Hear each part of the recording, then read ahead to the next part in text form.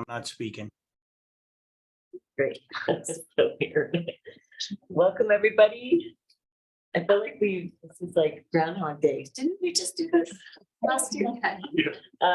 We are starting the Community Development Commission meeting for March 1st, 2023. And this is a special meeting for our CDC grant review process for CDBG and Affordable Housing Trust Fund recommendations. So we're going to go ahead and start our agenda at, let's see, 8:47, and we'll call the order at ready. Okay, we're going to go ahead and do a roll call. Chair Young, Present. Commissioner Watkins. Present. Commissioner Flores, Here. Commissioner Hughes, Here. and online Commissioner Badia. Here. Excellent. And that's a quorum. Excellent. All right. So we're approval of the agenda. Are there any changes from staff for the agenda? Nope. We're good. Any changes from the crew? No. All right. So can we get a approval with the agenda? Excellent. We got a motion. We got a second. All in favor? Well, I guess I can't do both, but can you do a roll call? Yes. Chair Young, Yes. Commissioner Watkins, Yes. Commissioner Flores. Yes. Commissioner Hughes, Yes. Commissioner Badia. Yes. Excellent. Then it's approved. Now we're approval of the minutes from February 15, 2023 meeting. Are there any changes from staff? No changes from staff, Madam Chair. Any changes from commission members?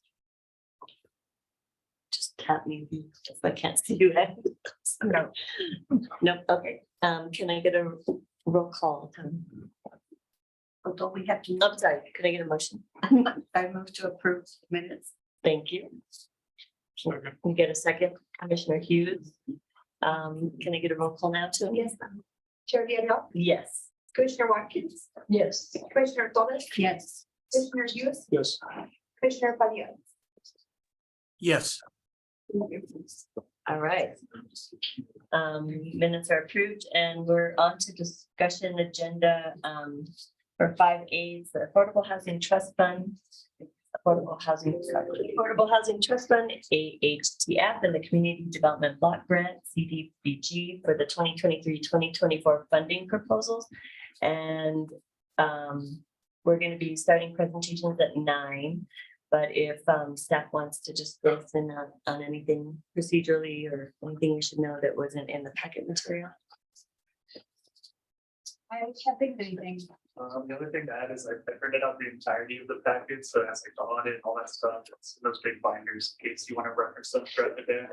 Is that all of the proposals? Yeah. Oh, For CDBG and one for. does anyone need that?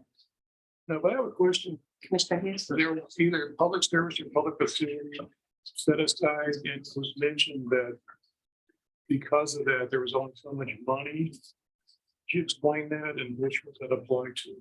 Certainly, so CDBG funds are restricted so that 15% of the entitlement grant can be used for public services.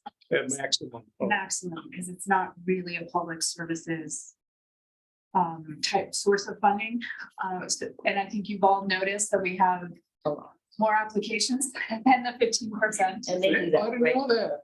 Yeah. But they knew that. They knew that. They went to the training. They knew that. So we have, when we go into executive session, we can talk a little bit more about sort of other sources of funding for Right. those projects. Okay.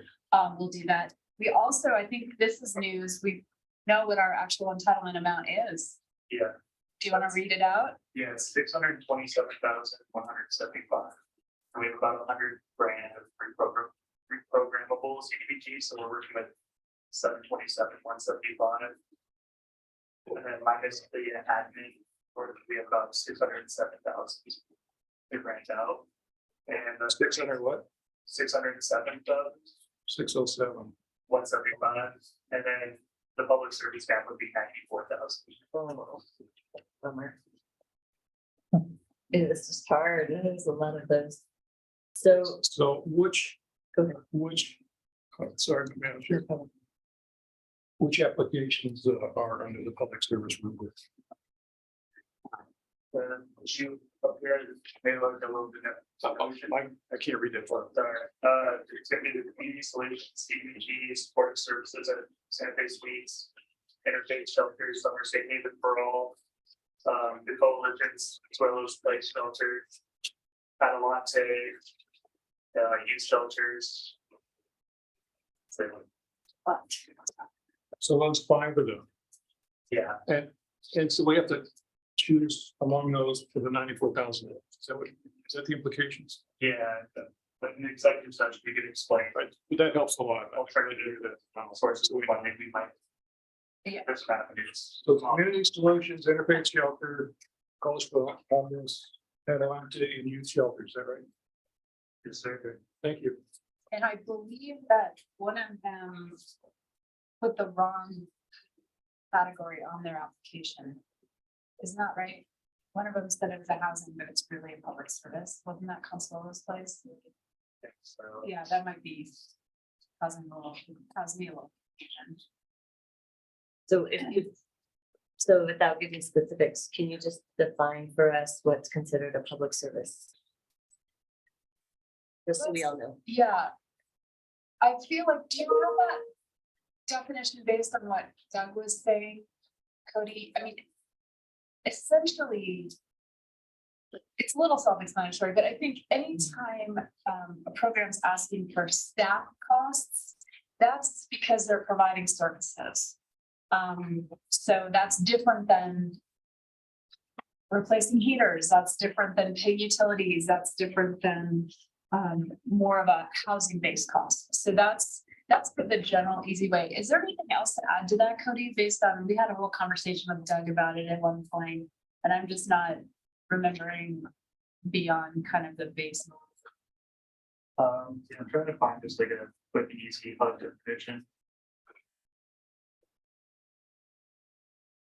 And we can, if you can't find it, we can go through that. I just want us to know it's really challenging to have that very small window. My understanding of public service, but it might be from another set of grants and stuff. Had to do with the benefit of the greater community. And not referring to a specific group, but rather anyone, many people in the community could benefit from that service or program.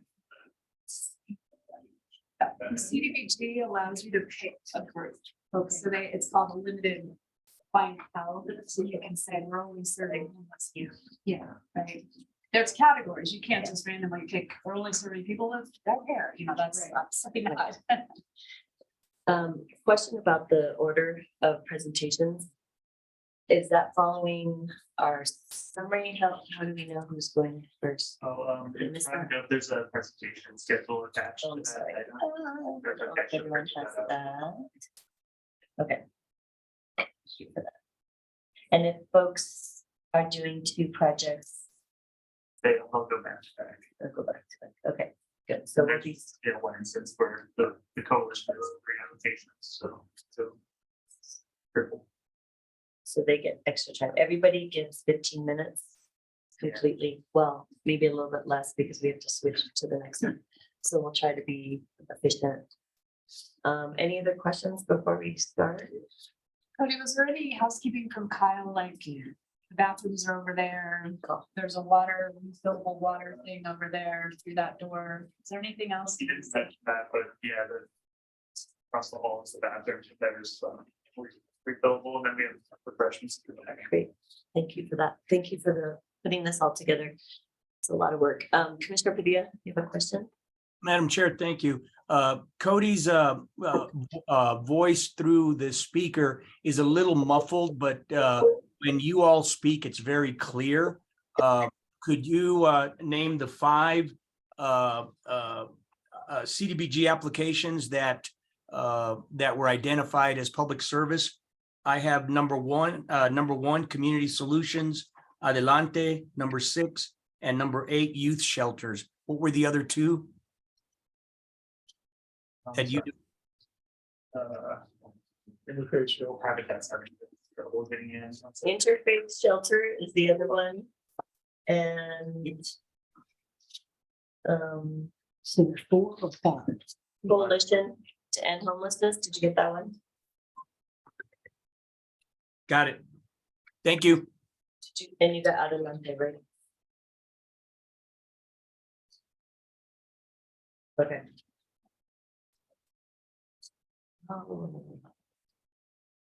Right, 3 minutes. That helped a lot. Wanna Run to the restroom. Take a shot of espresso. Tempting Dunkin' Donuts, but I'll fall asleep if I do that, so.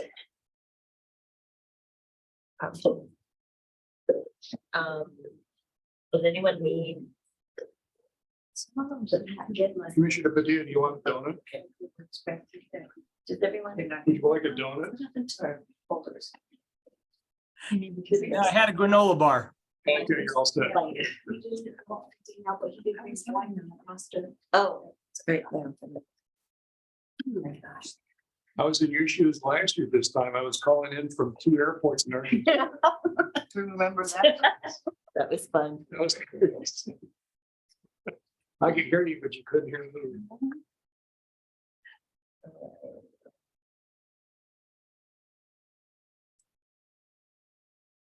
That was just yesterday.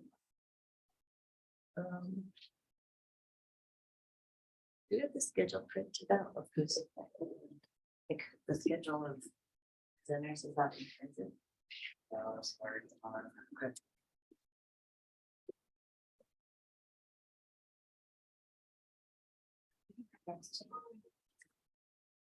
Oh, we do. We could have Kyle print it for us. Would that be helpful for you all to know Yes. who's coming up? Um.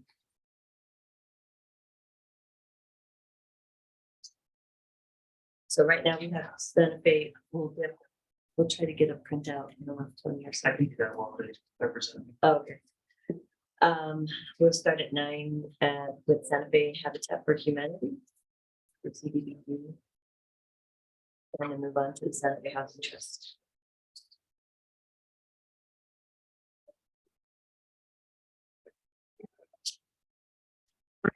I think we have some folks, welcome Kurt. And who else is joining us? Fritz. Yeah. We don't see you all. Can you hear us?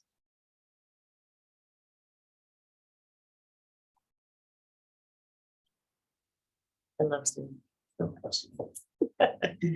We don't hear you yet. So I think, and it doesn't look like they're doing. Let's see them.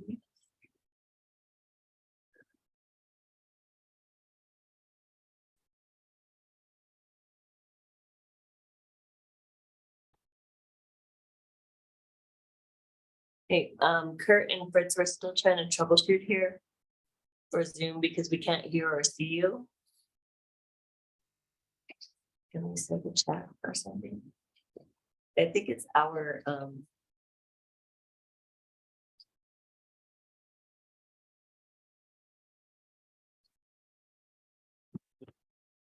So. oh, it's there. It's not us. I think it's right now. Yeah, it's true. So, this will have a camera hooked up. Okay.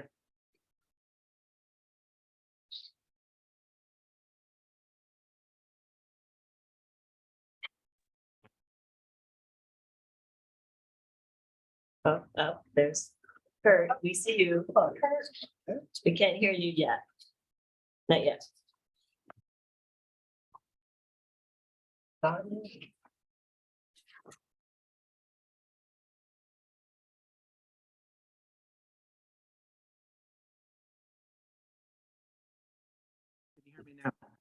Oh, wait, almost. We almost heard you. Say something again, Kurt. What's that? Yes, we hear you. Yay. Okay, now we have Fritz. Can you hear me? Yes, we do. Excellent. Welcome to our Zoom space. We're gonna go ahead and let you go because we have limited time and whoever wants to start off, please do so. I'll just go ahead and introduce myself if that's okay. For those who don't know, Kurt Cron, I'm the executive director at Santa Fe Habitat, and you might see funny colors coming from my left side because I have a secondary monitor that's flashing random colors. I'm so sorry. It's a little distracting. We And- thought you had a disco. And Fritz, why don't you introduce yourself too? I'm Fritz Denny. I manage the repair program here at Habitat for Humanity. And enjoyed doing that very much. Excellent.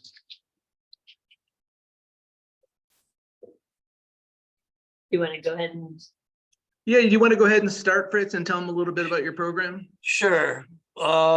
What we've been doing for many years now, I think it's 7, 8 years. We repair people's homes here in Santa Fe. I always say the same thing, how I was a carpenter in town my whole life, and I get to help people that aren't wealthy millionaires living on the hill. And I find that very rewarding. Most of our clients are older, living on Social Security, and can't afford to fix their homes. A lot of roofs, take out bathtubs, put in showers sometimes. I think this program is needed, super needed. Most of these folks just wouldn't be able to fix their homes. They'd lose their homes. Then along with that, I think they lose a lot of, mobility. Their whole life situation is made better by us being able to help them fix their homes and stay in their homes. And one thing that we do that I don't think we ever mentioned over the years was the city doesn't pay any administration costs. So even if we can't help somebody, we do try to help them in a way of referring them to other contractors maybe, or a lot of people call up, they're older folks. And some of them are at their wits' ends, and it's nice. We talk to them and let them try to help them out as best as we can, even if they aren't in the city or part of our program. And it's just very rewarding to be able to help these folks that live here in Santa Fe as a Santa Fean. And I enjoy it, and I think these people really enjoy it. They get a lot out of it. They're very appreciative. Is there anything And more? again, yet again, as Fritz mentioned, that we, Santa Fe Habitat, we do pick up all the admin costs, and we do a fair amount of referrals to, to other organizations. We do work with subcontractors, and we don't do the work ourselves, but we do have a dedicated team of subcontractors that do the work. And as Fritz said, a lot of the times, our subcontractors will do an extra piece here or there, or will, the work will be beyond the scope of the $14,000 maximum. So we do try to partner with other organizations. We try to kind of, work with the contractors as well. We've referred folks, to weatherization and other programs, and look at all of those pieces as well. I just kind of wanted to throw those pieces in there as well, and certainly open it up if folks have questions. thank you, gentlemen. I'm going to open it up to the commissioners to see if anyone has any questions. Commissioner Torres. Hi, the question I have is, what is your wait list? Excuse me? Do you have a waiting list for services, and how long is it? We don't have a waiting list. The process does take a month or more. But we don't necessarily have a waiting list. So if someone comes to you today, they could get a service? It could get service, probably would take a month or more because of all the environmental reviews, setting up the invitation to bid with 3 contractors, giving them an application, them getting the application back. It usually takes about 8 weeks, about 8 weeks on the average, at least. Okay, But most certainly, if someone called us today, Fritz is here, 5 days a week. We can certainly talk to them about the scope of the project and, get them taken care of and get them into the program immediately. Normally we can do that in the same day, for sure. Yes, we can get them involved. We can get them going at this on the same day, exactly. And are you also working on manufactured homes? Yes, the number of cases. Yesterday, we looked at a roof on a mobile home. Thank you. Those are the tough ones. Thank you. Any other questions? Commissioner Padilla. Yeah, thank you, Madam Chair. Kurt, quick question for you. There is a $14,000 max, you said, for each renovation. What is the average cost of a renovation that you come up with? Is there such a thing as an average cost? Yeah, there is an average cost. Most of them are between 2 and that amount. If it's a roof, I don't have the exact number, and I can certainly provide that to you. I would say it's between $7,000 to $8,000. If it's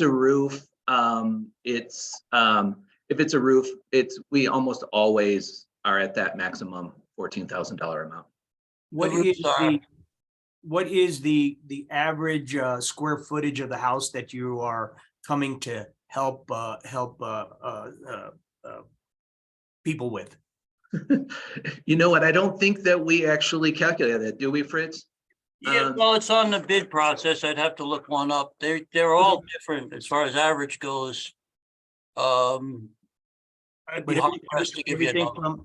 Everything from a single wide to a 2-3 bedroom house that you're helping Yes. people with? Yes. Okay. And also, the bigger the house, the more it gets to our maximum. So sometimes if it's over the maximum, sometimes the homeowners will have to pitch in the extra.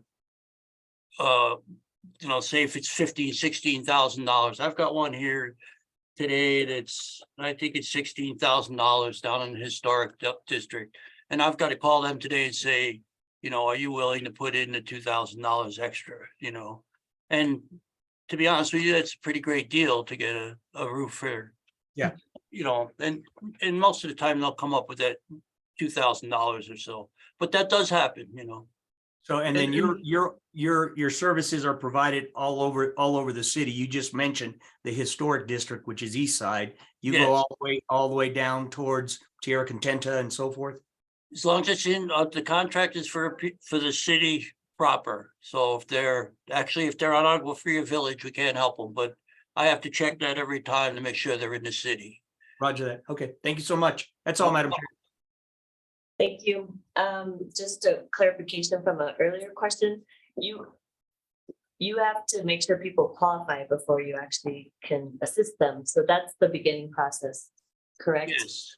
The process is the first thing they need to do is they call me up, and if they call me up, I see whether or not they're even, they qualify, and then I'll send an application.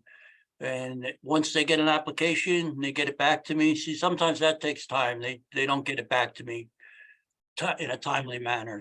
But once they get it back to me, then I go physically and look at the job, and then I'll make up a invitation to bid for 3 contractors on what I think needs to be done. And sometimes that'll change because they'll have an idea that I don't have, we always, and then we put it out to bid, and then whoever gets the bid, we'll start on it whenever they can schedule it too, so. We were held up on a couple of roofs just recently because of the weather. It was just, we couldn't tear open a roof, because the weather wouldn't permit. And we need to, obviously the verification process also includes looking at their income and all of those pieces as well. That's true. They need to show their, warranty deed, their social security award letter, usually their tax return, and plus the application. So there is documentation in the application. Excellent.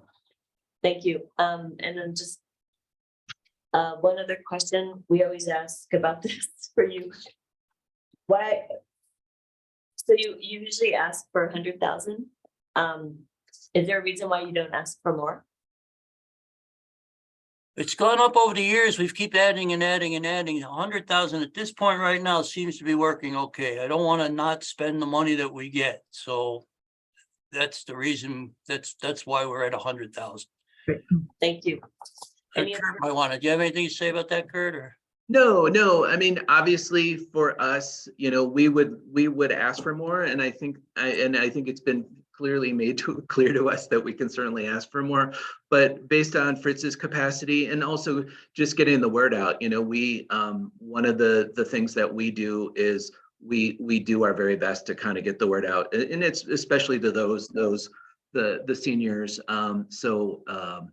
So yeah, it's right now that seems to be the capacity of what we have, but we are kind of looking at internal ways to increase our capacity and always looking at different ways to get the word out to the senior community. I know Fritz has been working with the senior centers. We're going to the senior expo and doing all of those things. So if when the moment arrives that we need more, we know that we have good partners and that we can certainly ask. Great. Thank you so much. I think we're at time, so we appreciate your work and we will see you soon. Thank you. Thank you all very much. So I think I don't know if we have Santa Fe Housing Trust on. I see Beverly, but I think Beverly's with Interfaith, correct? Yeah, maybe she's testing the same or something. All right. So at 9:15, did you have the schedule? No. I sent it to Kyle. and Oh, good. I'm looking for a good plan to close. Okay. Try to get this. And Good. So the next is Santa Fe Housing Trust at 9:15.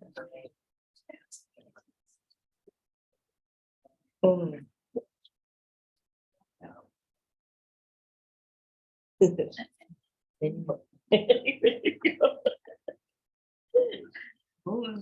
Yes, we are. Anyone can be on Zoom though, right? Because they're not presenting. But when we did presentations in person, people could come in and listen to other folks. Until Aaron. Oh, yeah, that changed. Because we, yeah. But when it was in person, they would read outside. Yeah. Okay. So let's. We're missing something that I need to tell them. Sorry, I'm still trying to figure out my life right now. I'm tired. Tell the applicants? Yeah, is there something I'm forgetting? I don't think so. If I forget something, please tell me, because I've done this many times, but sometimes like, especially right now, I just don't feel great. Yeah. Are you doing tomorrow? Do the South Street? I don't know. I have meetings all day. It's supposed to snow. I know. So that kind of worried me a little. I'm getting folks there, but I don't know. It's a gamble Is that so much I at 6, right? Yeah. Yeah, so I think it. Done by meeting and weather. There's laws and trust. You all have their. People you can. So the south side meeting, yes, other people are. People are. Oh, yes. That's. Yeah, it's the end. Yeah. Sorry. Yeah, it's a situation, right? I think if I felt, I'm gonna see, I told you, but didn't know what time exactly the condition. Finished it. Yeah. Would you do that?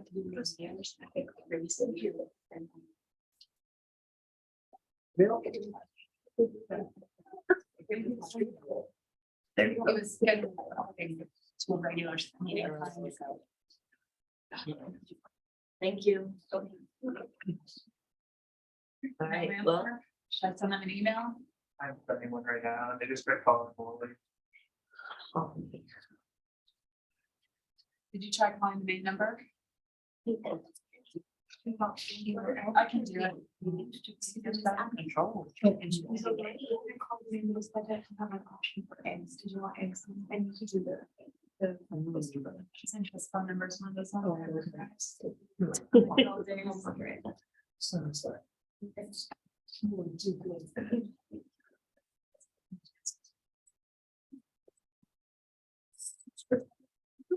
Did you want the? Right, thank you.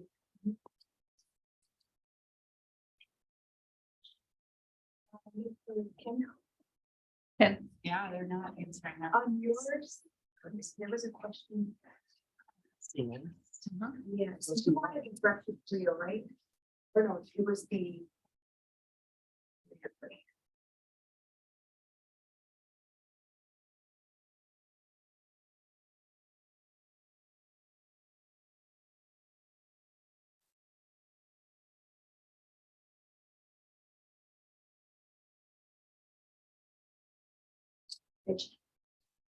Was that right? Right. And then they wanted to clarify there, I guess there's a breakfast and a lunch for veggie burrito. All right. Well, So there was a breakfast and a lunch veggie burrito, Just one. the lunch. Okay. Like the versions, I guess, of the Oh, really? breakfast version of the lunch, we wanted the lunch, right? Yeah. Okay, thank you.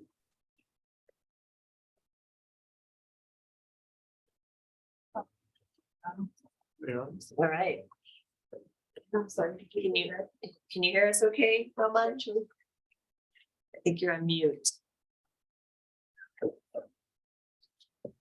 Okay, how's that? Great, yes. Hi, greetings.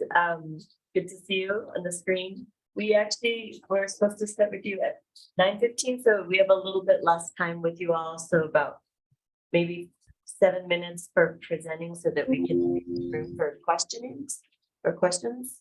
So if you want to just jump in, that'd be great. Okay, I have a presentation, so I'm gonna share my screen. Do I have the ability to share my screen? I think you should. All right, great.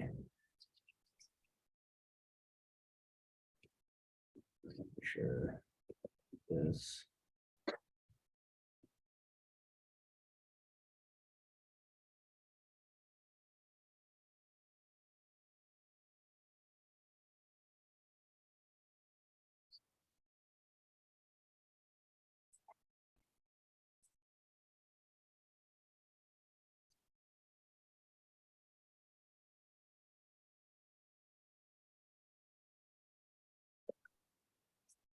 There we Okay. go. All right. Let me just go to. Let's see. Where is it? Maybe slideshow? Oh, Yeah, let's see. Trying to get rid of that. we can see it okay. Let's go to slideshow. If you go to slideshow, I think it allows you to. Okay, Over there, yeah, from beginning there. okay. All right, well, thank you. This won't take even 7 minutes. Really quick. But our mission at the Housing Trust is to support, educate, and advocate for home buyers to make their housing goals a reality, to strengthen our community by accelerating affordable housing efforts in Santa Fe. The way we're organized, we have 12 full-time employees and 1 contractor. I'm the executive director. My deputy director is Holly Hester. In housing, we have our senior housing counselor, Ron Chavez, housing counselor, Yvonne Madrid, a portfolio administrator, Angelica Baca, special grants administrator, Andrea Gerber, and we have a Hopwa contractor. In administration, we've got a bookkeeper, Angela Piñato. We have a vacant public relations and marketing position. We have Ashley Garcia as a receptionist and Laura Soriano as an executive assistant. And in development services, our directors, Dina Trujillo and Jess Rodriguez is a development specialist. Now, the way our operations and programs are organized are in 3 major areas. The first would be administration, where we have reception, bookkeeping, marketing, and human resources. Our housing programs consists of our grants from the city of Santa Fe, CDFI funds that we receive from the federal government. We have counseling education, which includes homebuyer education, financial literacy, foreclosure prevention, and reverse mortgage. And we have a special needs section for housing of people with special needs. And then our development services consists of, this is where we organize our apartment complexes. We own 3 in the city of Santa Fe that are low income: Stagecoach Apartments off Cerrillos Road, Village Sage across from Capitol High School, and Solaris Station, which was built 2 years ago in Las Soleras. And then we've got, we're undertaking a senior special needs housing project right now. On the development side, we have a subdivision in Tierra Contenta Phase 3. The homes are going to come under construction now in the spring. That development is called Arroyo Oeste. That first phase is 20 lots, and we are currently building the infrastructure for a second phase, Arroyo Oeste Phase 2, which is another 20 lots. In each of those subdivisions, 8 lots will be affordable housing lots and homes. Then we have several undeveloped properties throughout the city and the county that we're starting to categorize, take inventory on, and decide what we want to do with those properties. We have several leaseholds throughout the city of Santa Fe where the home buyer owns the home, but we own the property underneath the home. And then we own a farm actually up in Jacona. So that's an overview of our operations and our programs. Our accomplishments in 2022, we helped 38 new home buyers purchase a home. We processed 71 HECM counselings, 151 new intakes. We had 88 people attend our home buyer classes. Of the 38 new home buyers, 17 were below 80% AMI, 12 were between 80 and 100% AMI, and 9 were between 100 and 120 AMI. We processed almost $2 million in city income certifications. We have doled out, or will meet 500 and 492,000 in city affordable housing trust funds that we will have given. We've given 40,000 in CDBG funds, and we have $532,273 in amortizing loans. Our history at the Housing Trust: we've built over 706 homes, 207 affordable rental units. We've provided homebuyer training to over 5,000 households. We provided financial assistance to more than 1,600 first-time home buyers. Our major goals for this year is we want to continue to refine the Housing Trust mission. Specifically, we want to increase our mortgage reduction assistance that we provide to people, homebuyer counseling, special needs housing, and we need to continue to develop market rate homes and market rate rentals. And the reason we need market rate homes and market rate rentals is because that's how you close the gap between what grants and other funding sources won't cover for your operations. You make that up through market rate development. And then, of course, not only is this true of the Housing Trust, but I think nonprofits in general, you've got to always be able to recognize and mitigate mission creep. And in our case, we're taking a hard look at our low-income apartments, and we're seeing whether or not there's another agency that might be better suited for managing and running those apartments. So we're taking a look at that. And then, of course, land donations. We've been given land over the years, which is greatly appreciated, but there have been some that have come with conditions that really take that asset, or what you would think is an asset, and kind of turn it into a liability. Like, for example, specifically, we have one home that was given to the Housing Trust 15 years ago, but the condition was that the people had to remain in the home as long as they wanted, and their rent could never be increased. And so they pay like $700 a month in rent, which is good, but the home now needs about $100,000 worth of improvements. And so we have to always be aware that when somebody wants to donate land or houses to us, what are the conditions that come with it? And can we, us or future administrations, can they take care of the property long-term and the tenants that are in there? So those are our goals for 2023. And lastly, we've got a commercial that we have just produced, and we will be broadcasting throughout the city to advertise our services.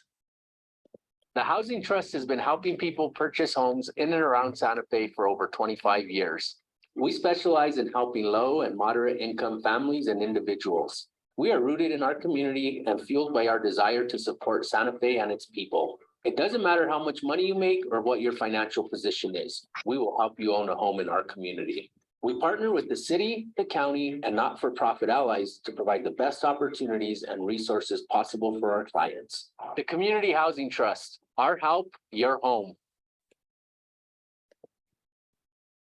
So that concludes our presentation. Thank you, Ramon. We only have a couple minutes because we have the next group at 9:30. So are there any quick questions from our crew here on the commission? Commissioner Padilla? You're good. Anyone else? You're good. Awesome.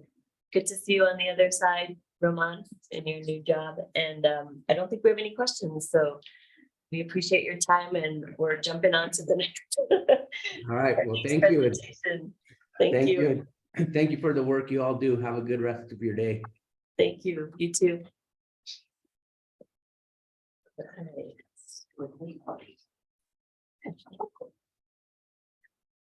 We're good. So let's see. Yeah. We have a couple minutes. When Interfaith Shelter will be joining, I think has joined us. To see. Is there another way to view this? But I guess this is fine. Are you all okay seeing it this view? Or do you like seeing a gallery view of everybody? I think the speaker view Yeah, presentation speaker. is helpful. Okay. Sure. That's just.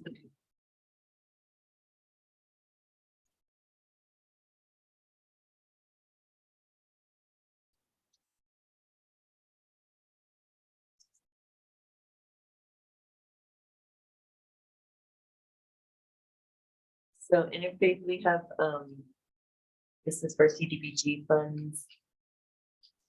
And we have 15 minutes, and you all know how this works. The presentation will be, 5-10 minutes, however you need, and then we need a little bit of time for questions. So we're a minute in. I'm like, can we start? Let's go ahead and start. Hi, Beverly, welcome. Hello. Karina? Good morning. Hello. Sorry about that. My screen will freeze up, so I'm trying to figure out, hoping that it doesn't do that. And I apologize if it does. Yeah, so thank you for having us today. As you guys are aware, we have put in our application.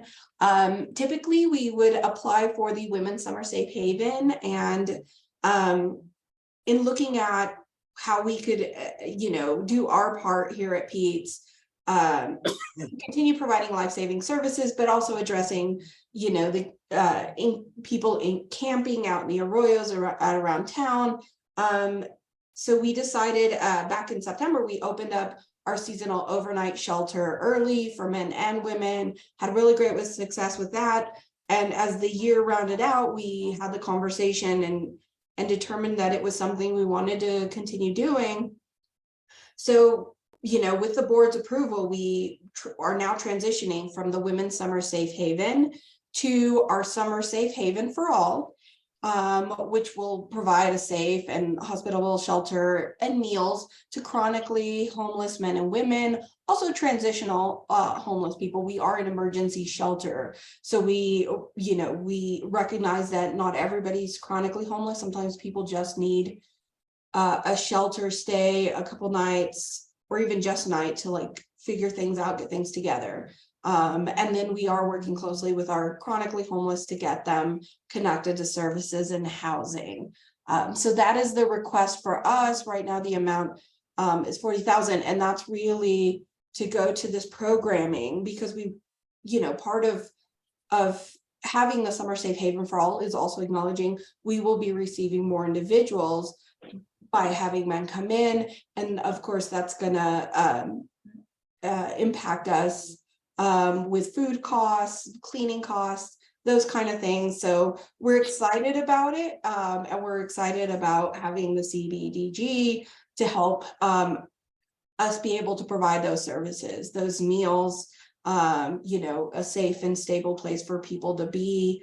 I don't know how well you all know Pete's, but one of the most amazing things that we do here, aside from the amazing volunteers and the staff, is this environment of community where, you know, we have people who come in just for lunch through our day services that provides a hot lunch 3 days a week. People could take showers, go to our community closet and get clothing donations. And that's just an extension of the services, the life-saving services that our mission has us providing. You know, the goal of our mission, which is to ensure that nobody freezes outside, nobody's, you know, has a warm place to come in or a cool place in the summer.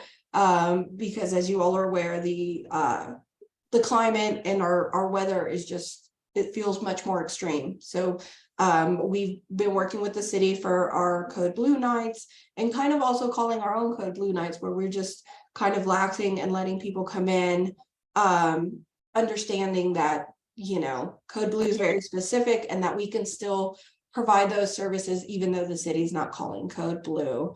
I apologize if anybody, you know, if I'm going too fast, or Bev, please feel free to jump in if I miss anything. I guess maybe I would say that what Karina was mentioning, our ask, what we're really asking for, that amount would pay for a fraction of our overnight staff that we would be hiring, and probably one more staff person than we would normally have overnight for the Women's Summer Safe Haven. So yeah. And we, as I said earlier, we understood going into this that there was going to be some increase in certain areas of cost. So again, as Bev mentioned, this is what we want to use that funding for, to be able to do that. And you know, Pizza's done amazing, so we want to hope to continue that and serving more people, getting more people connected to services and hopefully housing. So we appreciate, you know, even being able to present today. To be able to provide all the bed nights that we do, the different services. Just really quick, you know, while we are emergency shelter, we do have a number of chronically homeless. So those people that stayed longer than 100 nights, the average age is 59. And we actually have 17 individuals who are 70 or older, which is kind of a large number for that age of individual staying here at the shelter. And I would say a number of those aren't transitional, they are chronically homeless. So we're working diligently to try to get those individuals housed, and also looking at, you know, providing medical respite and working with the hospitals there, and dinner only, recognizing today SNAP benefits have now ended, the emergency ones. We also acknowledge that people are going to need, may need a meal, and they're welcome to come for lunch. They're welcome to do dinner only to try to address those needs. So yeah, I'm trying to think if there's anything else I missed. I apologize. But yeah, the big piece for us is definitely this transition from women only, women and children, to men, women. And of course, we'll never turn away a family if they're in need. Great. Thank you, Karina. And thank you for your work, and Beverly as well. Do we have any questions from commission members? No? John, anything? You're good? Okay. I think we're good. Thank you so much. Thank you. That was fast. We'll see you soon. I faded out for a minute. Did we finish while I was gone? Yeah, that's what the waving meant, Bev. Well, it was good to see you guys. We're good. This is the hard part of having something so early, is we're still working on waking up. Well, no, I didn't go to sleep, you silly. My internet went down. Yeah, I we Thank feel you, like- guys. Good to No, see we're you. good. We're good, ladies. I think no one had questions. I think your Okay, your request is pretty straightforward. So thank you so much. Thank you. And thank you all. We really great, thanks. appreciate your support. Take care. I think we should tell people that if we don't have questions, it doesn't mean we're not interested. Yeah, right. We got it. Yeah, it's like, We didn't get it, we'll ask questions. We know the drill, right? Well, this is pretty straightforward, so. tomorrow is. First Care has been doing some So- meetings. It's been shelters. To try and, bring together different groups from the outside and try to work on development. You know, trying to development. of that. Anyway, it's all like Mrs. Franklin. Flyer and then solar.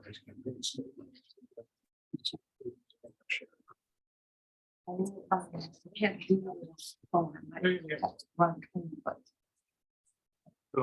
You come up for a whole.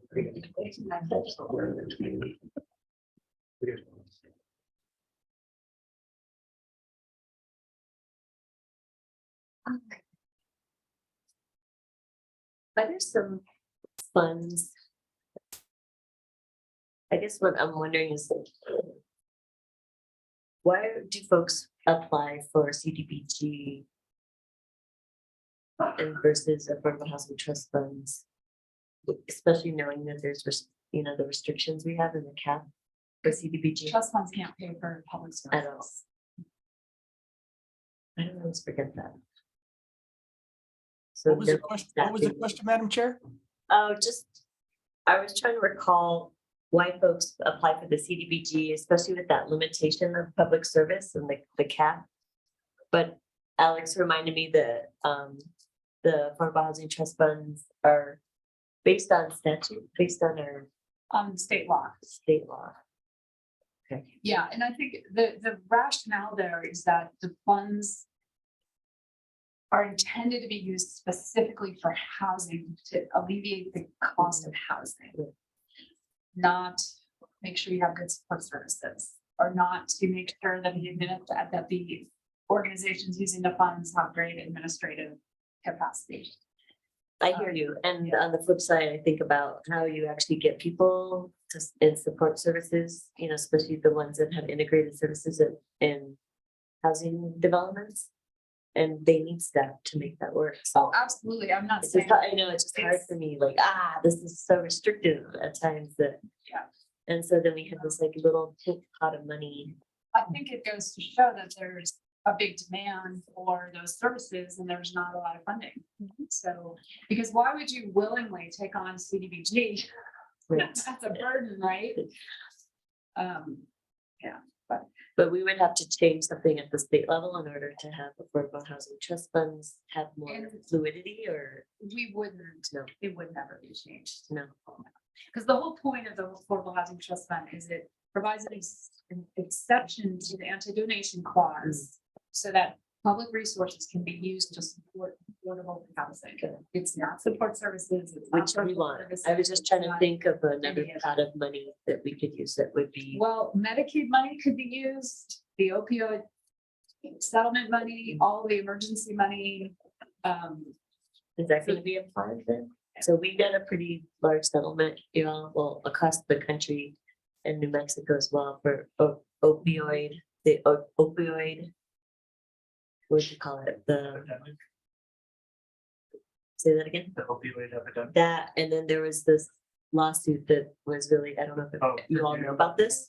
Yeah, for Purdue Pharma, that everybody filed complaints against. but how is that gonna be dispersed? Well, that's what I'm wondering, I have no idea because that's not in my shop. but it could be. But used. Karen, yeah, no, we've talked about it. Okay. It has to have a healthcare Right. component to it, which most social services Do. do. So it's very possible. It's just a question of aligning resources. But is it going state, city, or? I have no They're idea. all distributed differently, like it depends on how you filed, How our like we state- did it in partnership with the state, and then we also did it individually, to file a lawsuit, so we'll get separate monies from like that will go to us. And then there's a portion of funds from the state that will be distributed amongst all the plaintiff, are we plaintiffs? Yeah. What are we? But when would No, that plaintiffs, go? plaintiffs. When is that money gonna become reality? It depends. Is it a Some will year from be, now, some or- will be immediate and then some will be over 8 years. It's the way they were set up, the agreement, the settlement. It wasn't really our decision, but there's some that will take a while for sure. There might be some out of the state legislature, but again, it's too early to tell. Funding from state legislature, you said, for us. Housing related. Yeah. Is that trickle down to us? What's that? The funding at the state for affordable housing? I think we have to apply for it. I don't really know. Yeah. I mean, it's generally we haven't applied for state funds because then we're just competing with our partners in the Okay. community. And we're gonna give it to them anyway to do the work. So then that just seems like, well, why would we put ourselves in the middle of it and then they have to deal with 2 sets of Well, I wonder if hands? there's some that just go to a local governments to not take nonprofits. And that may be, sometimes they do it that way. That's how they did the first round of CARES Act. We had to apply for it, but they gave it to us based on us demonstrating. All right, we have a crew here. We don't see any of you, but I see Ashley, Peter, and Heather. Sure, right? Yes, and Youth Shelters Family Services.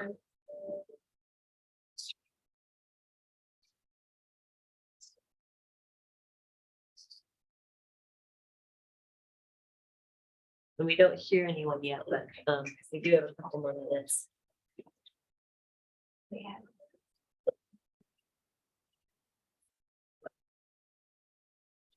Morning, committee members. We're ready to begin when you are. Thank you. Hi, David. Hi, everyone. So we Thanks again see for having me. Ashley, we don't see Heather or, Heather and Peter are here. okay, You don't see them on your screen? we see them, but we don't see them. We don't want to see their face. There you go. There's Heather. Peter, you have a camera? I'm working from home, so I just turned my camera off, so. There it is. All right. Well, if you all want to just jump in, we have a total of 15 minutes, but obviously that's not for the full presentation. We need some time for folks to ask questions if we have any. So if you want to jump in, that would be great. Great. Good morning. Committee, thank you for hearing us and thank you for the opportunity to apply for these CDBG grant funds. Again, we are asking for $20,000 to help support our underfunded programs at the Street Outreach Program, as well as the Transitional Living Program that pay salaries. We've served over, Youth Shelters has been supporting homeless and at-risk and runaway youth for over 42 years in the Santa Fe community. And we're looking to, in this last fiscal year and up to currently, we have served over, we've housed 23 youth at Transitional Living, and we've served 76 youth in the streets at the Street Outreach level with supportive services and provisions. We provided over 3,000 bed nights to the youth at the street, at the transitional housing level.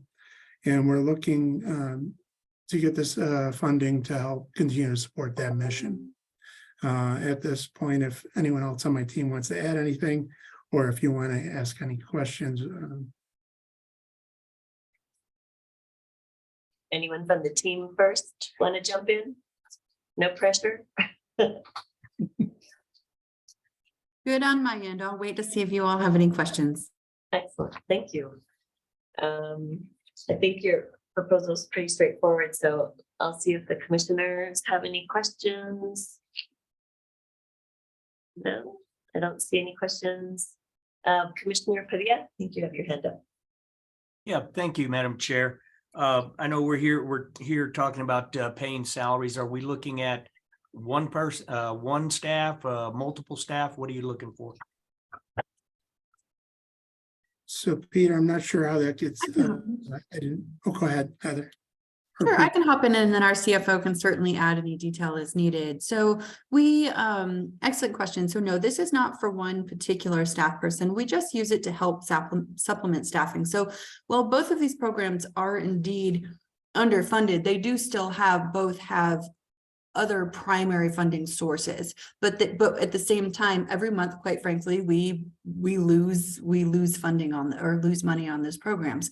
So we use this to help with those staffing costs as in order to help us break even a little more a little more closely on those programs. Peter, is there any specificity to add there for that?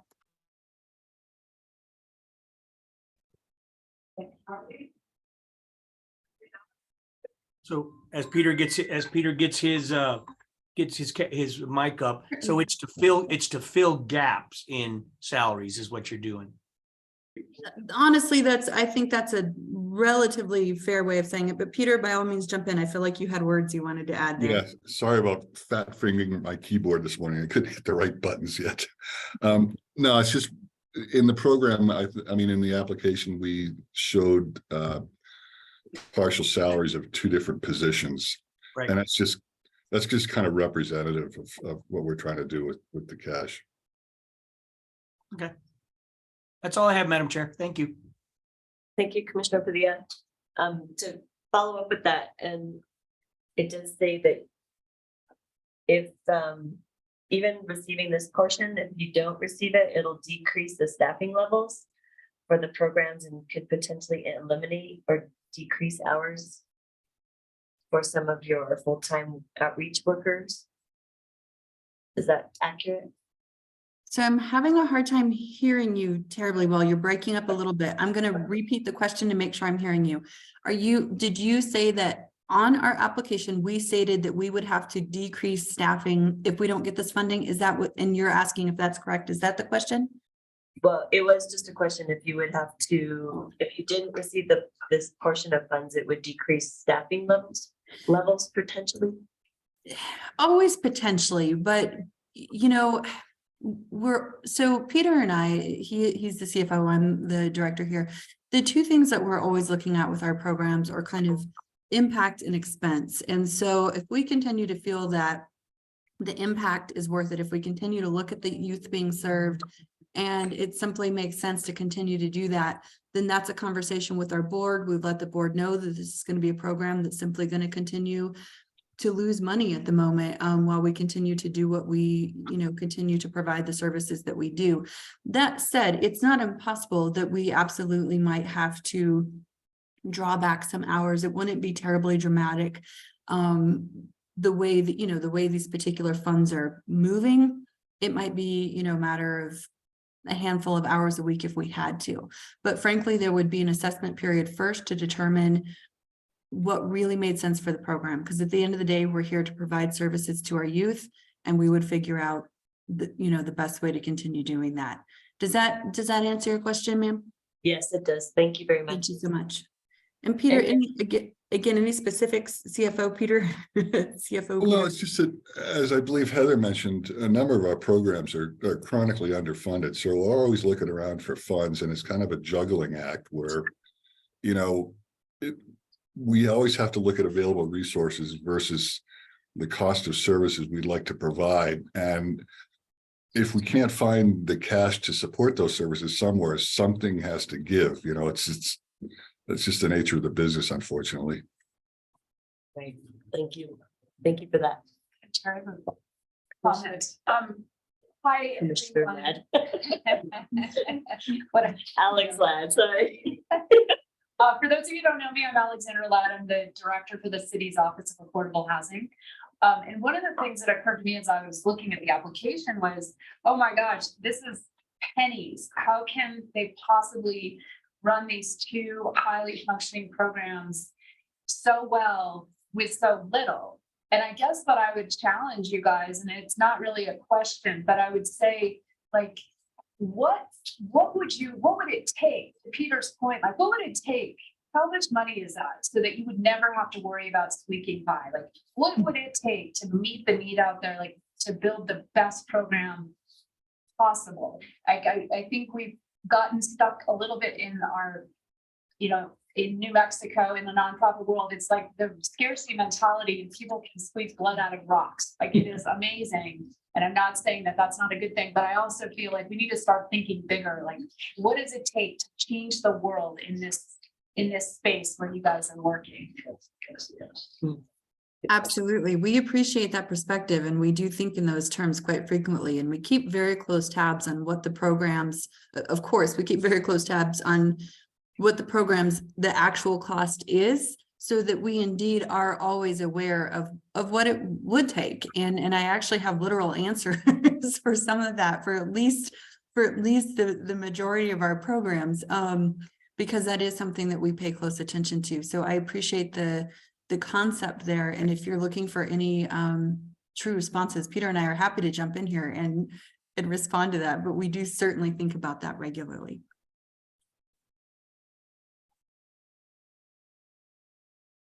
And I guess it depends on if you're talking about our entire operation or specific programs, because I mean, we could easily use pulling a number out of the air for the entire operation, easily another $300,000. I mean, we could put that immediately to work. And another aspect of that is that it would reduce the constant need that we feel to scramble, to always look for funding, because it just seems like there's never enough funding readily available to meet the service need. And I mean, it's the nature of the work that we're in, but it's always a scramble, and every little bit helps. Exactly. It does indeed, to your point, Madam, it's Madam Ladd, it's very time consuming to have to stitch together 5 different grants to feed one program, especially when you consider that we have 5 large programs. It's time consuming and something that we are always have our eyes on. I'll just add one more thing. I think now is the time to really start thinking big. We've got a lot of philanthropic organizations that are really on board, that are really interested in ending homelessness. And they've never been talking in that way before. So I just encourage you guys to start thinking about, like, how could we create a system to actually end homelessness? And what is the role of your organization in that system? Because I think the foundations are they're really receptive to that right now. I appreciate that. And we're starting to feel that same vibe in the community as well, for sure. And are certainly noticing the conversations happening in legislature, and just kind of paying attention to that pulse. And we even like to think of ourselves, when it comes to youth services, essentially as our own continuum, because we do serve youth, starting right from street homelessness all the way through to permanent long-term housing. And so we absolutely consider ourselves, a large part of that solution, particularly when we are thinking in terms of youth homelessness. So we're trying to insert ourselves at those conversations and at the table where those conversations are happening. So I'll take this moment to say, please consider us when you are having meetings and want to have ears and voices at the table, because we're certainly eager to jump in on that. And David, were you going to say something? I think you stated it real well. I have nothing else to add. Thank you. Thank you all. I don't see anyone else having further questions. We appreciate the time and efforts and what you do in the community, and we look forward to connecting another time. Thank you for your time. Have a great day. Thank you so much for your time. Thank you, folks. Thank you.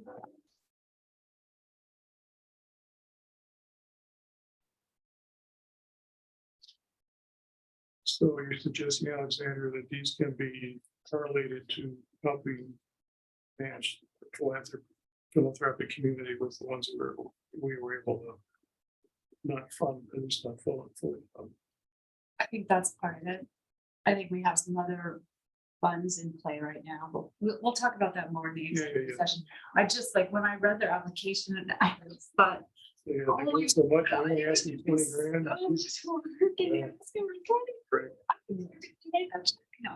But, you know, like, geez, it just, this is a big problem, and $20,000 is gonna, Yeah. like, it limps things along, but yeah, we need to just start thinking so differently about this. What was the, let's see, in the past, it's always been 20, Yeah, 15, 20. yeah. Yeah, I think to your point, nonprofits are really starting to understand that if we want systemic change, and all the restrictions about funding that is just nitpicking at stupidity has to go away. Because in order to change things, we have to be willing to give. Right. And not pretend to give. well, and you heard what their CFO said. He said, well, we look at what's available and then we structure our, and I thought, that's exactly the wrong way to do it, right? Like, you wanna like build the best program ever and then say, hey, let's change the world. Because the organizations that are doing the best work don't have grant writers, Right. don't have, But the researchers. fact that he came back right away with 300,000, they've been thinking, Yeah, exactly. but it wasn't reflected in the application. Well, the other thing to think about, but I don't know how this works, these getting funds out the door through city mechanisms isn't very easy. And we have a lot of hoop jumping, and that's like the bureaucracy, but it's also, That's the like- same problem that foundations. well, some are better than others. That's very easy. They have to deal with Cody in the future. That's difficult. So that's just something to think about, because I also think about our other funds that we have through human services and youth and family services. And the application process is pretty tenuous. And then there's this evaluation piece, we want it to be reflective and important, but there's just this other layer, and these are like little bits of money, y'all. Even 50,000 is not that much for organizations. So I know, yes. Are projecting the place more. I think they're having a hard time here. Oh, really? You know what the lake is? I don't know where the mic is. Up there. There or there? No, that's, or the speakers. So I think it's John, can you hear us okay when we talk? it's like a separate mic. that's- Yeah, it's a little difficult, but I can hear the conversation, and I'll have a comment once we're in between on the question that Alexandra has asked, and maybe how we need to challenge. I'll have an additional comment about the proposals that we're getting and responses we're getting. When we get into our deliberations, or you're, Just in conversation as to, how we look at. We've got somebody on with us right now, yeah, but that's good. So Laura is on, we can't see you. Justina? Excellent. Good morning. Good morning. Morning. We can jump right in if you want. We have about 10 minutes for the presentation, and we need a little bit of time at the end for questions, if we have any. Can you hear us okay, Laura? Yes, Okay. absolutely. And Justina, can you hear? Yes, I can hear you all. Good morning, everyone. Good morning. So just quick introductions. We're from the Santa Fe Recovery Center. I'm Laura Grant, the Chief Operating Officer, and my colleague Justina Prairie Chief is our grants manager. So I'll let Justina just talk a little bit about our application. Okay. We have submitted an application to help support our clients that are completing our residential program and needing some additional support and through our supportive housing, which is our bridge houses. In the past few years, we've started out with 2 bridge houses, and we have increased to 5 from 2018 to present day. And there is a substantial need for this type of service. It really provides that extra support that our clients need, and the person-centered approach that, you know, makes the journey to recovery so much more possible for our clients. And some of our clients have also have children as well. And so this gives us the opportunity to also assist them too. And our sober living houses, as Justina said, are available to our clients who are leaving our residential programs and may have housing issues or still need the community and the support. The clients who are in our bridge houses receive case management.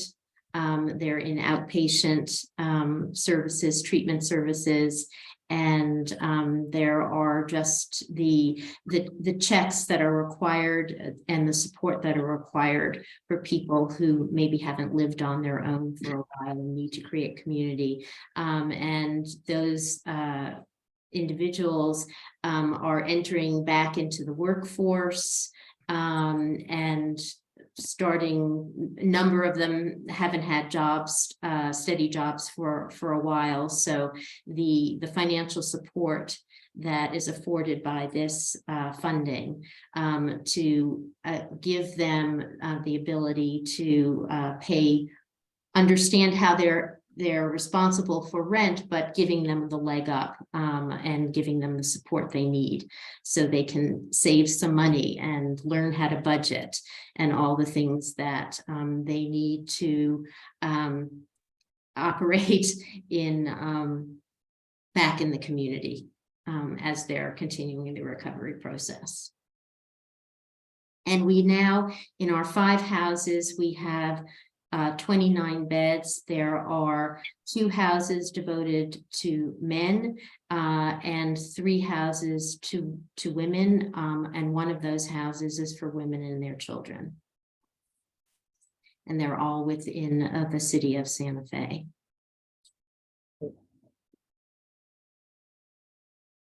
We've been operating this program, as Justina said, since 2018, but just this year, we're able to rent 2 more houses. And as you can imagine, there's a challenge to renting houses and from people, landlords who don't necessarily want our programs operating in their neighborhood or on their property.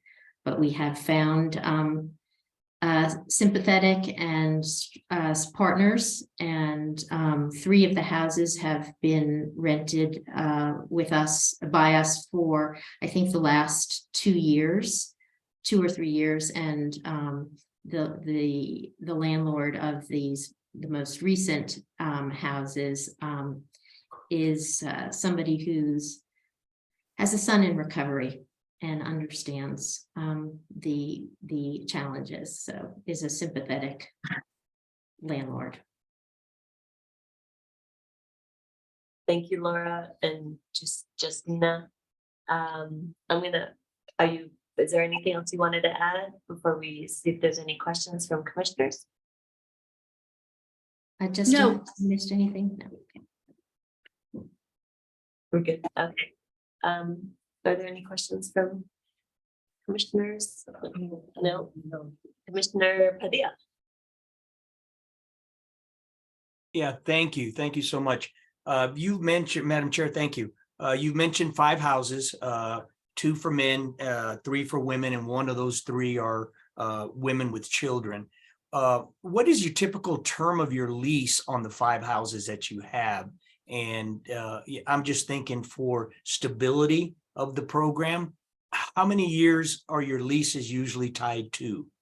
They are 1-year leases, but so Justina and I were just talking about this earlier, and so the optics look like, okay, well, what happens at the end of 1 year? But we have sympathetic landlords who know what we're doing and are supporting what we're doing. Their reasons for doing a lease year to year. I can't say. They are below market leases, and every time they've had to increase the rent, they've apologized. But that is the situation, that they are 1-year leases.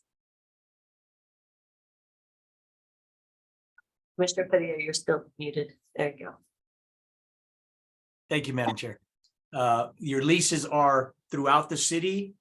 Good, okay. Yeah, yeah, and they're all, we've been purposeful in locating houses, renting houses that are close to transportation and accessible to other services for our clients. Great. That's all I have. Thank you, Madam Chair. Thank you, Commissioner Padilla. I just have a follow-up question. So the homes you lease, you have a partnership with the landlords, and so this funding source is for rental assistance. So is it like the way you do it is the folks that are staying in the homes, they pay a percentage, or they pay the majority, and then you supplement where needed? Or how do you fold in the funding source to support? The funding source knows the way we are using the houses, but Santa Fe Recovery Center is responsible for the rent for those houses. So if we don't have a client in a bedroom, it doesn't make a difference. If we are supplementing or assisting a client with rent through this funding, it doesn't make a difference to the landlord. We are liable for the rent, Santa Fe Recovery Center. Okay. And we happen to be very good tenants. We're also maintain those houses. Got it. Okay. And then so the folks, the individuals that are part of the Bridge housing program, they pay a modest rent kind of for, self-sufficiency. And then do you increase it as time goes on, or or you just kind of fix a certain amount that you think they could pay and then go from there? It's fixed honestly based on our rent, but this is not a money-making proposition for the recovery center. And we know that, but we see this as a very important program in the continuum of care. Justina, what is the range of rent? It's simple mathematics. You've got 6 folks in the house, and the rent, and our rent is $2,400 a month to the landlord, and we just divide that by 6, and that's pretty much the way we're doing it. And Santa Fe Recovery Center is responsible for the utilities and maintenance. We do not have the clients chip in for that at all. But there are some things, there are learned responsibilities that the clients have, budgeting, and if they want things in the house beyond the basics that we do supply, they need to learn how to team together and get those things for themselves. So it's a great learning opportunity for them, while giving them the stability of a nice, safe home. Yeah, and an encouraging environment. Our clients pay around $400 to $500, $450 to $550 range, depending on which house that they're in. But what that process looks like is it's an application process, and it's meant to support the clients while they're regaining their footing in society. Some of them come into our bridge houses with no employment. So it gives them a time to gain that. But also, because with the modest rent of, $400 to $500, that allows them, by providing them assistance, that allows them to save what they make for that time for the time when it comes to leave bridge housing. And, they're having to pay, thousands for a deposit, thousands for, the rent, and so on and so forth. So it does give them that extra time to secure the funding needed for the housing stability. Thank you for those details. Are there any other questions? So Madam Chair, I've just got a question. Sure. So Justina, I see the Hall of Fame behind you. Oh. Where- What is that Hall of Fame for? I see girls basketball. Yeah, it's girls basketball in Gallup, New Mexico. Yeah, in Gallup. Yeah. So yeah, I went to high school there, graduated, and had a couple accolades there. So glory days. That's Yeah, interesting. we've got quite an athlete chairing our commission here, so I think Okay. she's sympathetic to that. That's awesome. I think I agree with Justina, the glory days, and then when you get older, oh yeah, I feel the pain from those days. Yeah, but it's still nice. It's nice to look at though, you know, and remember. I love it. I didn't want to ask, but I noticed it as well. I meant to blur, so that's my bad. No, I love it. No, and she's still our champion. That's right. We have one question from staff from Alex Blood. Hi, I just wanted to ask you all a quick question. Years ago, you initiated a development project on your property, it's Recovery Center. I think you were gonna do a small apartment building, because I approved the fee waiver for that project. And I just wondered, did that project go? It obviously kind of went on hold. But I also just wanted to encourage you all, because I'm hearing $2,400 a month in rent times 5 houses. That's a gigantic amount of money. You could easily be paying debt service on a construction loan and at least paying your son's rent, right? And I just wanted to encourage you that if you get to the point where you think you want to do the housing development, please come see me, because I can help connect you to some resources, and there's subsidy out there for sure that would support that. So something to think about for down the road, because I know your property does have quite a bit of space and potential. Alexandra, thank you so much for that generous offer of expertise and resources. The Recovery Center's got a couple of projects going now. And so, as you may know, in the city with our men's campus on Warner Avenue, because we have to move off of the Midtown campus. So it's a matter of resources internally, and but recovery housing, sober living housing is absolutely where the Recovery Center wants to go, because we want to be focused on long-term recovery and offering that kind of support to the people who need it. Thank you so much. Thank you both for your time, and we look forward to connecting with you soon. Thank you so much for the opportunity to speak with you today. Great. Thank you all. Bye-bye now. Have a good day. You too. All right, we have one more jumping in. Lifelink. There we go. There's Laura. I was going to say Lara. Is that- Okay, Hello. good morning. Good morning. Thank you for joining us. Thank you. Do you want to just jump right in since you know the process? Yeah, well, hopefully I know the process. But if I need any more guidance, I'll let you know. So, good morning. My name is Laura Yoder. I am the Housing Program Manager at the LifeLink.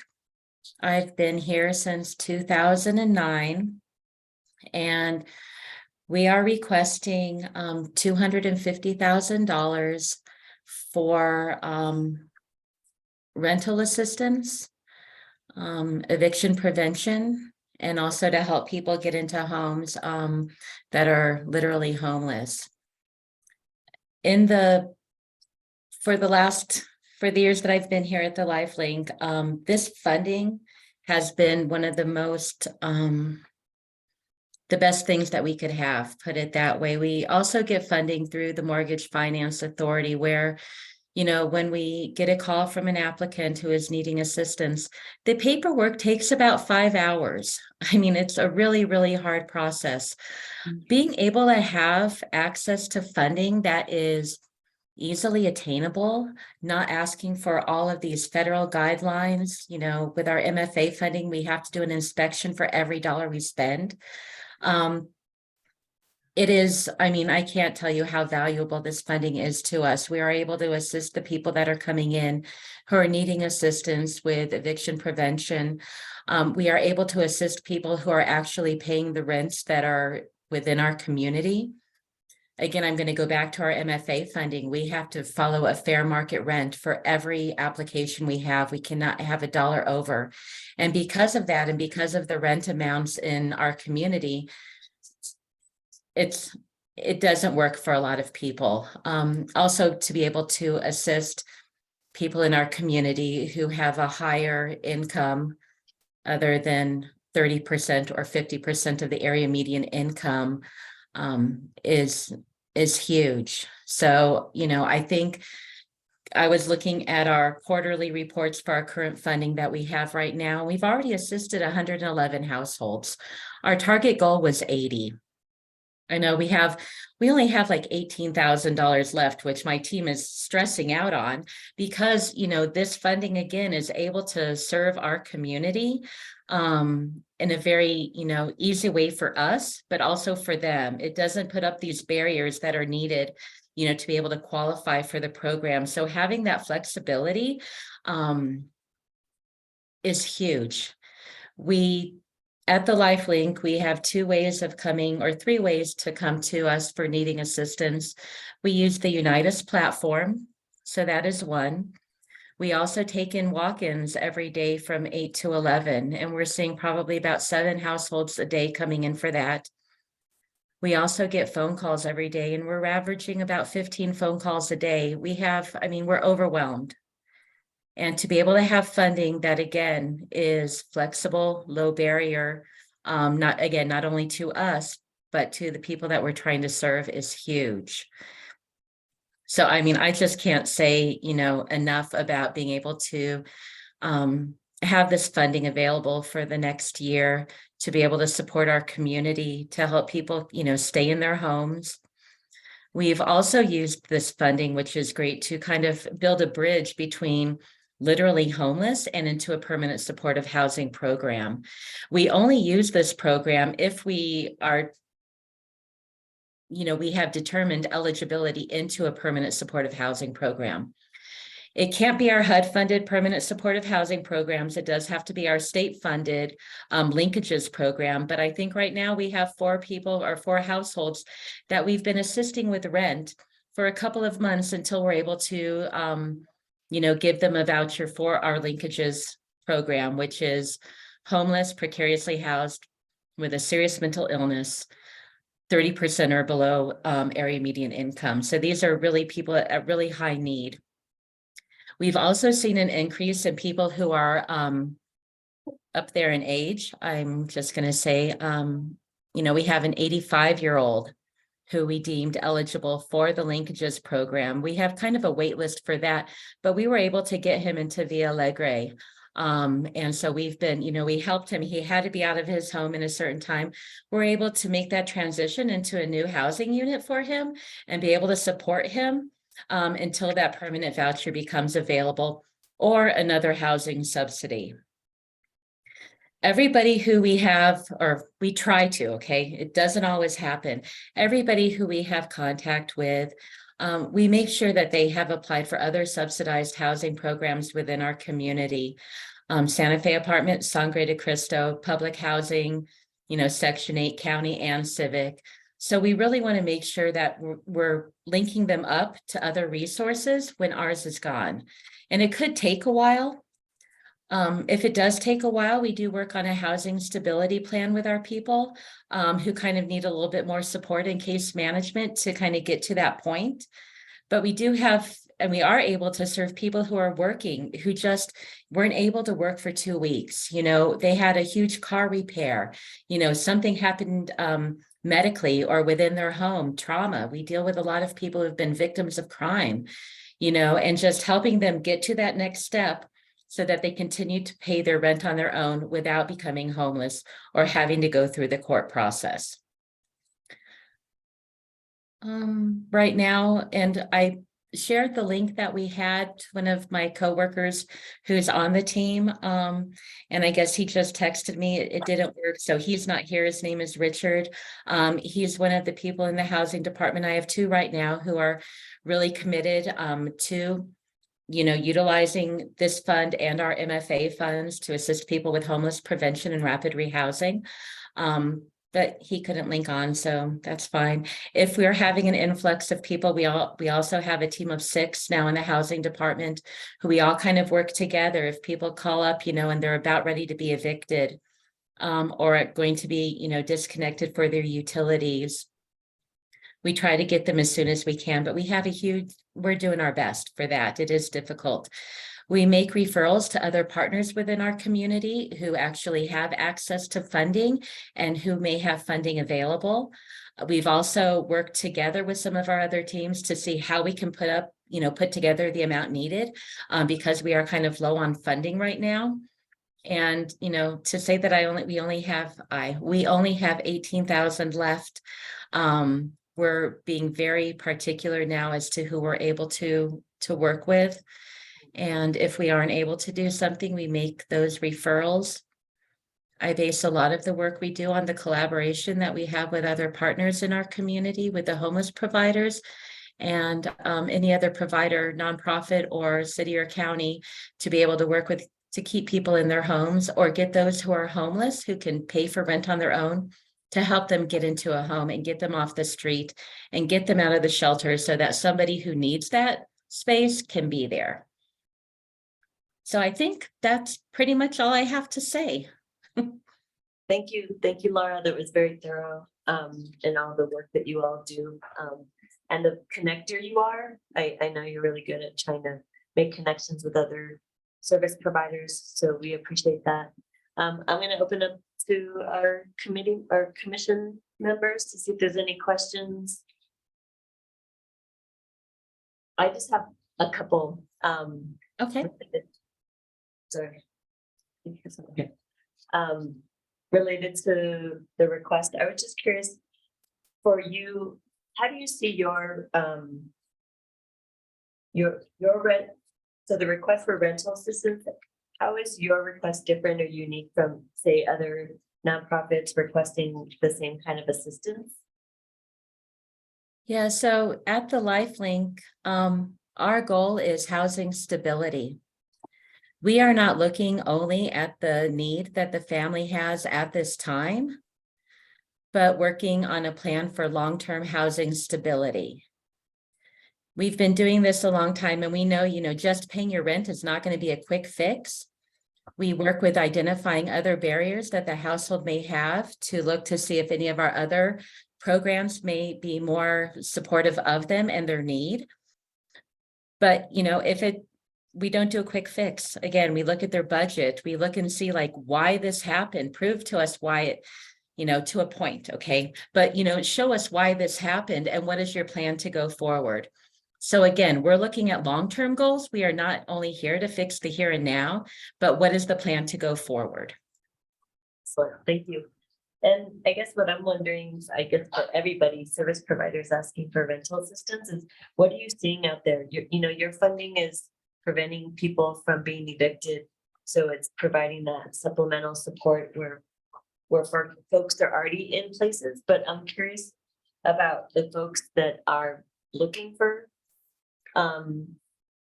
places to rent. What is that looking like for you all in trying to place people that don't have supportive housing right now? Are there waiting lists? What are you seeing out there?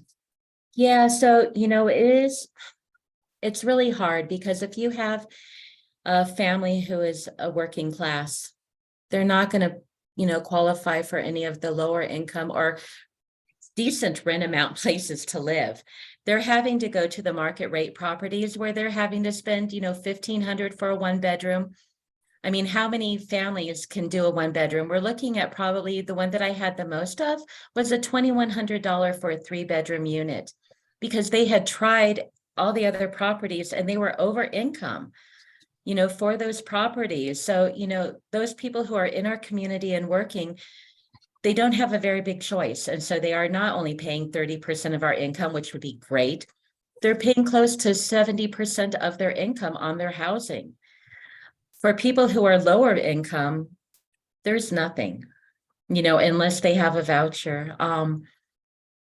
We do work with getting people on waiting list. We are very familiar of the programs within our community that are lower cost. You know, we tell people, even though if there's a waiting list, get on it. You don't know what's going to happen. So, you know, some things are not going to happen right now, but get on them and prepare for the future. We're also an LLA in our community, which means that we have special need units available within our community, that if somebody meets the definition, we get them on the list for one of those special need units. Not all of them, they're all within the fair market rent range, but there are some lower cost units that people can afford and income qualify for on that program, even though there is kind of a waiting list, but we get them in. We have one property, they've had vacancies. We get them hooked up as a special need, which means they have case management for like 6 months also. But we've been able to get them into 2 and 3 bedrooms and getting them to the front of the line. So, you know, we're able to have resources in our community. It is difficult. And we have people, especially with high barriers, where are they going to go? You know, but we're also working with property management companies to look at their tenant selection criteria. How can they lower their barriers on their tenant selection criteria to allow some of our people in there who don't have that 700 credit score, or, you know, who stayed in a car overnight that didn't belong to theirs because they were homeless, you know, different things. So we're working with the community, and because of my role, I've been able to have those conversations with property management and owners on what our community needs. Thank you for that, Laura. And I'm curious more about the property management, if they're receptive to those kind of changes that are needed to reduce the barriers for tenants. Yes, you go to the owner, you go to the owners of the property. They're the only ones who can really do anything if they can. So going to the owners of those developments is key. And you're finding that they're receptive? The ones, yeah. Okay, that's good to know. That's good to know.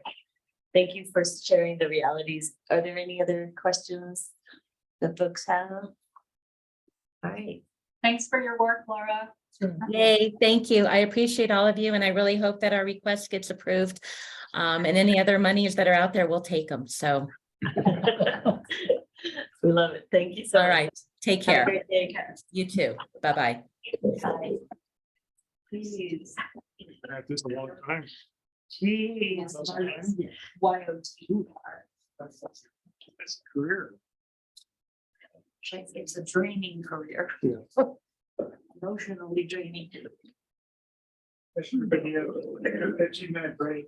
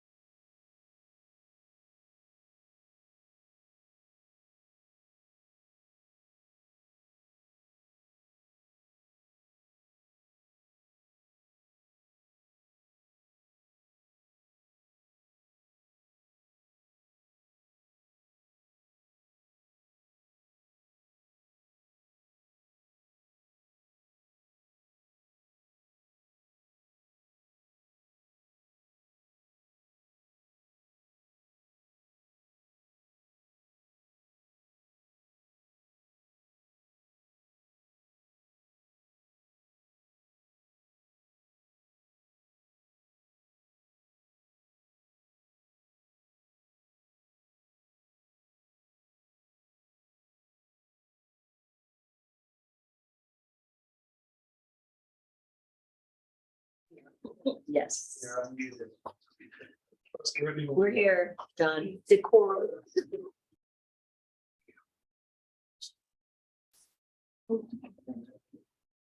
What's that? Disposition. All right. And then. And then I took.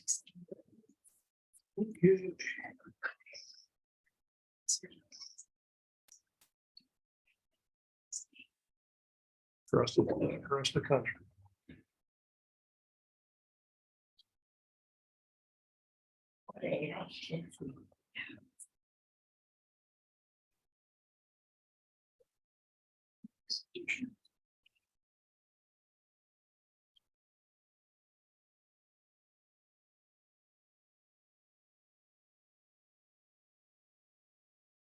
We're good.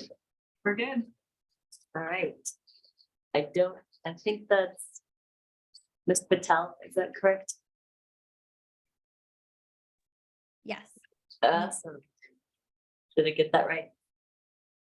yes, you did. Do you pronounce your first name? It's hard for me to see because is it? Sweta. Yeah, it's what the, Excellent. thank you Thanks for for asking. joining us.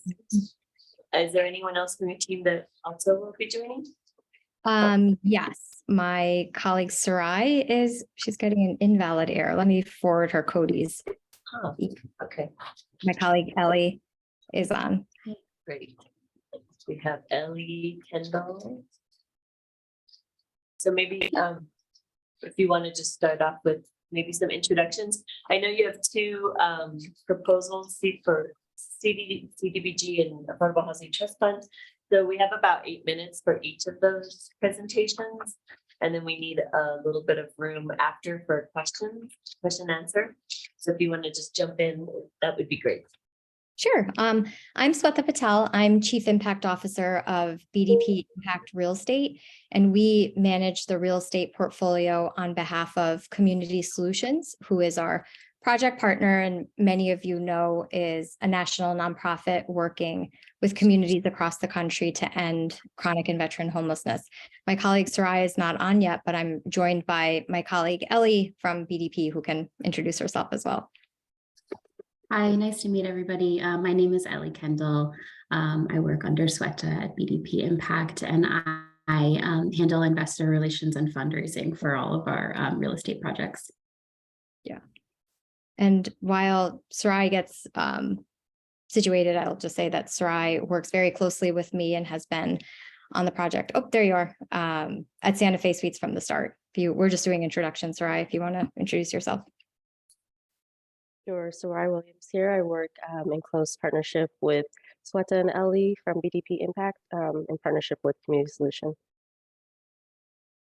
Excellent. Welcome, everyone. Sure. So should I start? Or did you want to? Yep. Okay. So we're here today to talk about the two grant requests that we have in the queue, the CARES Act funding that would continue support for case management through St. Elizabeth and the Affordable Housing Trust Fund that helps support additional capital improvements we identified at acquisition that would bring the building design to the standard that we typically have in our portfolio. So just a quick snapshot of where we started and where we are now before I hand it over to my colleague Sarai. When we purchased Santa Fe Suites, 123 units at the very end of December 2020, at the time in our portfolio, we had Santa Fe Suites and a 66 unit project in Denver, Colorado, so a little under 200 units.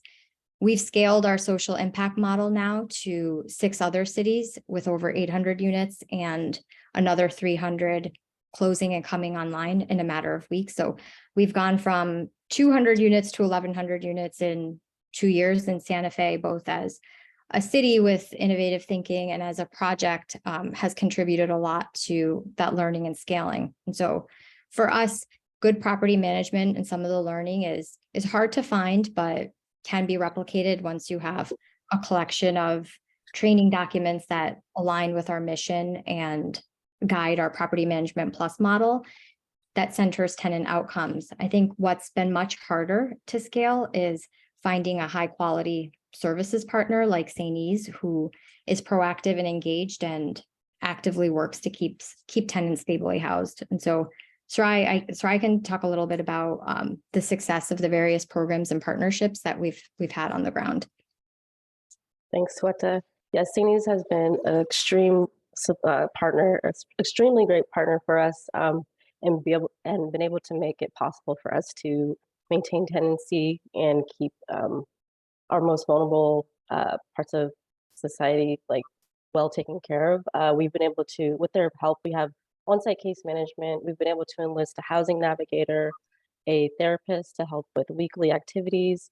They work in partnership with Healthcare for the Homeless and have started to come to the site more regularly to offer walk-in appointments for residents. We work with PATH, people assisting the homeless that come to the site every week to connect people with services, including but not limited to food provisions, life skills training, and so on.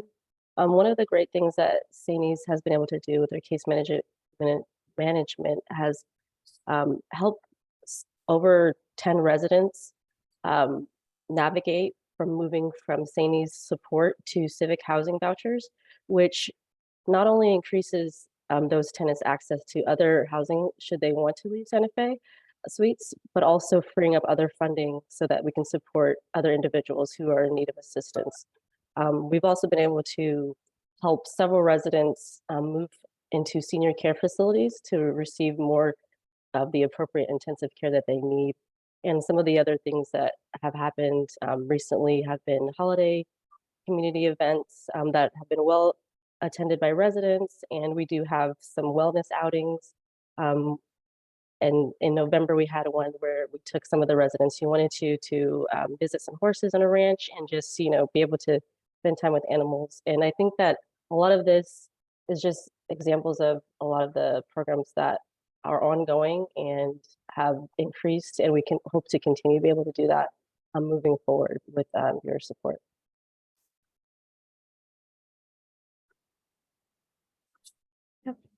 Any questions? Should I pause for questions? So the first, we're looking at the CDBG for case management and support services. So if anyone has any questions for that particular item. Just looking, I don't see any. If you want to just jump in for the next proposal for the capital improvements. Sure.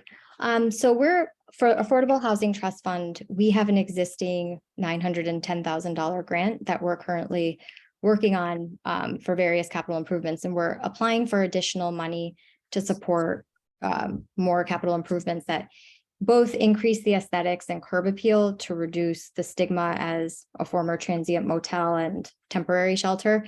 This is now, or once rezoning is fully finalized, is on its way to being a multifamily apartment complex and a permanent home for some people. And so the budget also includes internal unit upgrades. We've heard the safety concerns from staff and residents in the larger community. So we've used some of the existing AHTF money on upgrading cameras and security system, but also Sarai and I come from both architecture and design backgrounds. And so we look at the lens of safety and security, not only as foot patrol, but different urban design interventions that can also, like increasing lighting and adding native shrubbery or fences adjacent to the arroyo that generally get the site looking better, which all help with safety and perceptions of safety and security.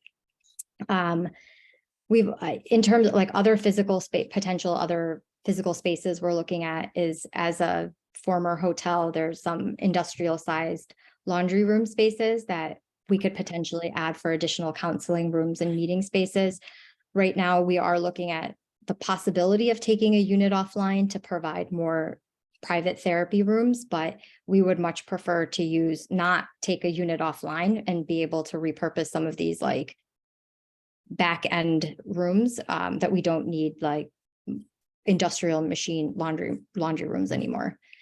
So this is more operational and less budget specific, but we've also learned that in our just generally increasing trash collection and ensuring that the site is clean and cared for also has a strong impact on the way residents care for their space, which also affects perceptions of safety, both for residents and to the outside community as well. Sorry, do you have anything to add specifically on your work with St. or anything on capital improvements? I think you kind of hit everything. Yeah, I think I think you've pretty much hit everything. Thanks. Great. So I think we'll open it up to questions from the commission for both of the proposals. Is there anything folks want to get clarity on? I just had maybe you could just clarify how the relationship works, like your role, Community Solutions, and then obviously St. Elizabeth Shelter does the programmatic, they run the facility. So what is your role? Like, can you explain a little bit your role? Yeah. So we have an on-site property manager. Their name is AMC. The first year of operations, St. Elizabeth was operating as both property manager and service provider. And I think we all realize that property management is a very specific skill set, and it involves fair housing and having like high quality metrics in place. And also for our service provider, the person, when you're going through something, not paying your rent is not the same person you want to talk to about the issue that is preventing you from paying your rent. And so separating the property management from the services component was really important. It took us 2 tries to find a high quality property manager. We're using someone named AMC that we're using across our portfolio in some of our markets as well. And so I think having that economy of scale and training for property management has been really helpful. And so we are, we're working on behalf of, as owners rep on behalf of Community Solutions, managing the whole property. And so that's both the tenant placement through the property managers, but also tenant outcomes. And so working closely with St. Elizabeth. We did recently realize that communication and having clarity of roles and outcomes is really helpful. And so we sat with St. and AMC to come up with an MOU that defined owner role, property management role, and service provider role, because some of it can get a little blurry and overlap. And I think some of those spaces where overlaps can cause the blurriness and the miscommunication. But I think we want to stick to like HIPAA and respecting privacy and ensuring that when a property manager is giving a lease violation, or if it comes to that there's conversation with the service provider, but everybody knows what their role is in the project now. I think that's been a lot clearer that we implemented that this year than it was in the past. It was sort of a learning lesson that we had to get through. Excellent. Great to know. That was the clarity I needed. The other piece is, how often do you all come to visit the property in Santa Fe? Yeah, so we had Sarai and I were there at least once a year. We've been scattered. We have a construction team who's been doing a lot of the work on getting bids and trying to get like local contractors in place. So they've been out a couple times, and we have our asset manager who works day to day with the team. And then Sarai and I are on our impact side, where we're looking more how to scale the innovation across our portfolio. And so it's typically through all of us once or twice a year. Thank you. And then the last question, we know that there's still funding to spend down. And I believe you'll need to spend it before the end of June, which is our fiscal year. So what are your plans to spend down? I think it's 886 that you still have remaining. Yeah, so the unit renovations, both like the individual kitchen and then the other unit renovations, will be by June. We're in the process of finalizing bids and selecting the contractor. And so that one will be done by June, and that's a bulk of the the funding, and then March and April, the other two are underway. I think we just finished a project that we're going to be submitting for, possibly security systems or the stormwater compliance. That's part of the rezoning. And so that's the projects are underway. The biggest one is selecting the final contractor for a bulk of the unit renovations. So can you elaborate more about what was the delay for that?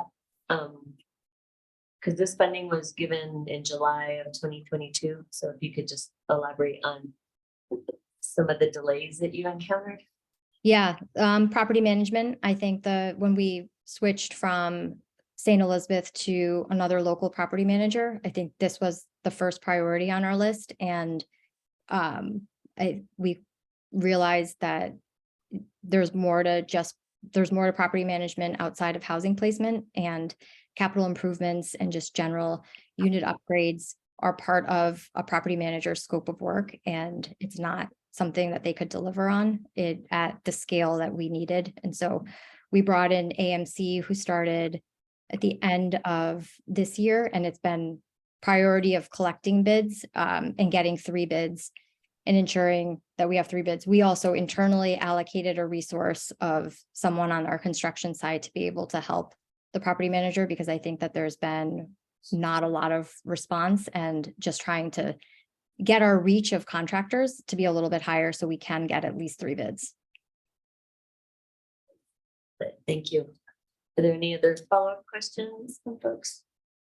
No? All right. Madam Chair. Yes. Okay. We have Alex Ladd has a comment. Hi, Sweta. Hi, Sarat. Hi, Ellie. Nice to see all of you. So Sweta, I was really encouraged to hear you talk about filling that capacity gap when it comes to the tenant-centered property management model, which I think we, as you all have experienced firsthand, our community really lacks that capacity. So this isn't so much a question for this application, but I'm just hoping that we can kind of get like a best practices handbook from all of you, and or willingness to participate in another conversion project specifically along those lines of how do you manage those properties in a way that you're ensuring that the social services provider and the property management can both work together, but also have those separate lanes, because that's what works better for the tenants. So I just wanted to kind of put that on the radar, because I think we keep running into that, like, oh, but who's going to provide the services and how do we pay for those, and who's going to manage the units in a way that is meeting the needs of the tenants rather than just looking at the units themselves. So yeah, I'm super excited to hear that. I know that the Rocky Road wasn't fun for you guys, and I've heard also from Edward that it was pretty tough, but you know, it's exciting to know that there is a solution out there. Yeah, absolutely. And we actually have, our team is, because we're working and our pace of these projects is exploding, we really needed to start using AMC. They're not in every one of our portfolio, but it helps with the training to be able to go through one management company. And so we have a lot of the tenant selection criteria that we created, like the low barrier to entry, house rules, all of that. And then Community Solutions created a new team recently called Housing Systems, where they're looking at what are the, like Built for Zero is looking at housing placement numbers, but what are the global system barriers that are keeping people from getting housed? And so, and that focuses on training materials for property managers, not just in Community Solutions owned projects, but being able to go to other cities and scaling this with other property managers as well. If you're taking a voucher holder, here are ways that you can get people housed quicker, but also the support that they would need to remain stably housed. And so, yes, absolutely. We are working collectively on training materials as well. Yay. Thank you. Yeah. All right. Thank you. Thank you all for joining us. And oh, John, I think somebody has a question. Oh, sorry, John. Sorry, Commissioner Padilla. Go ahead. Madam Chair, thank you.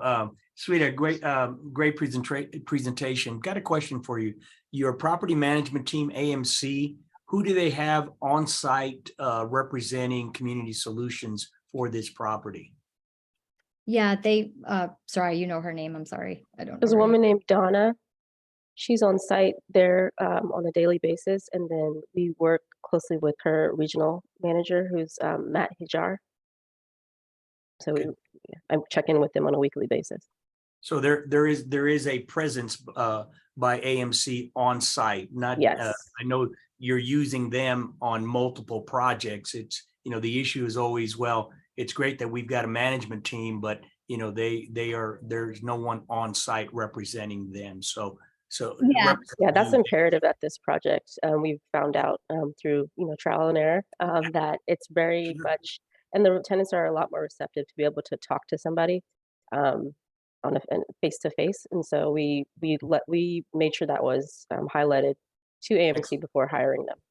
And we Excellent. actually don't share AMC across markets either. I think they're market specific, and so they're regional specific too. I think in this training that we're talking about and being able to scale is having that same conversation with the same company across like 4 different markets is like that's the part that we want to fix a little bit, because we should be able to work with senior leaders at AMC and have them gather all of their different programs and sites where we can do one onboarding or one training. And so that's the advantage of not having to repeat the same like conversation about what our model is or Property Management Plus. But they don't cross pollinate, although we wish they did for their Okay, own. thank you.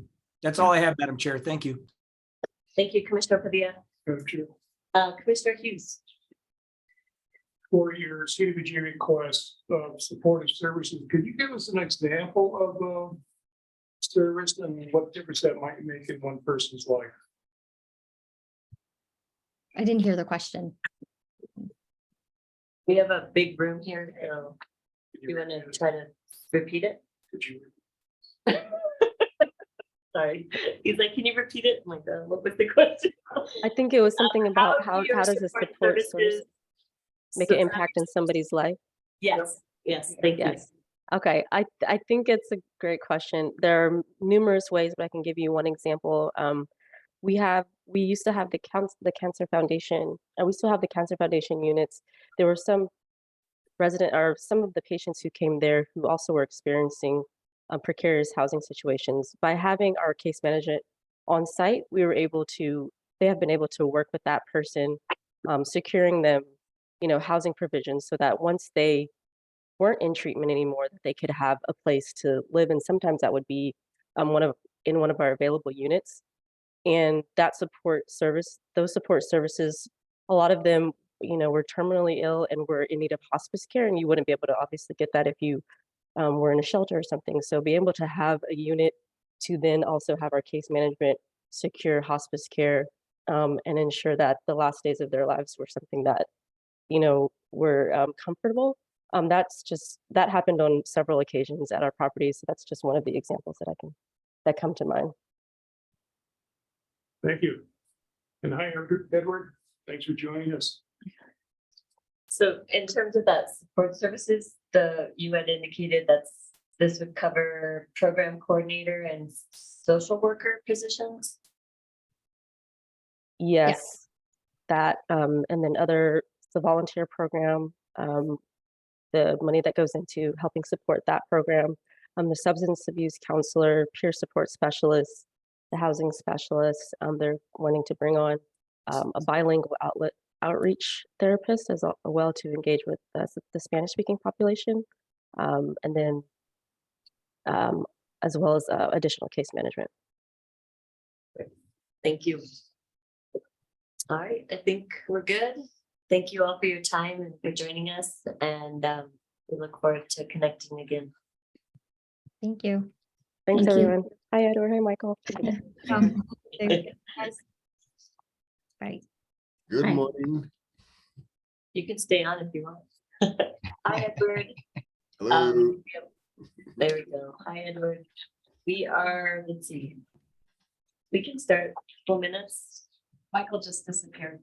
Oh, wait, Michael is part of your, Yep. I don't know what happened to him. We'll wait and see if he comes back. We have a little bit of time. So, let's see. If not, we can get started. I'm going to give most of the presentation, I think. Okay. You're welcome to start, Ed, if you want. Does it matter which order? We have two of them. Do the status of suites. This is Ready the suites? I think we should, yeah, since we've just talked about Santa Fe Suites, No. the proposal, maybe you want to jump Excuse in me. there. Michael just came to tell me that he's going to be on in just a second. So, but we'll start with the suites. As we did last year, we're requesting $250,000 for rental assistance for folks down there who cannot make the $850 a month rent. We can either, there's various ways we do it. We can pay $850 a month for a year for 25 people, or we could do half that. We're really doing a combination right now. Sometimes when somebody doesn't have enough money to make their rent, say they have $500, we'll put in the other $350. So it's been working out really well. Great. So that's the Affordable Housing Trust Fund rental assistance. The folks have any, the commissioners have any questions for Ed? Or Michael? Michael, can you introduce yourself? Hi, Michael Bartlett. I'm the CFO for St. Elizabeth Shelter. I'm sorry, I didn't get the proper thingies and my invite was off. So thank you so much for your patience. I appreciate it. Yep, thank you for being with us. All right, so do you have a question? Go ahead, Alex. Edward, could you elaborate a little bit more on how tenants are selected to receive the assistance? Because it sounds like it's a little ad hoc as well as being when somebody, so let me just say what my assumptions are and then tell me how wrong I am. But I assume that when somebody comes to the property and they're assessed and there's a space for them and they say, well, I can only afford to pay $400 a month. You're saying, okay, so this is unit 27. This tenant gets the extra $450 a month to make up that difference. But then it also sounds like you have some, when people come in and say, I'm just short this month, and you can step up and say, okay, we got you covered. Let's get you organized so that that doesn't happen again next month, or maybe it will, and we'll kind of create more of a plan for you. But can you just clarify, like, what does that intake process look like? How are you assessing how much assistance you should be giving to someone, or and kind of like what are the terms of that?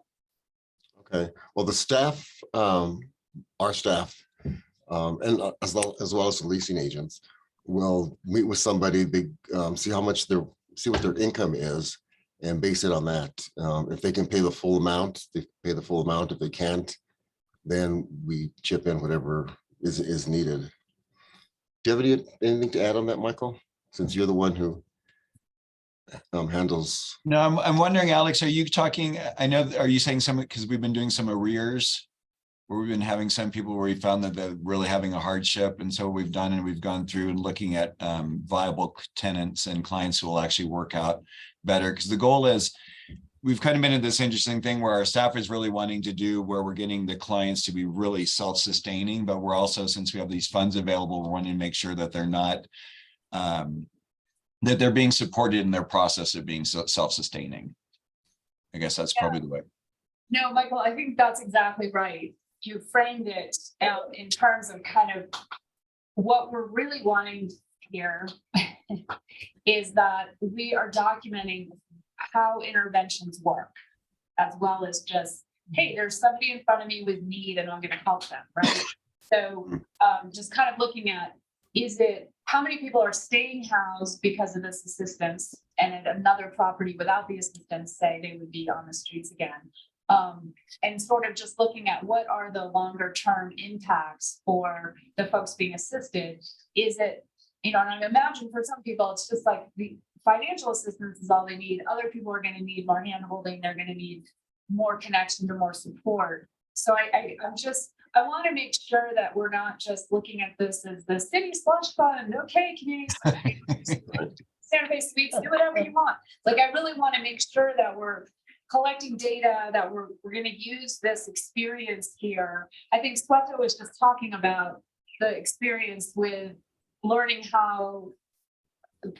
that the best model for folks in a place like this is not a combined property management / social services provider, that those entities need to have their own lanes while also coordinating with each other. But so that was really interesting to hear her talk about that. So I'm trying to say, like, when a foundation comes to me and says, is rental assistance the very best intervention to keep people housed? I'm gonna say yes, but it would be really nice if I had data based on a real life situation to point to, like, yeah, these people, they maintain housing. In fact, they move on to much more independent situations eventually at a much higher rate than other people. So that's kind of what I'm going for.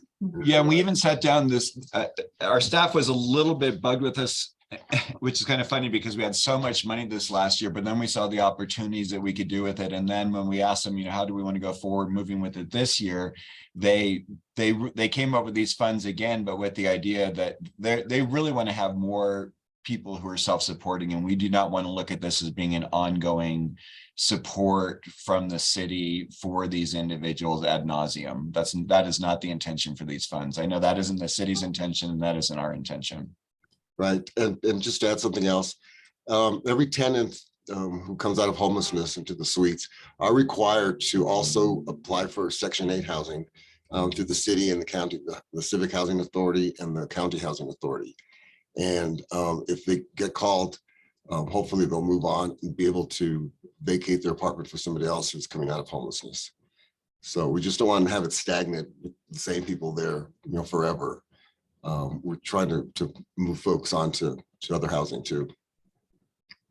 Well, I think that's great to hear. I would also just encourage you all to think about this in the framework of data and how, like, just imagine you're creating a tool for me to use when a counselor says to me, should we really be funding rental assistance? I'm going to be able to point to specific numbers and outcomes that show that this is the right intervention to end housing instability in Santa Fe. Like, I think it is, that's my gut feeling. I hear it from practitioners, but it would be really, really helpful, since you all are like on the front line here. Like, think about like what that data looks like, how to support that, how you're supporting those outcomes.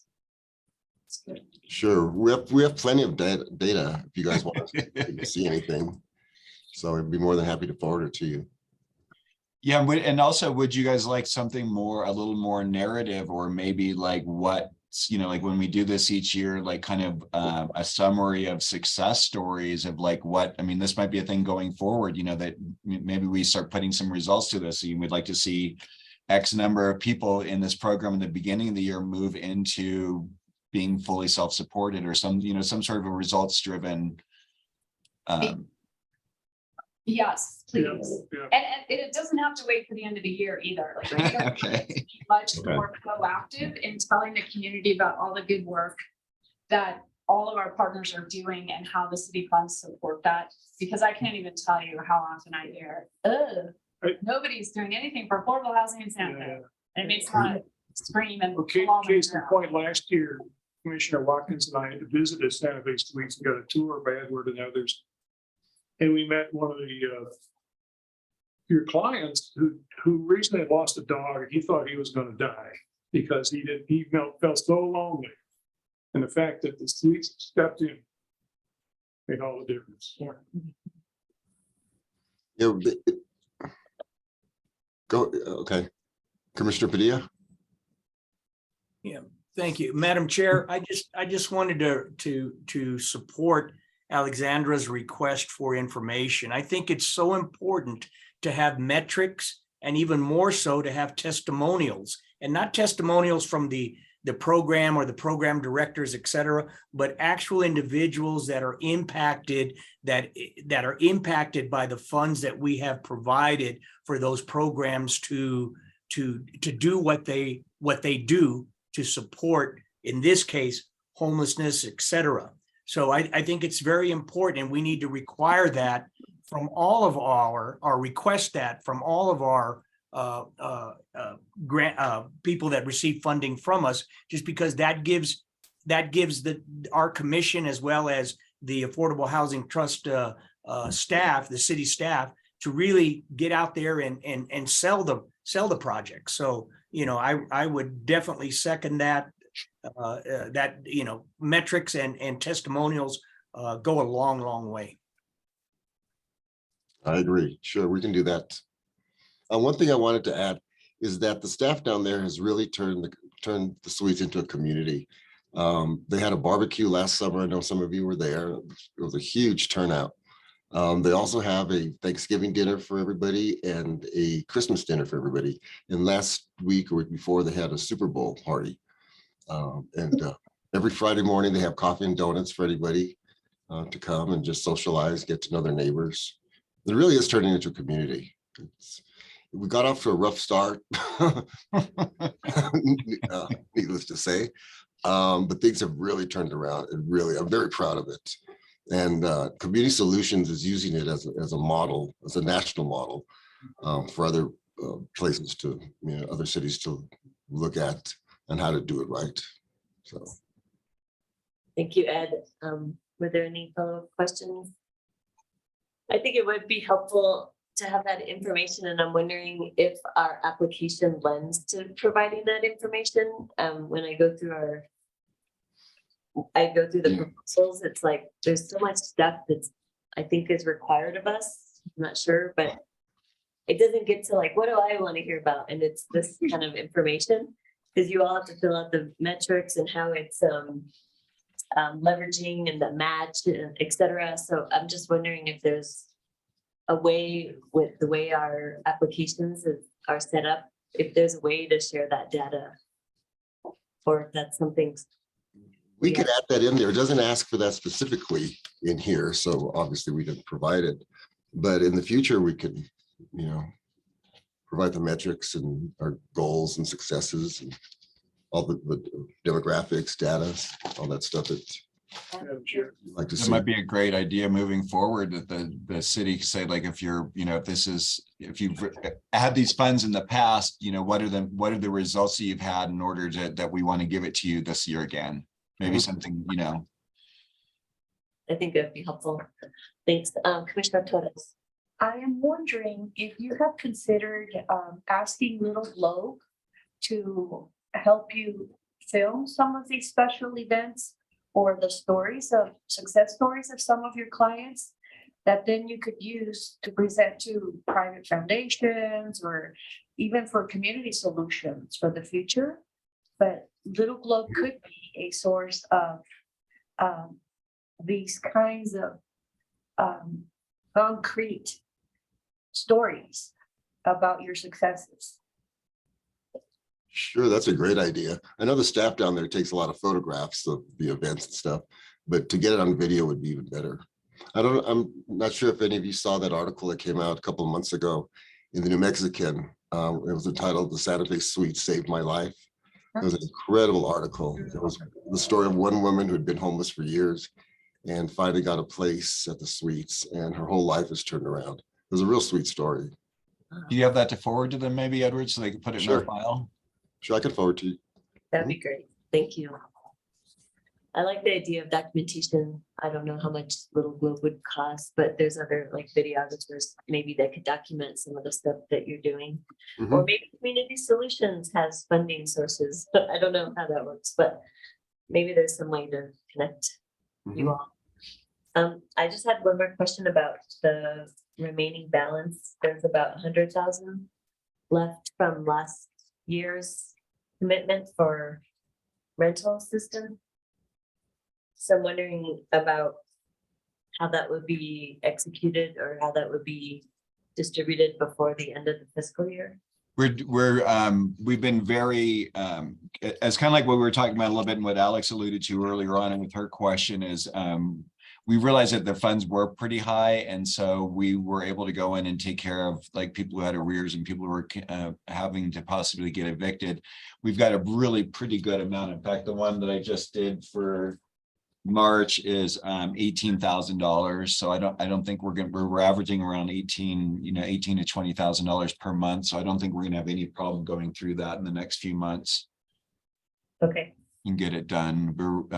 We've learned over the years that it's most important to try and take as much of it as we can. And if we think that we're not gonna be able to, letting you guys know so that other agencies can use it before the year ends up. thank you. Any other questions? No? All right, thank you, gentlemen. Thanks for, Thank you. sorry, Do another proposal. oh, sorry. Yes, we do. The second proposal is the Sorry, I kind of just folded it in. That's okay, Counselor. Thank you. Please just go ahead with the CDBG request. Yeah, the CDBG request for $104,700 to replace some heating units at Sunrisa. Sunrisa was built back in 1997, so it's about 26 years old. It's the only property that we built from the ground up. The rest of our properties we purchased already constructed. It serves families. There's eightplex of 2 and 3 bedroom apartments for families. And what we like to do is remove the existing forced air furnace units and install new furnaces and air conditioning. As we all know, Santa Fe is getting hotter and hotter in the summertime. And one by one, we're putting air conditioning in all our properties. So that's what the funds would be used for. And these new splits are really wonderful and efficient. We just put a new set in over at Casa Familia, and it's amazing what the difference in the utility bills are as well. Yeah. I bet. Good, sure. Thank you. Commissioner Hughes. So you want to put a new boilers for heat and air conditioning for air conditioning, is that correct? That's correct. 2 different types of equipment. One system. These days, most people do that through a heat pump system. Did you not investigate that option? That's what this is, sir. Sorry, we weren't clear. These are the splits with the heat pump and the air conditioner combos. Sorry for that. Much better. Yes, of course. Thank you. No further questions. Thank Madam you. Chair. Thank you. All right, John has his. John. Madam Commissioner, Chair, thank you. Just to follow up on Commissioner Hughes's question. So this is a heat pump unit, all electric, is that correct? Thank you. okay, Tell from the bids. great. You can tell from the bids, you said? Okay.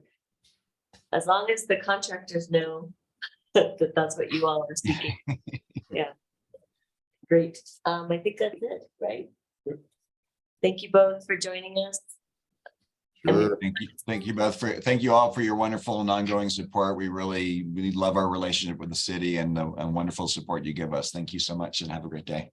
If you could let us know if there's any other events coming up at Santa Fe Suites, that would be great, because I Okay. didn't realize you all were having community gatherings, and I'd love to know more about that when they Okay. happen.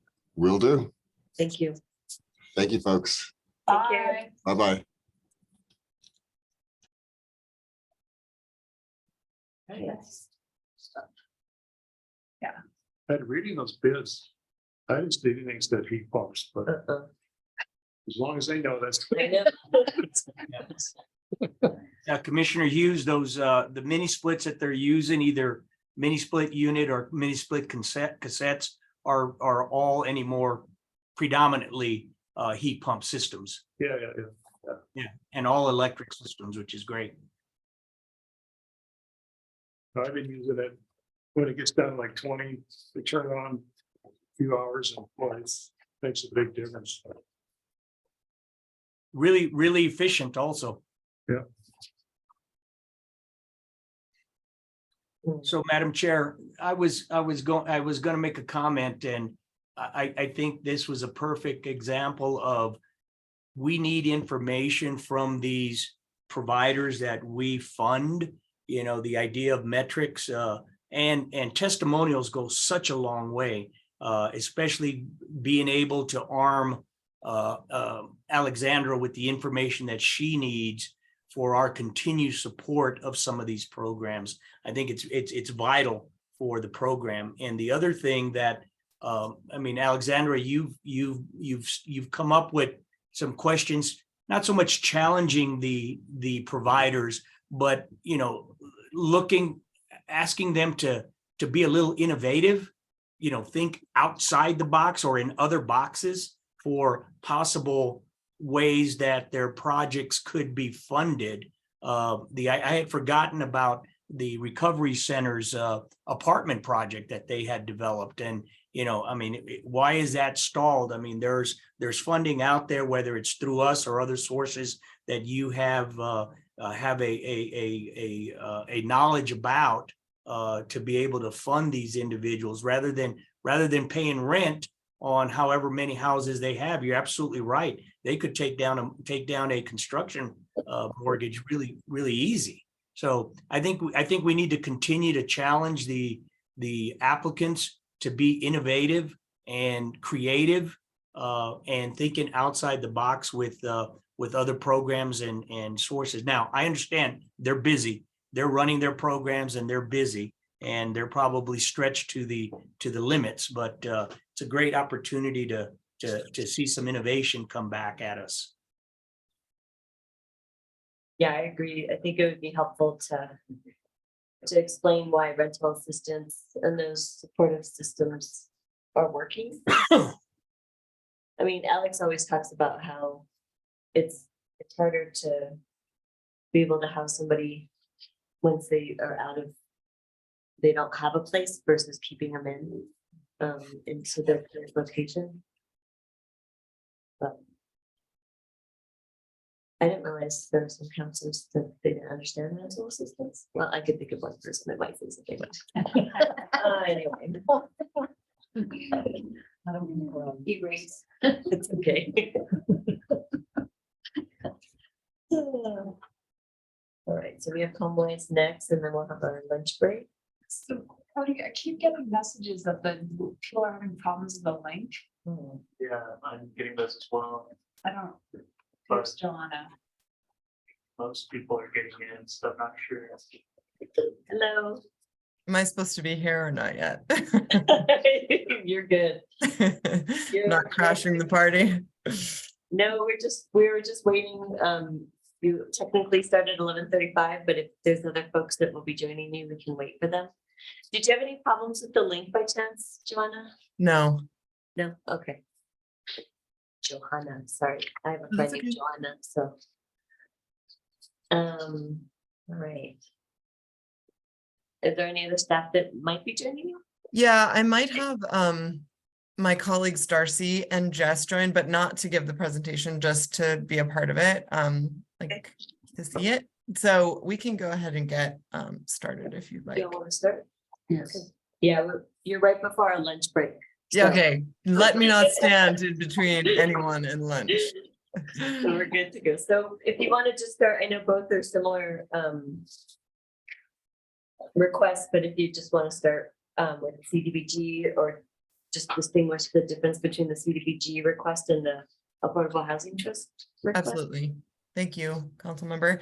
So by brief introduction, I am Johanna Gilligan. I am the Chief External Affairs Officer at HomeWise, and I've been with the organization for 4.5 years. I kind of started our community development work, which is a newer component to the HomeWise work that's finding participatory planning strategies that help inform our commercial development work in both Albuquerque and Santa Fe. And so that's a part of what I'm managing. And as of 2 months ago, have now also taken over our resource development department team from Elena Gonzalez. So just a little background on why I'm here this year, because although I know HomeWise is really well known to the committee, I'm probably a new face to some. So very nice to meet you all. Very brief overview of HomeWise. I'm sure you guys are familiar, but 30-plus-year-old community development finance institution, which is a nonprofit lender with a mission to make sure that everyone can achieve the dream of home ownership. And to date, we've helped over 6,700 families in New Mexico. The majority of those people in Santa Fe become homeowners through a kind of mix of free financial education, real estate services, down payment assistance, lending mortgage services, and mortgage, like long-term mortgage servicing. We also do real estate development as a part of our own ability to provide housing, affordable housing units to Santa Feans, and increasingly a bit in Albuquerque too. So just very quick background. Obviously, we do this in partnership with the city. These funds, the Affordable Housing Trust Fund and the CDBG funds, are critical tools in our capital stack to provide down payment assistance. And so just want to say thank you very much for the many years of support. You know, what you all have provided is a really, really important component in how we help people enable homeownership. Especially and increasingly, I would say, in the context of the current housing market, these kind of down payment assistance funds are critical. So, you know, we highlight this and everyone here, I'm sure, is very clear, but median home price is just way, way out of reach for most people in Santa Fe. $608,000 in the fourth quarter of 2022 was the median price. There's just so little inventory, and it's really putting a lot of pressure on prices. And that paired with, you know, a rising interest rate environment, which hopefully is going to be stabilizing, but has made the challenge of enabling home ownership, which I know is one of the committee's goals and the goals of these funds, harder. So we come back to you this year with an application request for $500,000 in down payment assistance for AHTF funds, and $600,000 in CDBG funds, kind of in the context of this very challenging environment. So I would say the main difference between the two proposals is just the way that the funds can be used.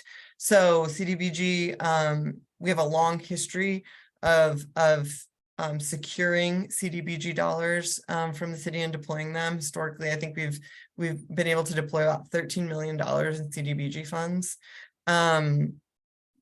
But these are obviously for families with under 80% area median income. They will be used for down payment assistance for those families. We currently have 250 families under 80% area median income. No, I'm giving you the wrong statistic here. Give me 1 second. No, that's right. No, we're actually working with 462 families below 80% area median income who are in coaching pipeline with us.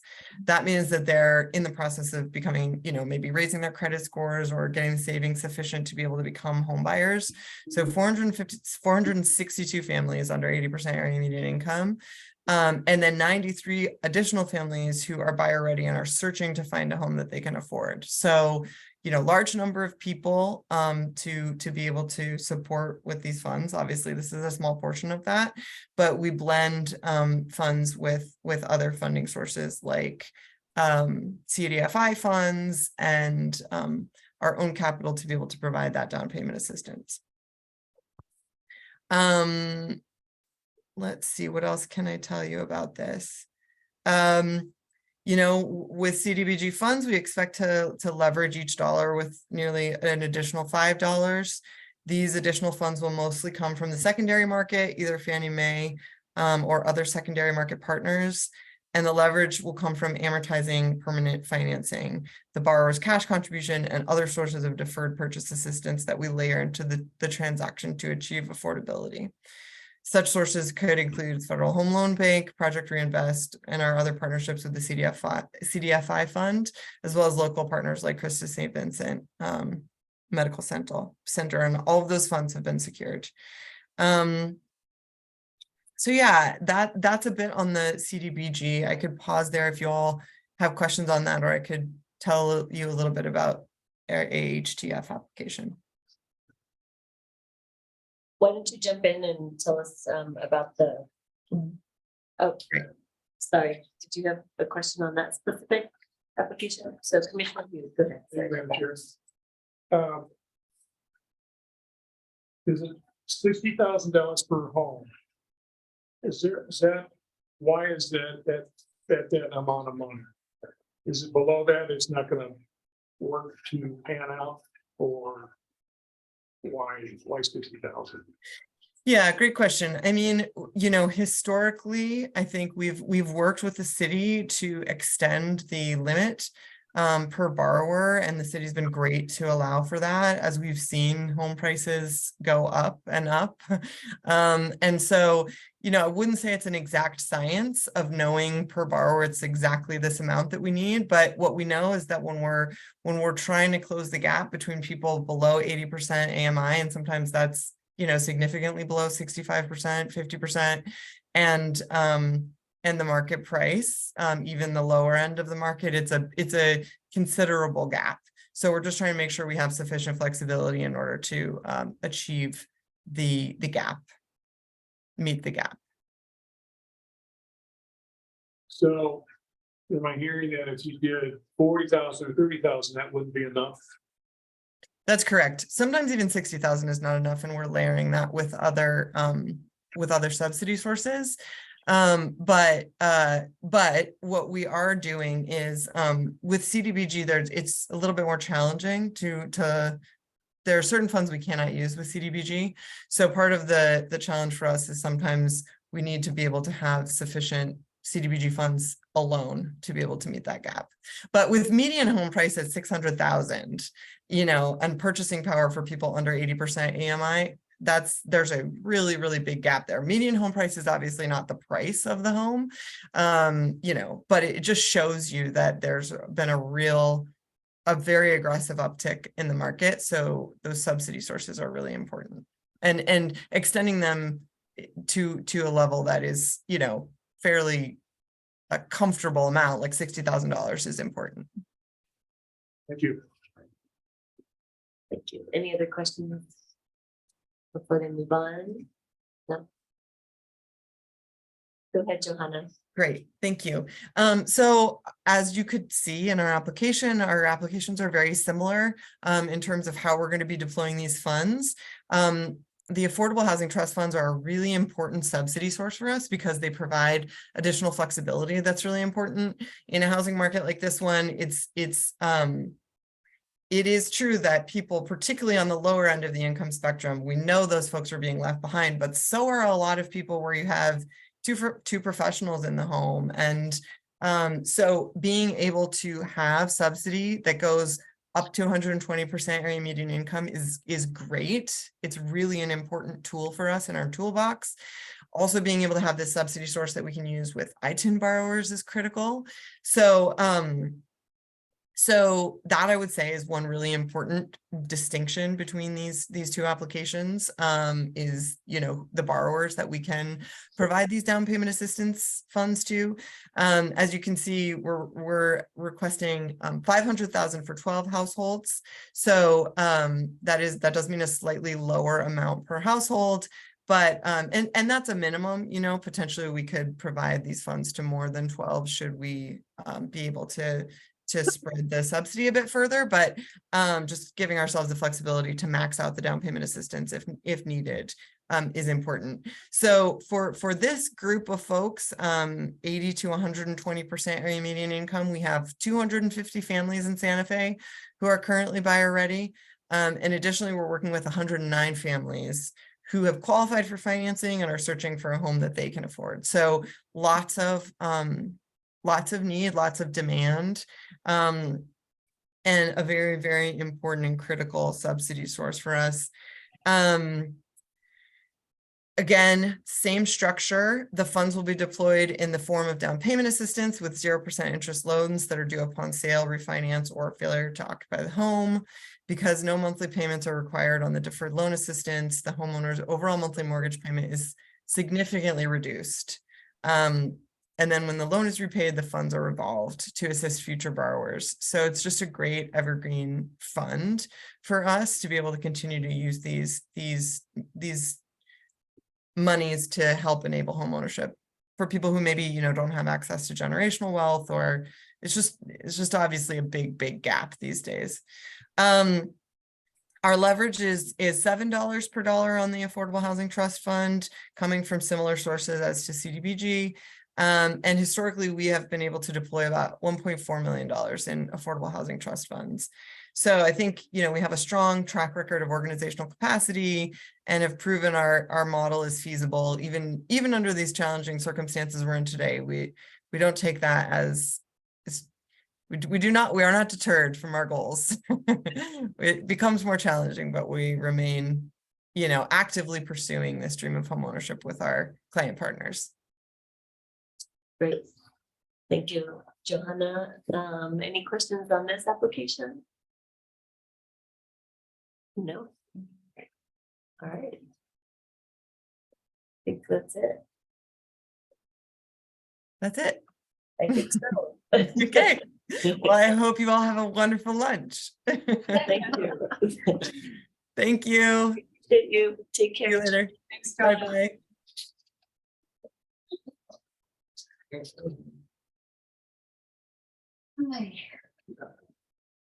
Pause the recording for now. Good plan. John, you gonna join us for lunch? No, I've got. Excuse me.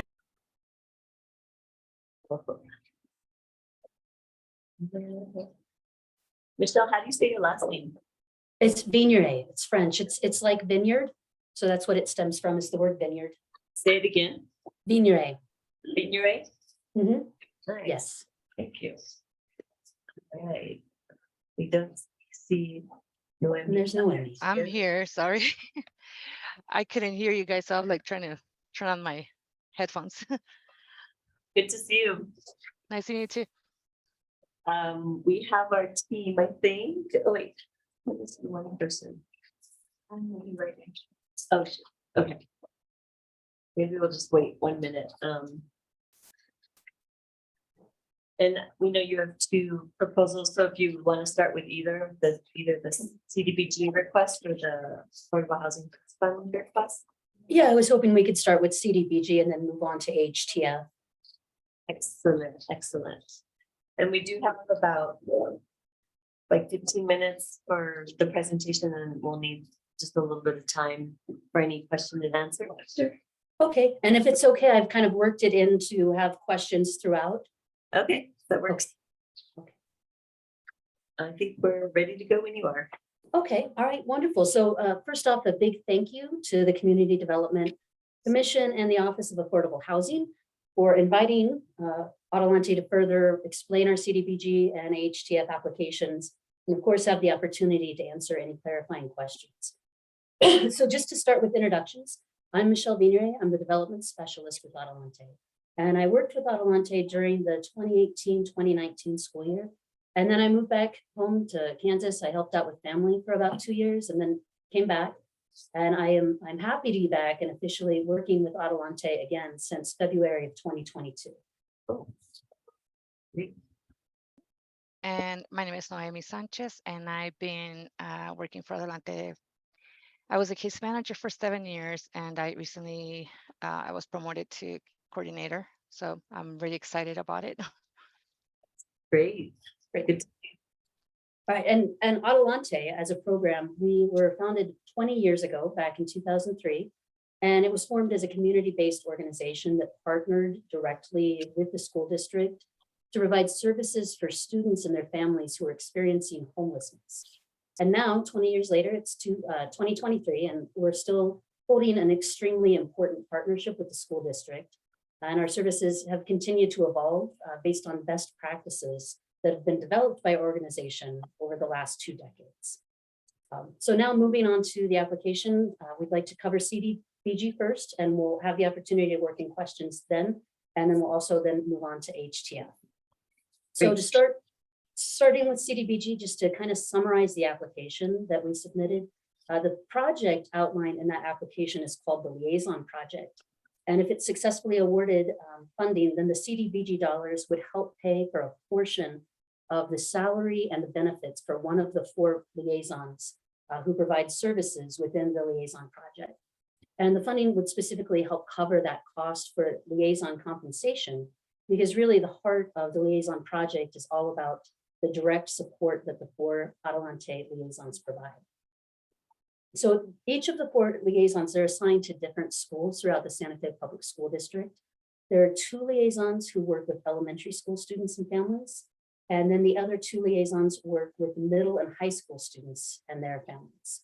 And specifically, as outlined in the submitted application, the Adelante school liaisons support the students and the families who are experiencing homelessness or housing instability. And students and families qualify for Adelante services based on their living situations that are defined within the McKinney-Vento Homeless Assistance Act of 1987. So according to McKinney-Vento law, the term homeless children and youth, it means individuals who lack a fixed, regular, and adequate nighttime residence. So first, when liaisons are working with students, they have to identify which families qualify for Adelante services. And then they identify unmet needs for those students and families, and then they provide the direct support services to meet those needs. And the services that we provide are very wide ranging. They can include food, clothing, transportation, school supplies, academic support, assistance with medical care if that's what's needed, or direct financial support. Even sometimes things like grocery store gift cards, bus passes, gas cards, really whatever's needed by each individual student and each particular family. And also just in terms of our services, I was talking with one of the liaisons this past week, and she told me about one of the students that she's been working with for the past 5 years. And so in this story, we'll call the student Catherine, even though that's not her real name. But Catherine started working with Adelante in September 2018 because the parents never actually completed the registration paperwork that was needed to officially enroll her in school. And so in that school year, she started attending Ortiz at the beginning of the year, even though the records all indicated that she was supposed to be attending Milagro, where she had attended the previous year. And so the Adelante liaison, she went to meet with Catherine and she asked her where she had attended, the previous school year. And Catherine, she was a very talkative, cooperative, open, positive person. She said that she honestly couldn't remember what school she attended. And so, I mean, this is an 8th grade student, no learning disabilities identified, who didn't know the name of the school that she attended the previous year. So right away, that raises a few concerns because it indicates that there could be some trauma in that child's life. And it also, clarifies that school is not anywhere in the forefront of her mind. I mean, for most middle school students that I've known, school's a pretty big part of their world. But for Catherine, in her situation, that was actually the least of her concerns.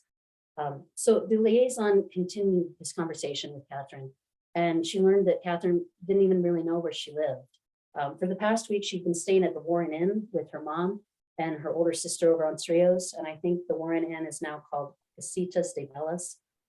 But when Catherine was living there, she told the liaison she wasn't sure when she'd be moving back with her. She thought she'd be moving with her dad very, very soon.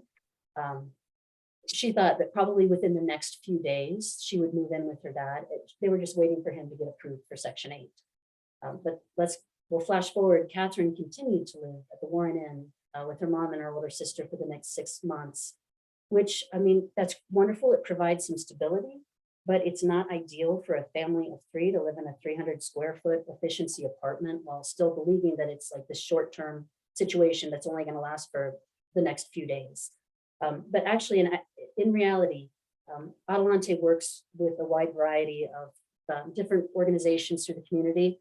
And so we were able to find out more about that situation. And it turns out that the dad was actually staying with LifeLink at that time and really struggling with his sobriety. So at that time, there was no way in the near future he was going to be able to be the sole caregiver for Catherine. So throughout that whole school year, the Adelante liaison met regularly with Catherine and always, providing snacks at school and food for her to take home, shoes, underwear, jackets, really whatever was needed, and just continually checking on her well-being. And then so same student, we're going to flash forward again to the next school year. Catherine's now living with her dad over at Copel Apartments because at this point, her mom is using drugs way too heavily to maintain any type of housing. And so that school year, it had already started and Catherine's dad was saying, oh, he registered Catherine at Desert Sage. And meanwhile, Catherine's claiming that she's working with YouthWorks to get her GED. So it's the Adelante's job then to come in and help clarify the situation. And she contacted both of those organizations and found out that she wasn't attending either of them. So the Adelante liaison then contacts the school truancy officers and also CYFD, unfortunately concerning, educational negligence. And in the meantime, though, the liaison continues to reach out to both the dad and Catherine, just checking to see if they need anything, clothes, food, school supplies, anything at all. At that time, one of the supports that Catherine did request was a laptop and a hotspot, so she could actually attend the Desert Sage classes online, which of course Adelante gladly provided. And once Catherine had those supports in place, she did start to attend those online classes, which is wonderful. And now moving on to the next school year. At that time, Catherine was living over at Consuelo's place over there where the old College of Santa Fe campus is. She was living with her dad. And by that time in this story, Catherine's pregnant. She's not attending school at this point. And when asked by the Adelante liaison about her due date, Catherine said, "Oh, my due date's September 15th, which was concerning because it was already the end of October by that time. So it seemed, there was a lot going on in Catherine's life to the point where she didn't know what month it was or when her due date was, or both.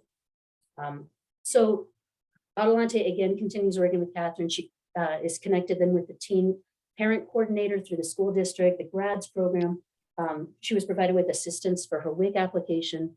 And then also the liaison contacted La Cumbres on behalf of Catherine regarding their infant and early childhood programs. And then it was also during this time span, right after Catherine gave birth, that the dad went to prison, which meant that unfortunately Catherine couldn't remain at Consuelo's place anymore because she was now an unaccompanied minor.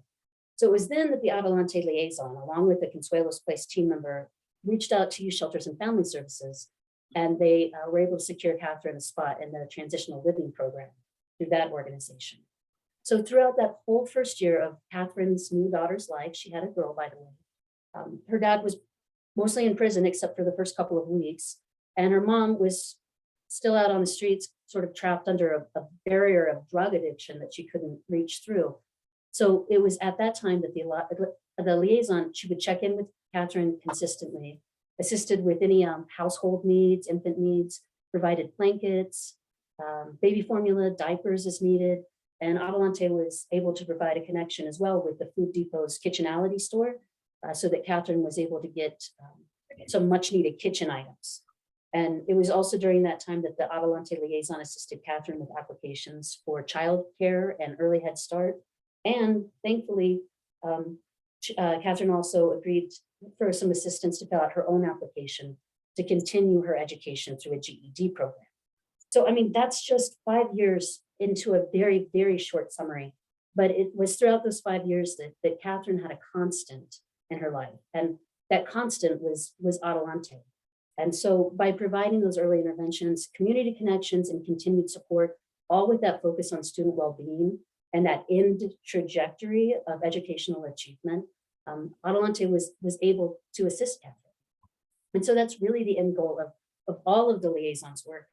They provide interventions to help families in need stabilize so that students can get back on track academically. And maybe it takes 5 years to get back on track, like with Catherine's story, but she finally got there.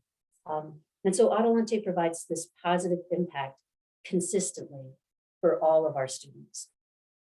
Because research shows that a lack of a high school degree or a GED is the top risk factor for young adult homelessness. So youth without a high school degree or a GED are 4.5 times more likely to experience homelessness than peers who completed high school. So when we work to provide these services now, as they're still students, then homelessness becomes less of a possibility as each Adelante child grows into adulthood. So that's really how Adelante works to mitigate systemic root cause challenges of homelessness within our Santa Fe community. And I'll just pause here. I'll cover some data points and financials next, but are there any questions about the activities of the project? Like what services are actually being provided, why, to whom, or how? Thank you for sharing that story, that personal story. And I think there's probably other stories that you could share with us. And I think just by what you're saying, the liaison role has a lot of different, covers a lot of different areas for someone like touch points. And so I don't know if anyone has any questions specific to this particular funding request. Okay. Do you want me to go on to the financials or other data points, or do you want to move on to AHTF? We can go into the Affordable Housing Trust Fund application if you'd like. Sure, sure.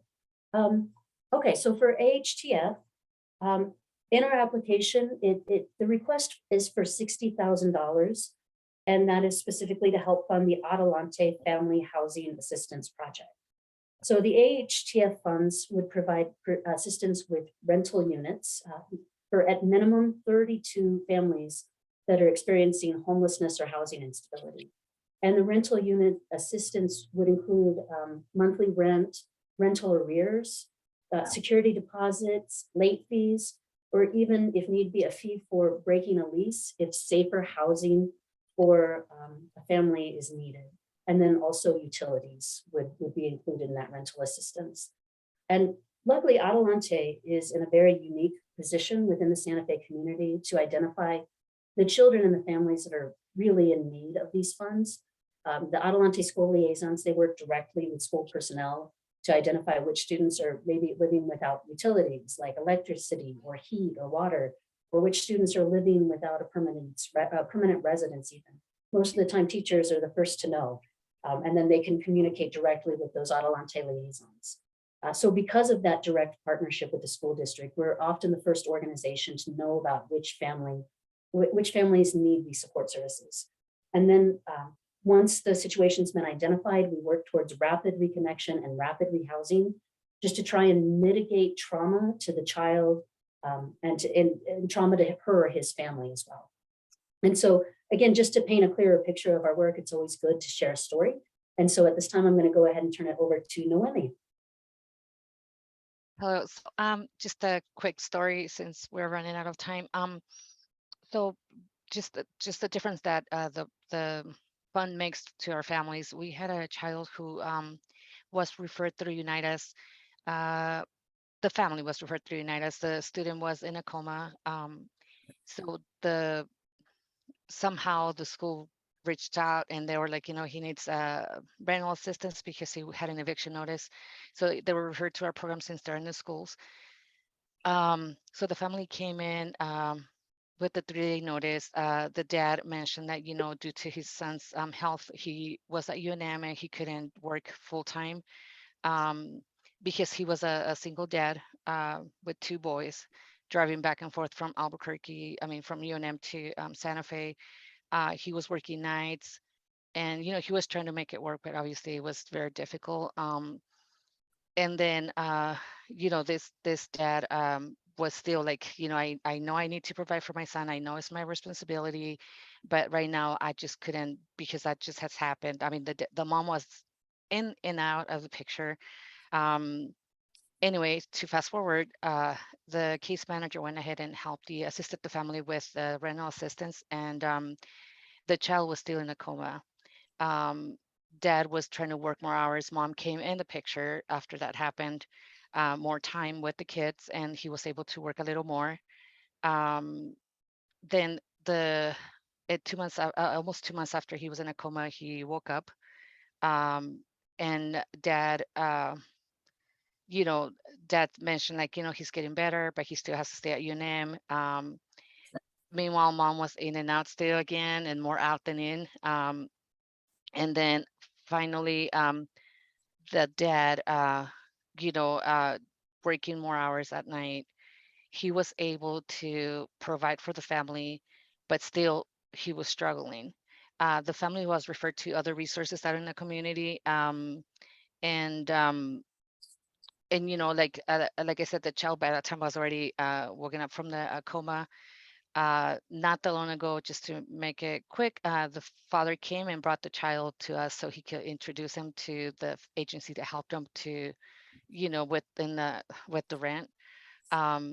The child still needs a lot of support health wise.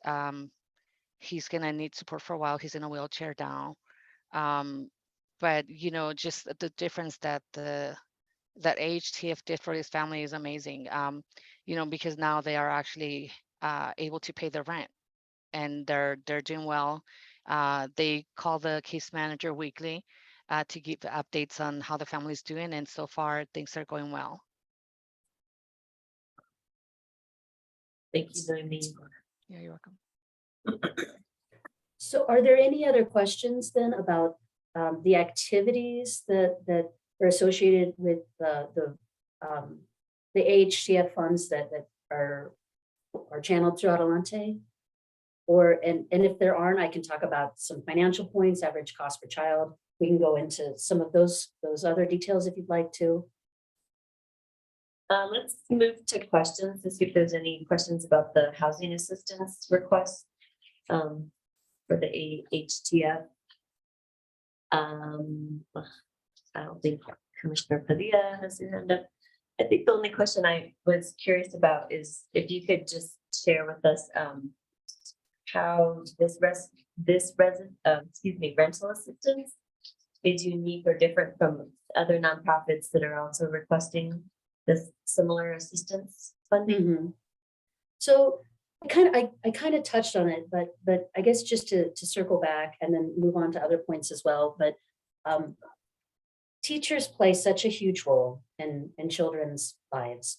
They are the ones who often gives hugs first thing in the morning. You know, they're the ones that are there, and they know if a child's hungry. They know if a child hasn't showered. They know if a child's wearing dirty clothes. These are things teachers know. And because of our direct partnership with the school district, when we have people on the ground in the schools, it's very easy for the teacher to communicate directly with the Adelante liaison. And from there, that's where the liaisons and the whole Adelante program takes it from there. I think just for that factor, we're right there. We're the first ones that the teachers would turn to, and the teachers are often the first to know. Beyond that, we also really contribute to the Family Housing Assistance Project.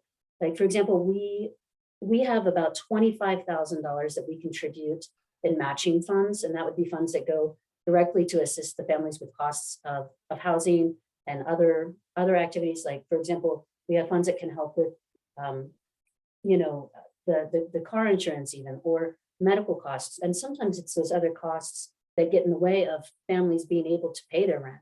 So we're able to provide for that on both ends.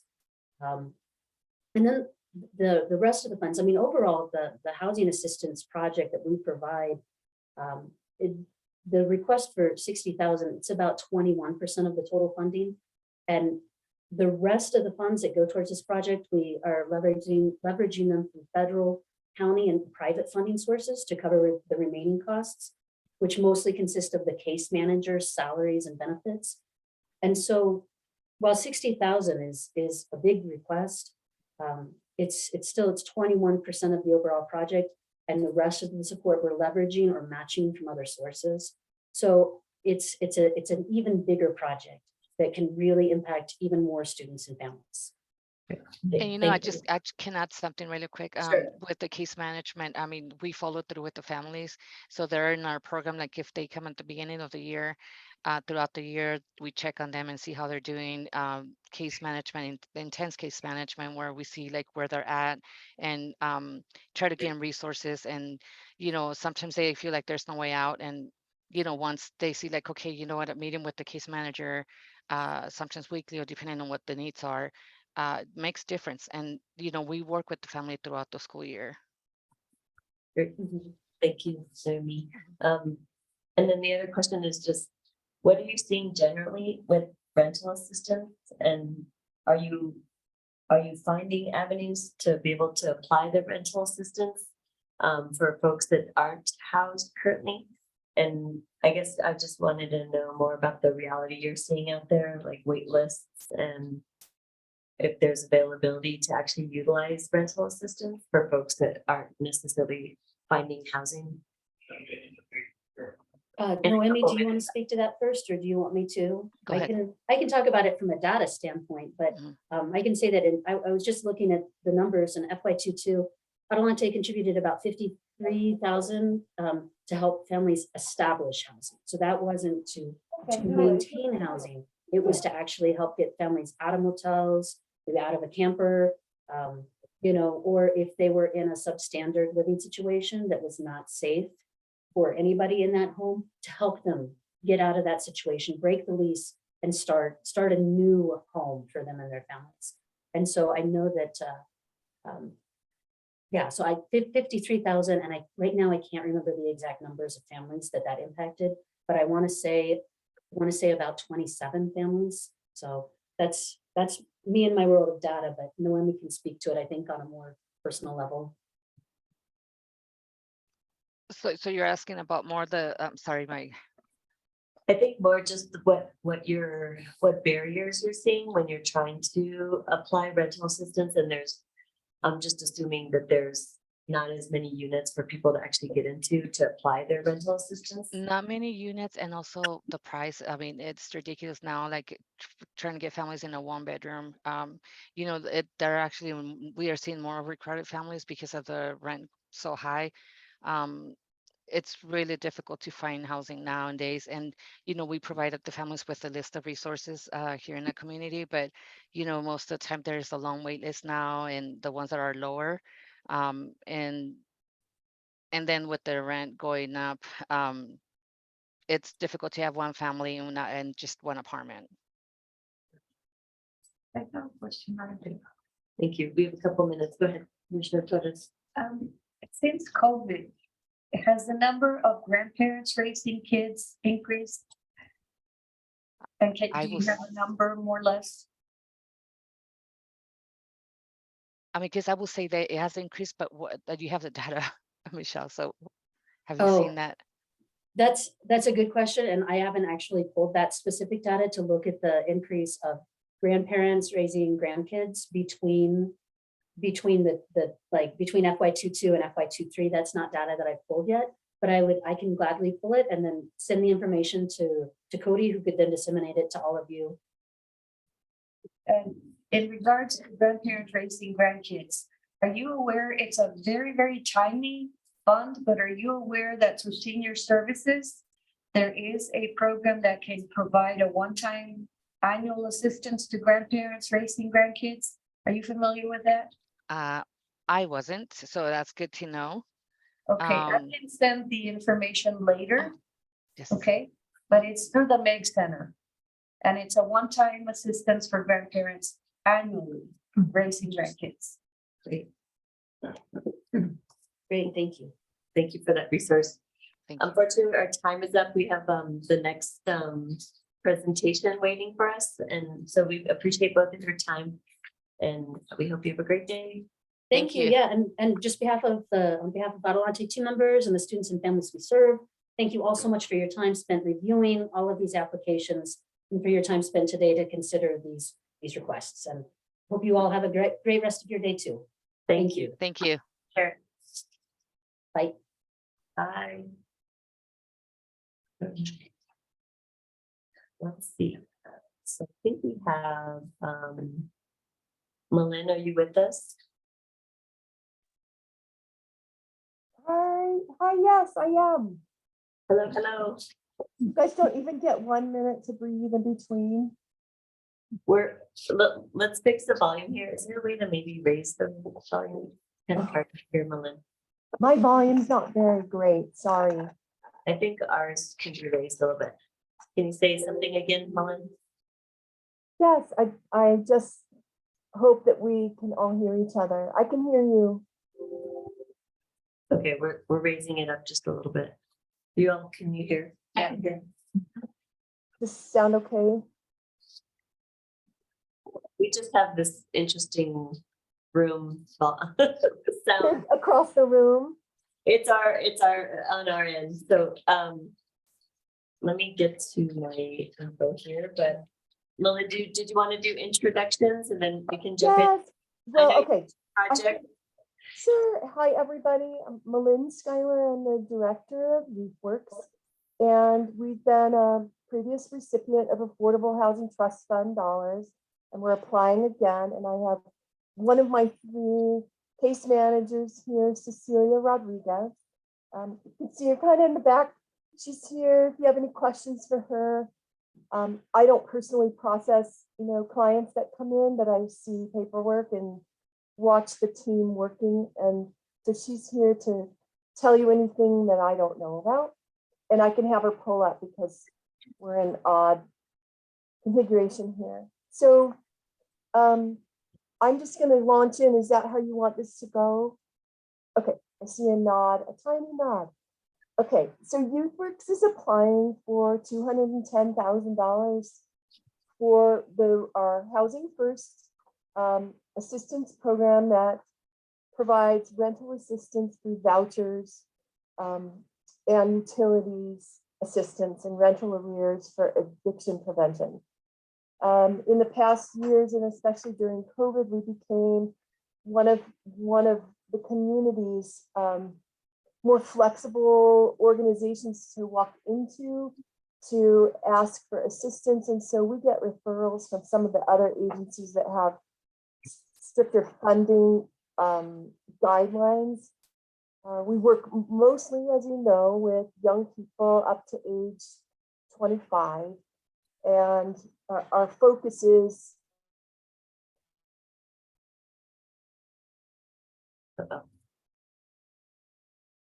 by the Malin, can you hear us? and job training. Yes, yes. There was about 3-second delay, and so we missed what you said. I'm so sorry. Okay, I don't know what got cut off. So YouthWorks, I think you know, we specialize in working with what is now called Opportunity Youth, which are youth that are neither working nor in school, and they're striving to get skills and education to attain both those things. So with those deficits, they've been marginalized quite a bit in the community and have much less opportunity to access stable housing. So we're pulling young people out of homelessness and helping them attain housing. We are helping unstably housed youth get more permanent housing. And while we educate and train them through as much as possible paid education and training situations that we raise funds for. So we're asking for $210,000. The formula that we're using is a bit of an increase over what we asked for last year because of the rising rental costs. We did forecast that we would serve 75 young people or households actually in this proposal. And often that takes care of more than one person, so it's a household. Sometimes we can provide dollars that help with eviction prevention or just utilities to help somebody have a safe and healthy living environment. So these dollars stretch quite a bit beyond the 75, but to create a budget that made sense for you, that's the number that came to fruition. So we asked for $1,200 for first month's rent, $1,200 for security, and $400 for a utility deposit times 75 individuals in our target focus group area. Sometimes parents and grandparents are involved in those young people's lives, and we're helping the entire family unit. Sometimes it's young people that are joining to live with each other or taking care of younger siblings, and they're of age to raise their siblings. So that is the picture that we're presenting to you. At right now, as we speak, we looked at our numbers before we logged on, and we were allocated $180,000 last year. We've spent $133,000 to date and served 110 households. So the dollars stretch because we're very creative and find ways to leverage other resources into the families through the Unitas system and finding other resources which our case managers spend time doing. We are very proud of our system. There's very little wait time at YouthWorks to get help. We often don't even have an appointment system. If somebody walks in and they're straining and in trauma, we sit down with them right away and start to solve their housing issues right away. so they can get back to work, back to life, back to school, all of those things.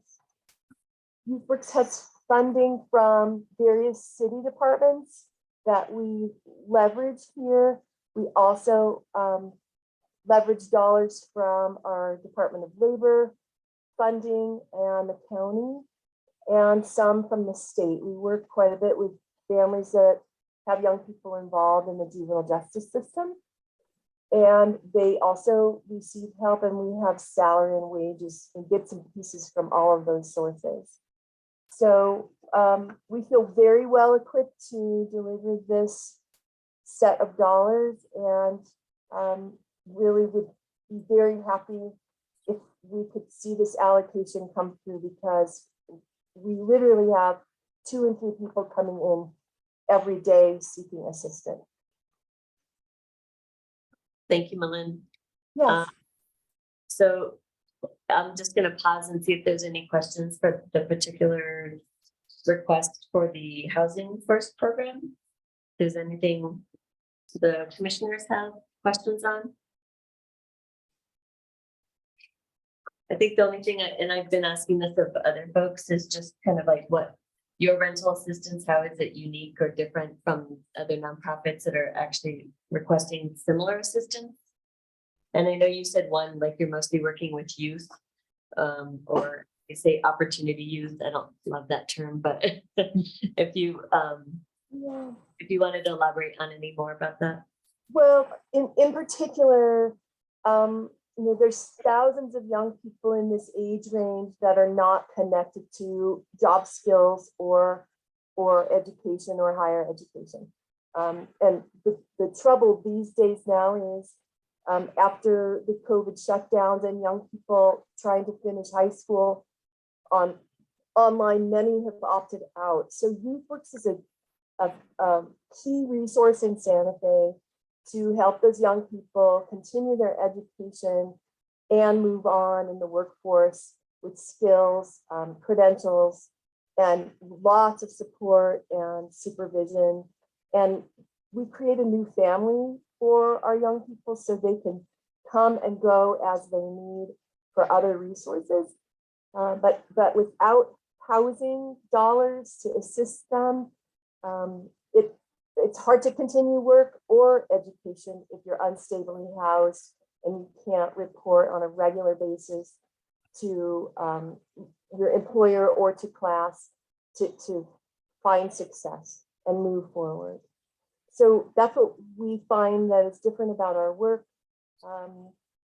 We are very proud of our work, and then we see, you know, the grandmothers and like you've heard probably come in and bring the teams that they're raising, and that those family systems are very rocky because they're giving resources to young people that they weren't planning on. So in that whole picture of an opportunity youth, there's many deficits that these dollars are the first dollars that help us stabilize them so they can bootstrap and move forward.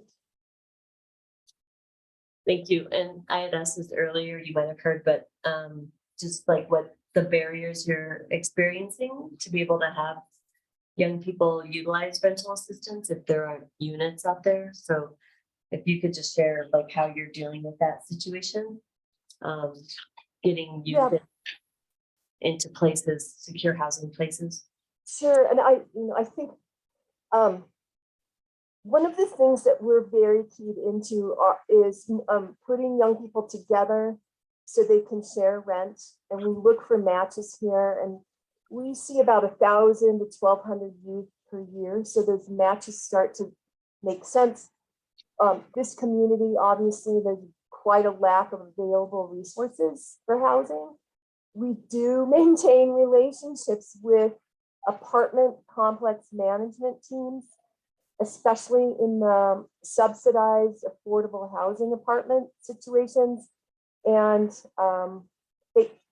because of these dollars, they often call us and say they have an opening coming in 3 weeks or in 6 weeks, and we can align somebody to take that opening because they know with these dollars that we can make that happen. Of course, we're screening everybody for their ability to continue to pay their rent going forward. We're very careful about not setting young people up for failure, but we do have our carefully honed partnerships with apartment management teams that span the city. And we know how to fill out civic housing applications and all the other ways to get housing and the trailer parks, and we've scoured this town. Great. Thank you. Yes. In the interest of time, do you want to go ahead and talk about the kitchen facility renovation project? Okay, sure. So YouthWorks is applying for community development block grant dollars in the amount of $158,000. We have realized over many, many years of training in culinary hospitality, workforce skills for young people to move forward in their lives in a labor market in Santa Fe that indicates the hospitality culinary sector as the highest job opening sector available, and it has been for years. Our culinary program has been leasing kitchens from other organizations and or commercial leases, and we are now spending about $70,000 a year in commercial kitchen leases. And we realized that in the building that we were inhabiting, we had the perfect opportunity to look at that building as a commercial training kitchen with an attached social justice cafe, to do all of our training, open it to the community to come see and experience our young workforce learning and serving and training. So we were able to leverage dollars out of the equity in that original building to buy an administrative building, and we moved about 5 blocks away last August in order to plan to renovate our original building at 1504 Cerrillos Road into a commercial training and production kitchen. This may sound crazy to you, but what has also happened since 2017 forward is YouthWorks became a key provider of meals for children and families that were low income through after school programs and other state-run subsidized food programs as the preparer, distributor, and server of those meals. And then COVID hit, and we became one of the major cogs in the emergency food supply chain here. And during COVID, we prepared and delivered 1.5 million meals. And we're still engaged as the meal provider for the homeless that are housed at Consuelos Place, which is the Midtown dorm campus. And we do meals every day for them, and we have been doing that since March of 2020. Our current kitchen situations cause us to have multiple transport vehicles on the road, multiple staff people moving young people to those kitchens and moving through back and forth. It's just become untenable, and we were planning and looking forward to a restaurant opening that we could potentially buy, and the best option has been to convert our own building that we own into what we need.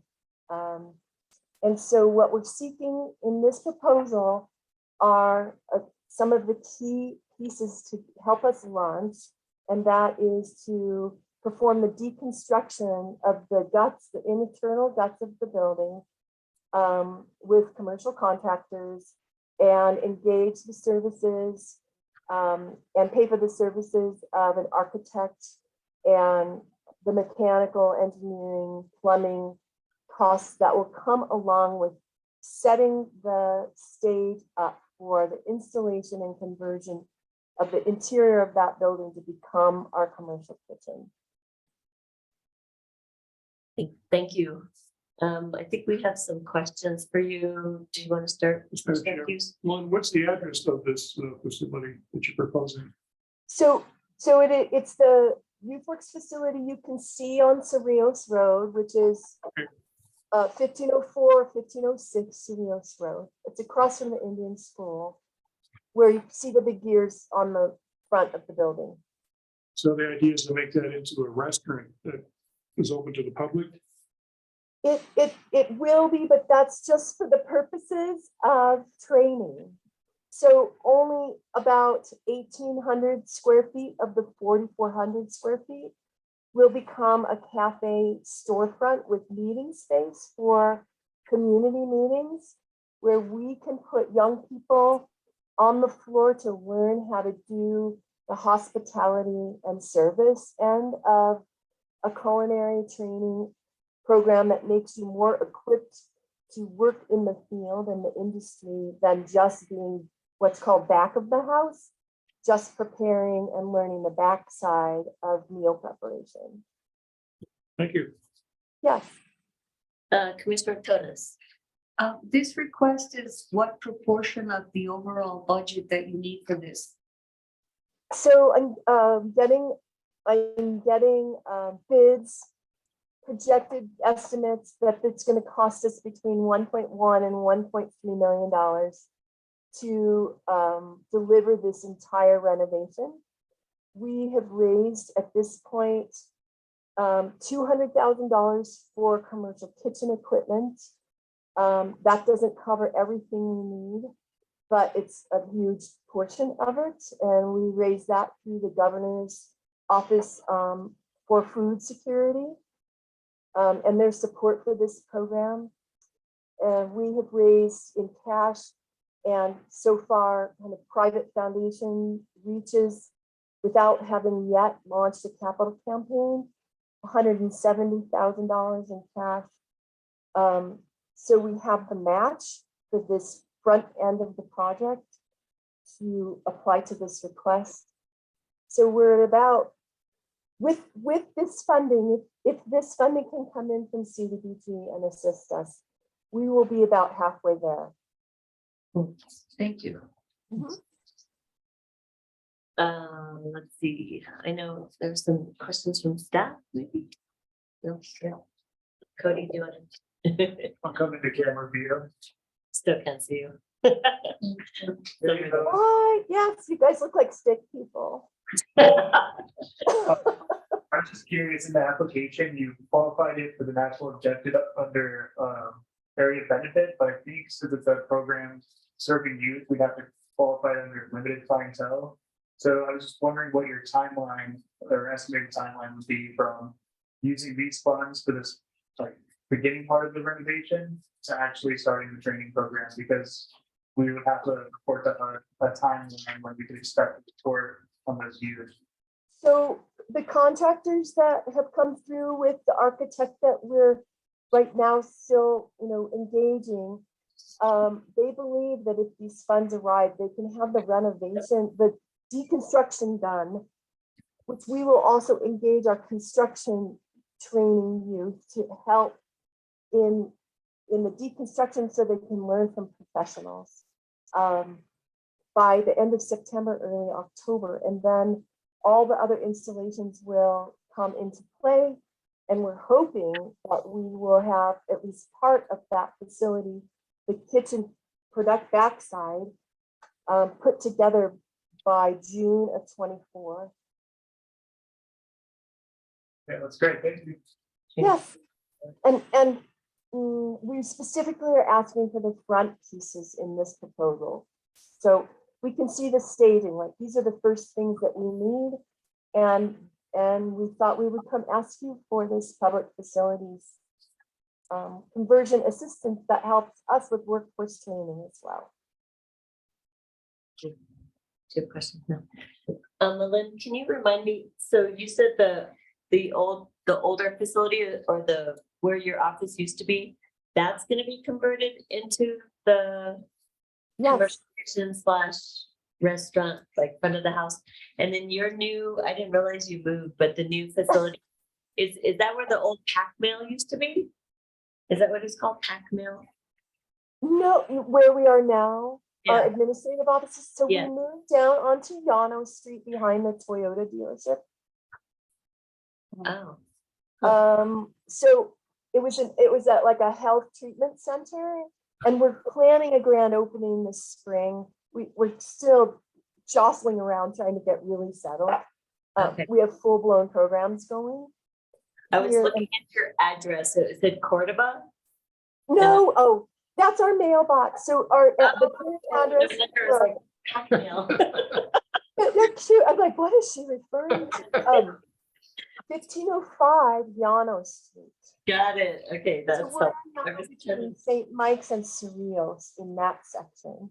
Good. By the budget rent a car, right on And then- that little section of Llano Street. All right, that makes more sense. I just want to clarify, you said you were using commercial kitchens at Rancho de las Golondrinas, and where was the other place? You didn't mention. It's a commercial building on Camino Carlos Rey. And it's a 700 square foot building, but we needed a kitchen in town because moving food, if it needs to be hot from all the way out from La Cienega, is very difficult and can become unsafe if the timing isn't right. So, and the number of young people that want into this program is growing and growing. And so we projected serving 80 youth through this program per year, and it could be even more than that. Right now, we're able in those two kitchens to serve about 60 youth. Right. And they stay for 3 to 6 to 9 months, depending on the level of training that they need with life skills and all of the other things that they come presenting. Good. And you looked at other commercial kitchens that just got constructed or built to see if there was any possibilities for them? We have searched this town for about 4 years. Before COVID, we had commercial realtors showing us. And there's just nothing that fits the kind of thing that we want to do. And we actually even looked at buying raw land and building. But then we realized we have this gem on our hands, and we used the equity from that building to buy this building. So we're not in a precarious financial situation at all. We moved into this building just on the equity and have very low mortgages. What's costing us are our kitchen leases and all the transportation and risk and vehicle use and insurances on those other facilities. Right, that makes sense. I see John raising his hand. Thank you, Malin. We're at time now, but we appreciate the information and the work you do, and thank you again. We'll see you soon. You're welcome. John, did you have one question you want to unmute? Oh, sorry. Madam Chair, if I might, thank you. Sorry, you're in this like little square that I can't see at the top, so I'm sorry. Oh, yeah, you've got it on speaker view, sorry. Yeah, so the question that I have, in the outline, it says YouthWorks will conduct deconstruction and design to convert its nonprofit owned facility. So I get that. So is the funds that you are requesting for deconstruction or demolition, or is it Yes. for design fees? Both, because we can't get permitted without turning in designs to Correct. move forward past getting the demolition permit. Correct. Yeah. So would the majority of the 158 that you're requesting go towards design fees or demolition? What's the percentage or? So, let me answer that really quickly. Demolition came in from the bids at about 38,000. I believe the design fees are 80,000. Okay. And the mechanical engineering came in at 40. Okay. All right, great. Thank you. Okay, thank you so much, everybody. Thank you so much. Thank you. Thanks for everything you do and helping the community.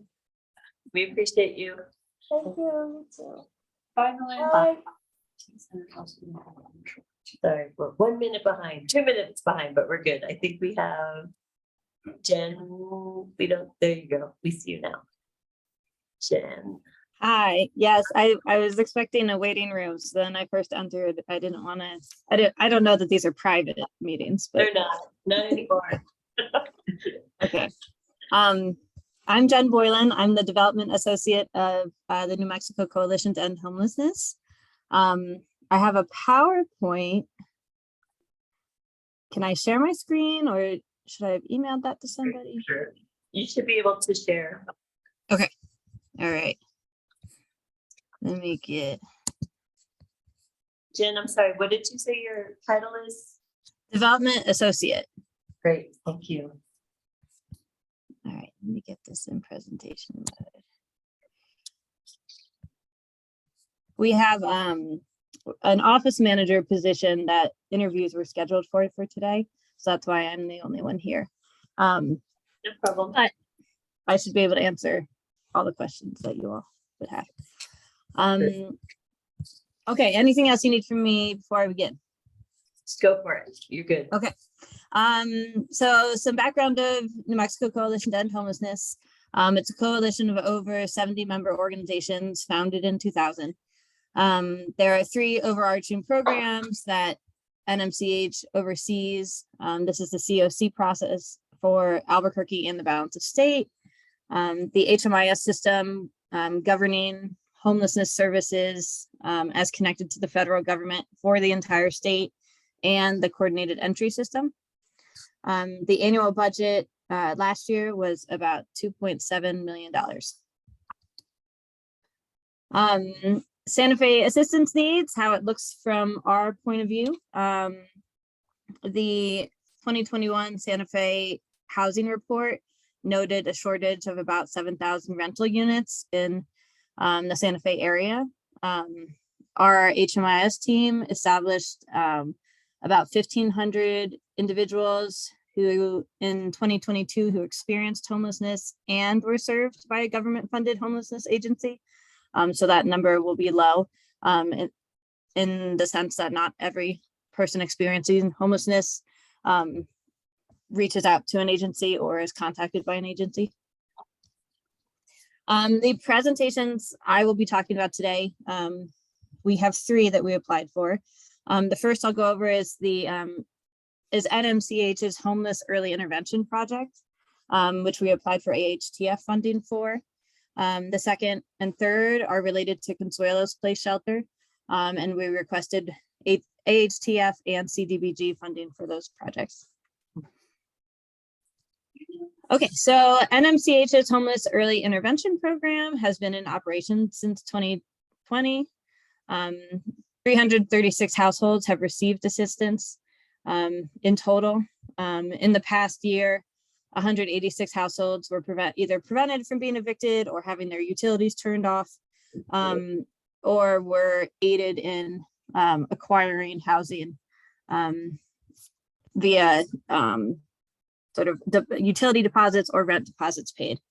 70% of these households fall in the extremely low, less than 30% AMI category. The AHTF funding request for this project is the same as in prior years, is $250,000 as a flexible fund. And this covers rental assistance, deposits, arrears, utility deposits, arrears, and emergency temporary housing. Let's say motel stay while housing is being readied and won't be available for a week. Flexible items like that. The goal of this flexible fund is to either obtain or stabilize housing for households earning less than 60% AMI. The timeline, this project is already in operation, but this new funding request would be for June 1, 2023 through May 30th, 2024. 25,000 of that goes towards staff support and 225 towards direct assistance. Assistance needs vary widely by clients, but in the past, applications, if we assumed $1,500 went to each household, again, though it varies widely, that would enable us to assist 150 households in a 4-month period. The additional funding for this project is through the State of New Mexico Linkages Program, HUD COC program, and clients' own funds. So sometimes clients are able to contribute toward whatever we are supporting funding with. This is also a list of this program's partner agencies, though NMCH is open to, it's always looking to connect with other partner agencies. All right, I'm going to move on to Consuelo's Place. Should we talk about this program or should I go through all three and then we talk yet? We're fine with you moving forward since you have a presentation. Okay. So Consuelo's Place Shelter, or CPS, provides emergency shelter and services for homeless clients, and also quarantine services related to COVID-19.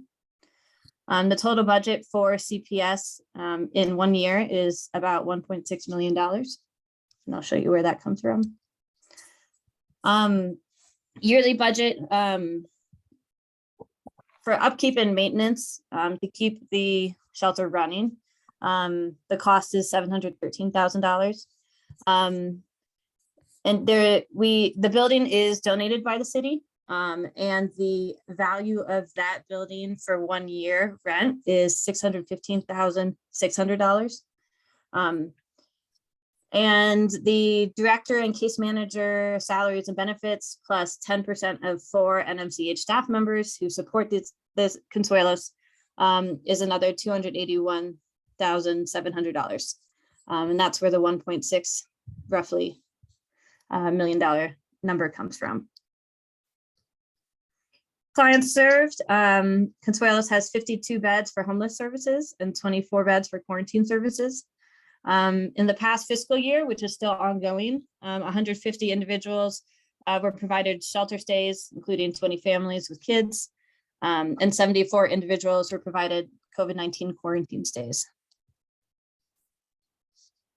These are current program partners. They're also listed in the application, and Consuelos is actively seeking out other partners to help with case management and other services.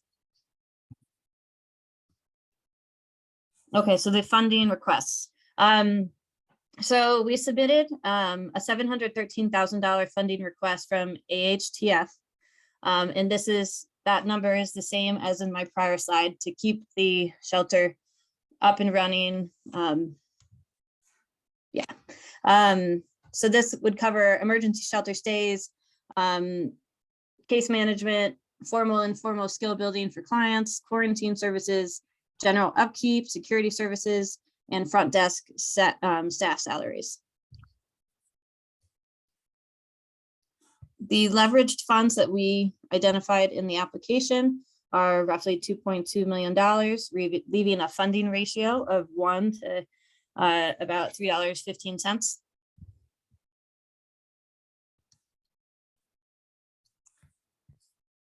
Moving on to the CDBG request for Consuelos, what we requested in the application is coverage for Consuelos executive director salary and benefits, 3 full-time case manager salaries and benefits, and 10% salary coverage for the 4 NMCH staff members who work on Consuelos items.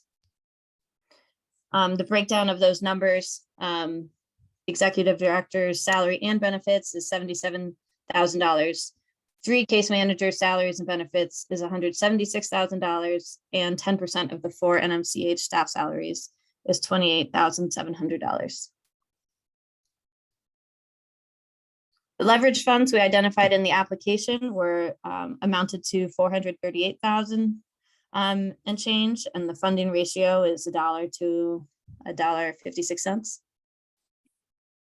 And the Consuelos meets the CDBG national objective in terms of benefiting LMI persons or households, eliminating slum or blight by providing a safe shelter for clients, and addressing an urgent community need that threatens the health or welfare of residents, which the lack of housing causes.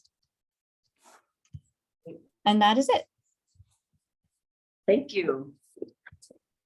I can stop sharing, or I can keep it up if you want me to return to any slides. Maybe stop sharing so we can see you better. Sure. Maybe you can see us, I'm not sure. Let's go ahead and we could start with the CDBG requests. If anyone has questions specific to those requests,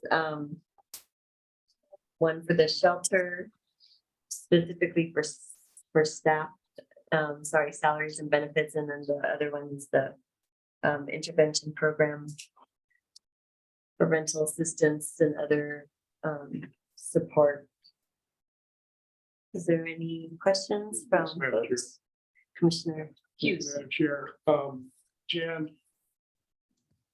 frankly, we have a big amount of requests with CDBG this year. If we would be able to provide you a haircut, what would be the least? Well, let's not talk mohawks, let's talk a trim. What would you be willing to look at that we could foresee? So we have a new executive director and I am somewhat new to my position. So there's some confusion a little bit with our CDBG application. So I'm not surprised by your question. And this is why I broke it down into how much each like set of individuals would cost. So the executive director is the most important person, in our list for that application, and her salary and benefits are $77,000. The case manager salaries, because there are 3 individuals, is a bigger chunk. So if we could not get all of the funding for all 3 categories, let's say, it would be easiest or simplest if we broke it down by category. So covering the executive director or covering the case managers or something like that. That's very helpful. Thank you. And just to clarify, part of the Affordable Housing Trust Fund request does cover staff, that's front desk staff salaries and benefits specifically. Yes, so those are, hourly, mostly hour, I don't think anybody is salaried. Maybe the office manager, but it's mostly hourly wage employees and security employees. Great. Let's see, any other questions we have? I've been asking kind of this question about rental assistance, because that's one of the pieces of your request. And if you could just elaborate what makes your rental assistance different or unique than some of the other nonprofits requesting similar assistance. And is this in relation to the homeless early intervention program or Consuelo? Yes. Okay. The homeless early intervention program, what makes it unique is because it's so flexible. Lots of programs and lots of funding have a lot of restrictions or are tied into what they can fund. Sometimes even some sources of funding have housing restrictions that require the front door to the unit. Is there space in any gaps, around the door that needs to be fixed before this funding could go toward this rental unit? Whereas the homeless early intervention program really fills the gaps toward a client's homelessness, like their homelessness and achieving housing. And those gaps, occur in a variety of ways. Some clients could get new housing, have new housing set up, but can't turn utilities on because they have a water bill And they used to live with other individuals, and the water bill was run up after they left that unit. So it's not even their water bill, for instance. But that is the only thing that is stopping them from getting a new unit. So the flexibility is critical, and it's so critical that we're looking into finding a similar type of funding for Albuquerque, because that flexibility is not available currently to homelessness services in Albuquerque. And I guess maybe I should frame it differently, like, how are you differently poised to distribute those fundings sources, that assistance funding versus another organization? Because we get a lot of requests for this kind of support rental assistance. And I guess I just want to know what distinguishes you from other organizations doing the same thing. Sure. So NMCH's team, because it's the head of this coalition, is in contact with member organizations around the state and in Santa Fe. And our staff members are essentially become experts in what services every organization does provide. And so a shelter may have a caseworker, but our staff members sometimes act like superhero caseworkers, if you will, or because they are in contact with all the necessary folks in the relevant agencies around town. So that is one way that we are different. Now, we also have a new executive director, and so we are looking for additional ways to publicize this fund. And that's something that we're considering to try and make this as widely used as possible. Madam Chair. Yes, sure. Same question. We have a question from Alex Ladd. Alexandra. Hi, Jen. I'm Alexandra. I'm the director for the city's Office of Affordable Housing. So I'm going to ask the same question, but in a slightly different way. If somebody calls my office because they think we provide housing, and so we get these phone calls, or they think we're the housing authority, so they tell me I'm about to be evicted, I can't pay my rent, and I say, oh, call the coalition and see if you can get some emergency rental assistance. And then I hear back, they said I wasn't eligible. So what criteria? You've got to be using some sort of criteria to identify the target population you're serving. Is it just like they seem like they might lose their housing, or are you really, how are you documenting that person meets your program needs or meets your program criteria? So that's a good question. One criteria I know is that we, for now, only provide assistance to a household once a year. Because sometimes folks are return clients, and figuring out that's sort of like a restriction we have that is getting rethought, I guess, or reconsidered. Showing some state. So the number of clients that are served, we have some mechanism that is checking for how much, how they're fitting in the AMI scheme. I don't know what we require individuals to submit, and that's probably because we don't have a single requirement, because sometimes low-income folks have a variety of, I don't know, like a tax return isn't necessarily the easiest thing for everybody to provide, or so I think it's, go ahead. I'm sorry. I'll clarify just a little bit. You have to follow some kind of income certification process under state law. So and I'm sure your staff is doing that, and I'm not so concerned about that piece. But what I'm concerned about, and I use the word concern, I mean, what I'm interested in, I should say, is how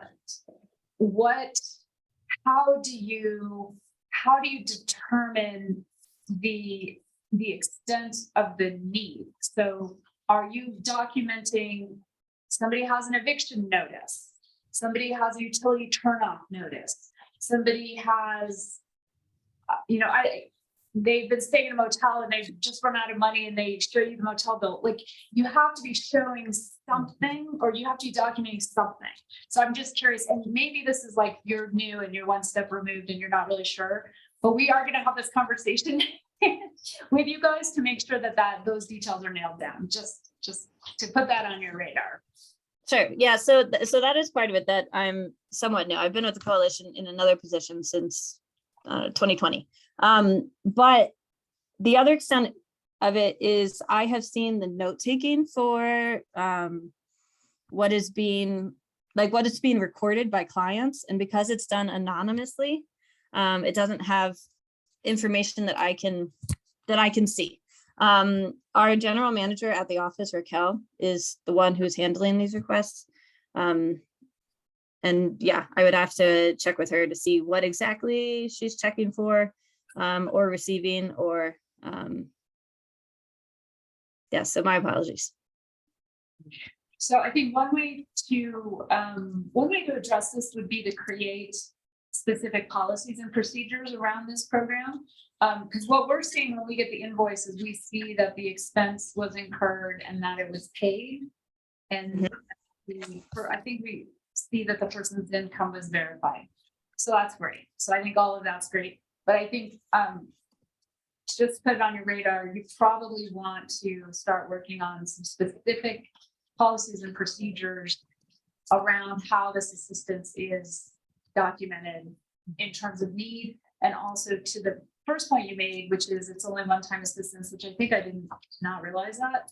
How do you change that or extend that for extenuating circumstances if somebody has them, and how do you define that? Like, you need to pretend like, and I think you're probably in a good position to do this because you are relatively new to the position. So you have to sort of pretend like a new person's going to come in tomorrow, and you want to be able to hand them something so they can keep running the program, right?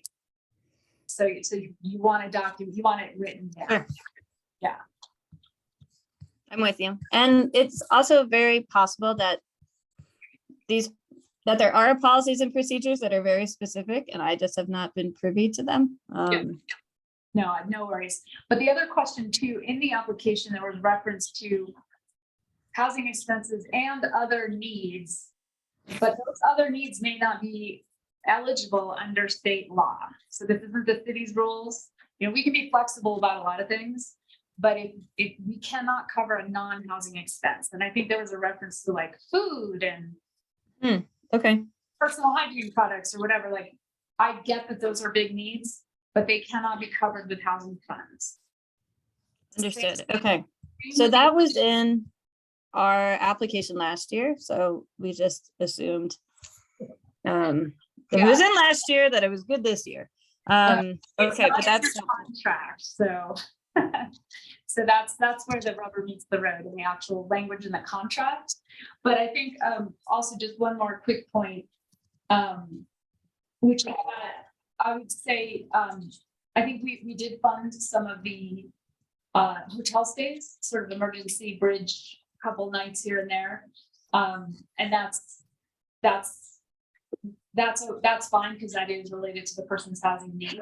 But we just need to be able probably, I'm not sure how we handled it last year. We'll look this up. But anyway, I just wanted to differentiate between an emergency hotel stay, which is a housing need, and food and other things which are not housing needs.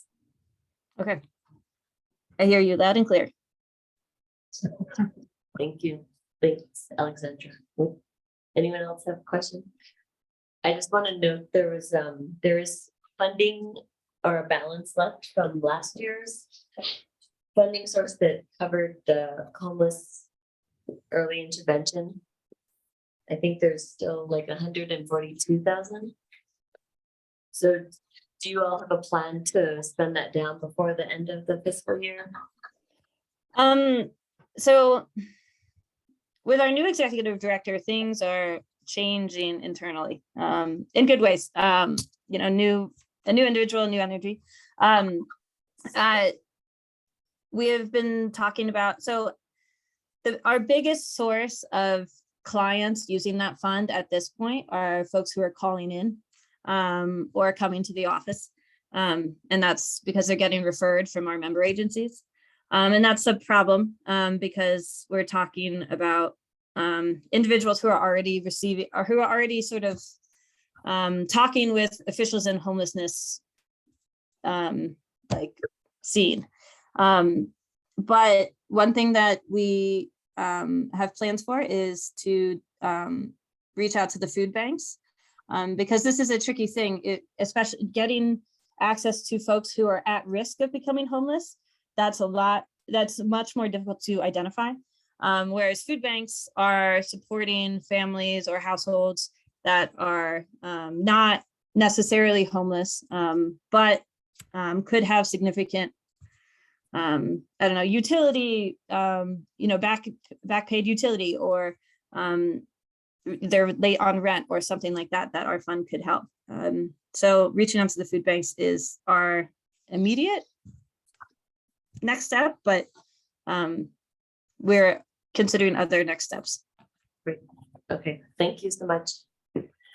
Let's see, any other questions from the commission? No. Commissioner Padilla, no. All right. I think we're good. Thank you, Jen, for your time and your presentation. And we look forward to connecting in the future. Thank you all very much. Thanks, Jen. All right. Let's see, we are at our break time. And then we get to do fund deliberations. Can I open these? Are they too much? Yeah. It's like so dark. No, I know. I think once now that we'll only be looking at it. So do you want to stop the recording? We do have one item. Yeah, we do. Oh, that's right, we do. Oh. Oh, yes, thank you. Thank you. Cody for keeping us on track here. Thanks. All right, when we get to our agenda. Superhero Holy. Yes, Favorites for couples. all that.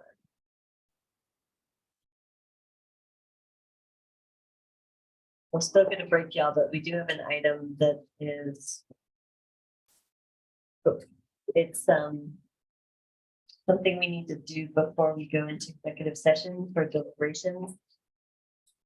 So, so we finished our applicant presentations and we're on to 5E, which is recommendation for the use of carry forwards and other reprogrammed funding.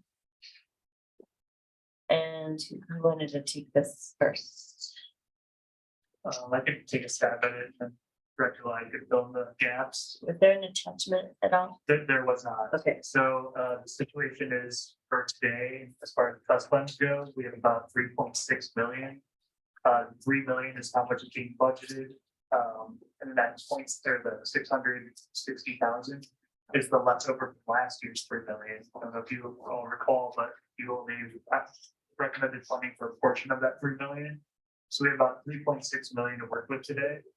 We also have lien payoffs and payoffs from the fee and the and I guess there's a policy change this year where it used to be that those funds would go into the trust fund and then they, I guess, take from general fund to round it out to 3 million. But now it's 3 million and then those funds are in addition to, so we'll have more money and it's looking about 800,000, but there was a bit of some complications and like the deposits, and we're still working on handling down that actual final amount.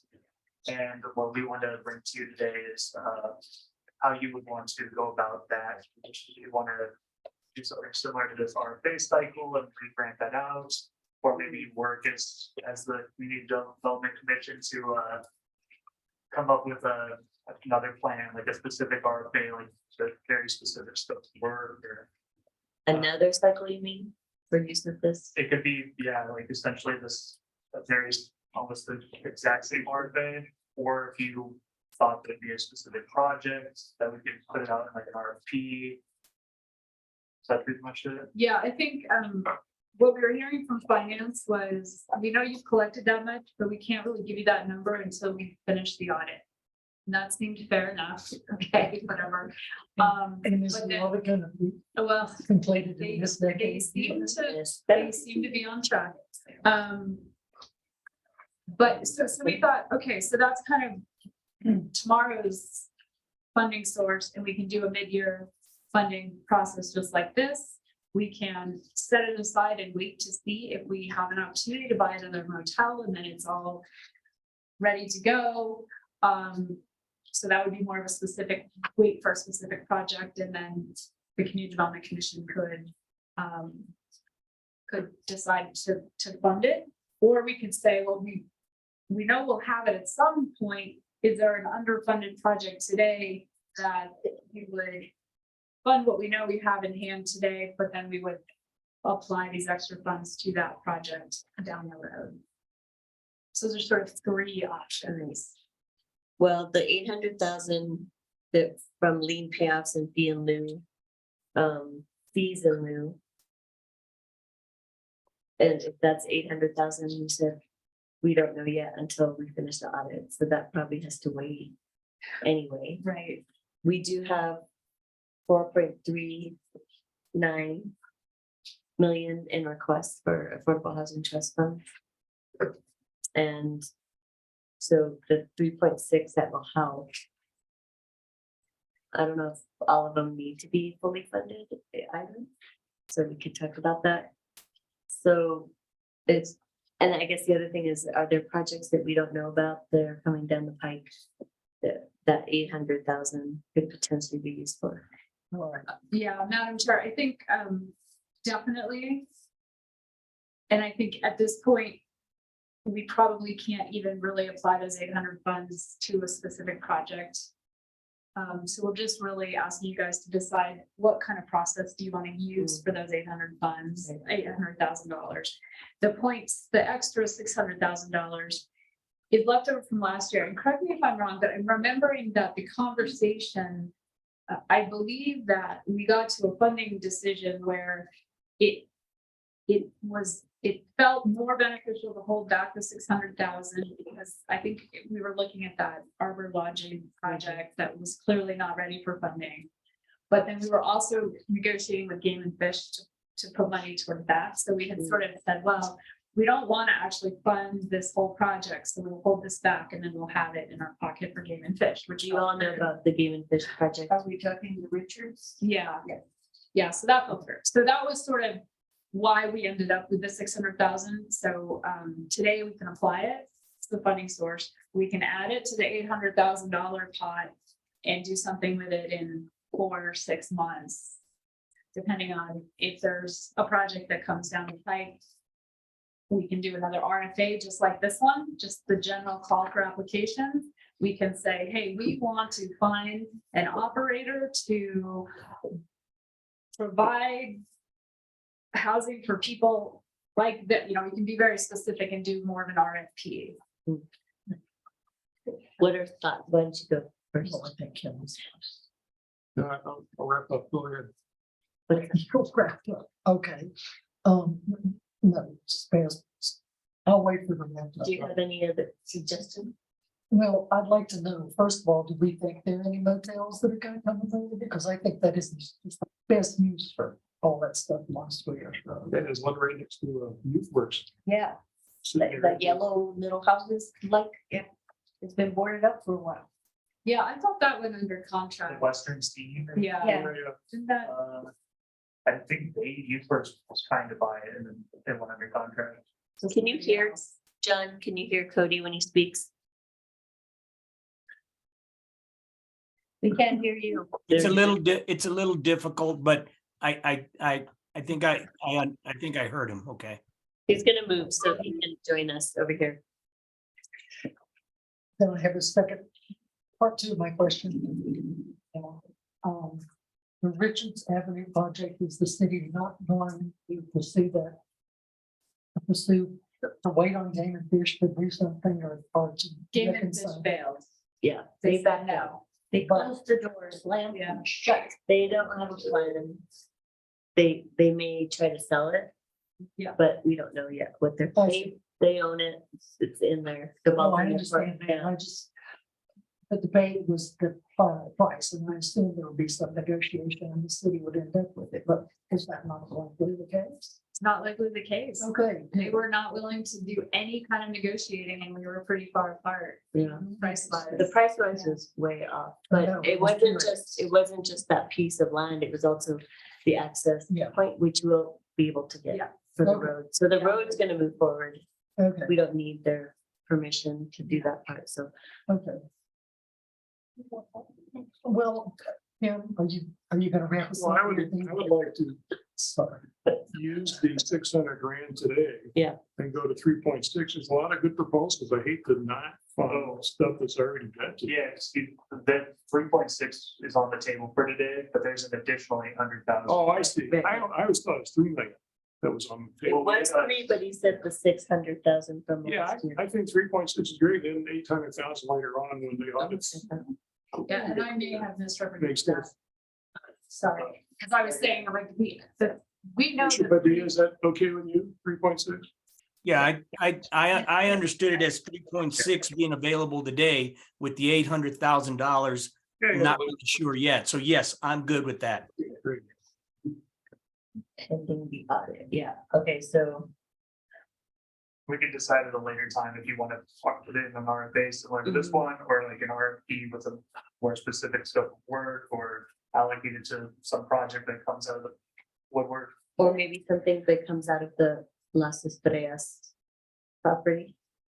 That we designated as affordable. It could be a number, and it could be a lot of things.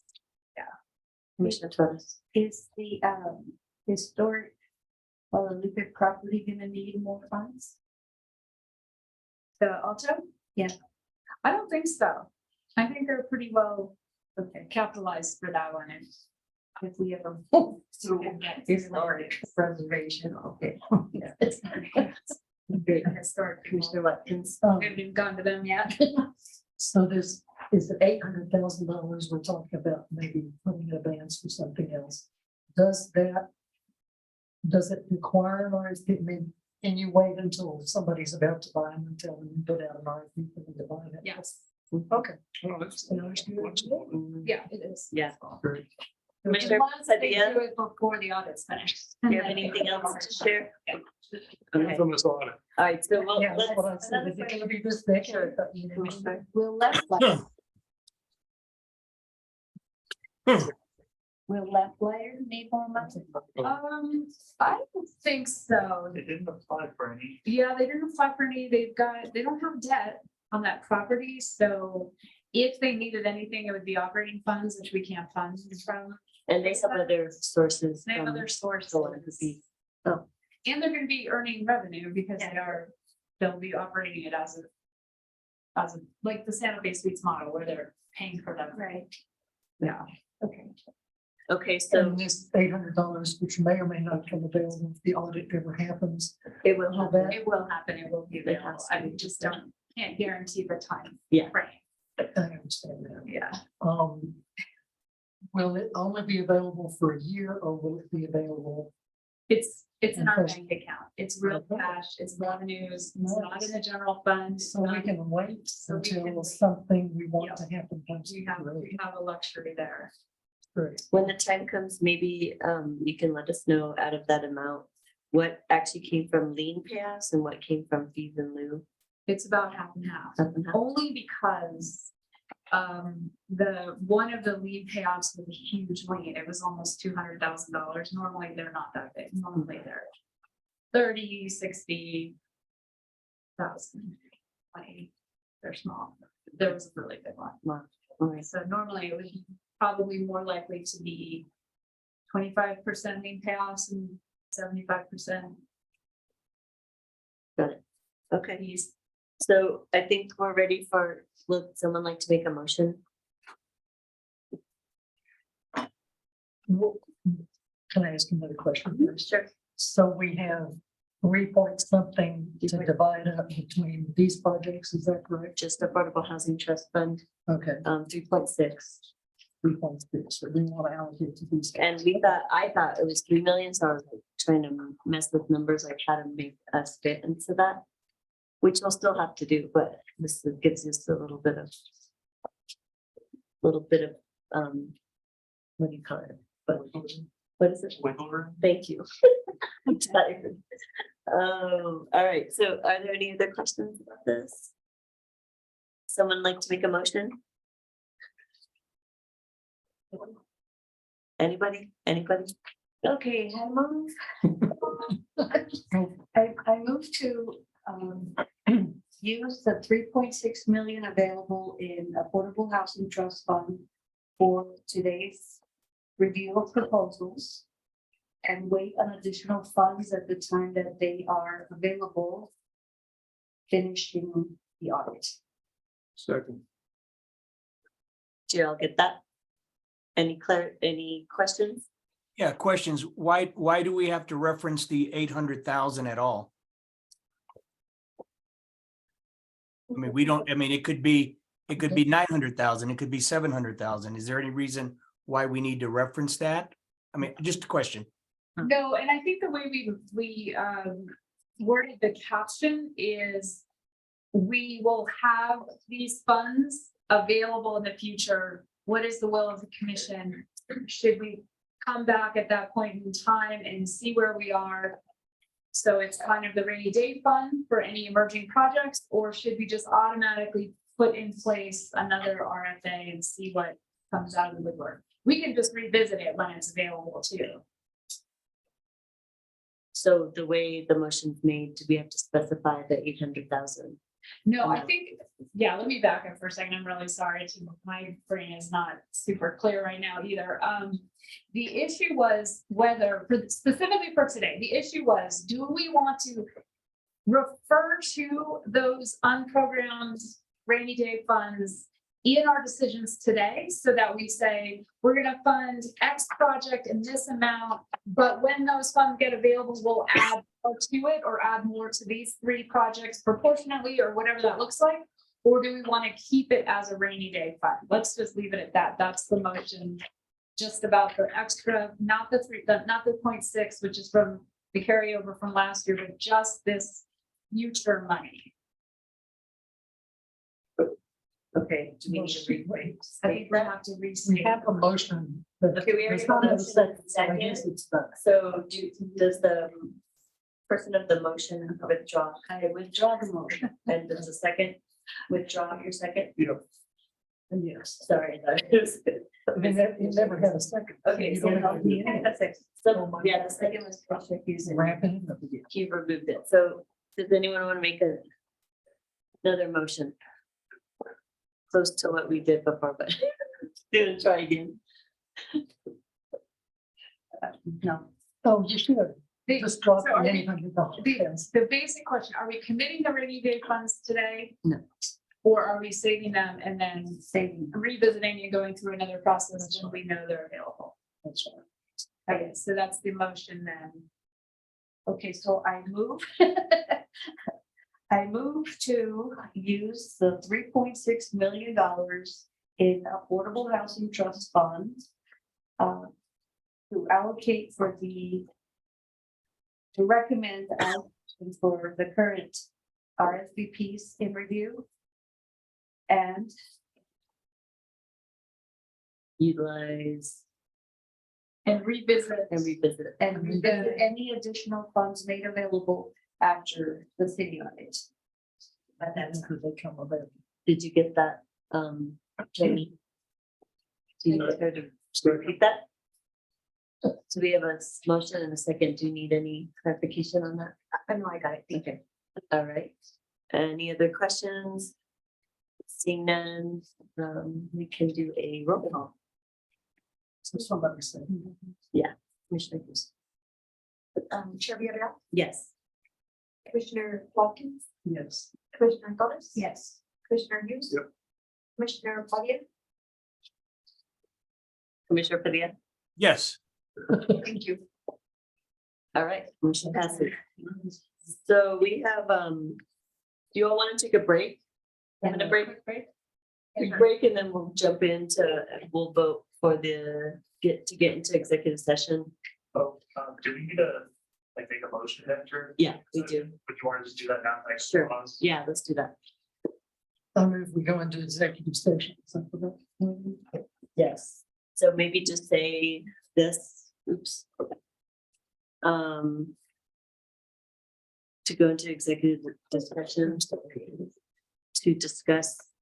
Somebody needs to say that, they can read it, I can't read it. You know, someone say it, because we have to say. We need to go into an executive session. To discuss the contents of competitive applications and funding recommendations for 2023-2024 program year. What you said. So moved. So we get a motion. We have a second. Any other questions? No. All right. Can we get a roll call? Yes. Commissioner Watkins? Yes. Commissioner Thomas? Yes. Commissioner Hughes? Yep. Commissioner Padilla? Yes. Thank you. Excellent. Thank you. All right. Okay, go ahead. I move that we move out of executive session. Second. Okay, we have a motion and second. Can I get a roll call, Tony? Yes. Mayor Villarreal? Yes. Commissioner Watkins? Yes. Commissioner Thomas? Yes. Commissioner Hughes? Yes. Commissioner Padilla? Yes. Great. Okay, so now we're in on item 7, executive session action items. The first is 7A. We'll have to vote separately or to have 2 separate votes for item A and B. So item A is make funding recommendations for the Affordable Housing Trust Fund as proposed in responses to RFA number 23-39-R. And there's no really discussion here.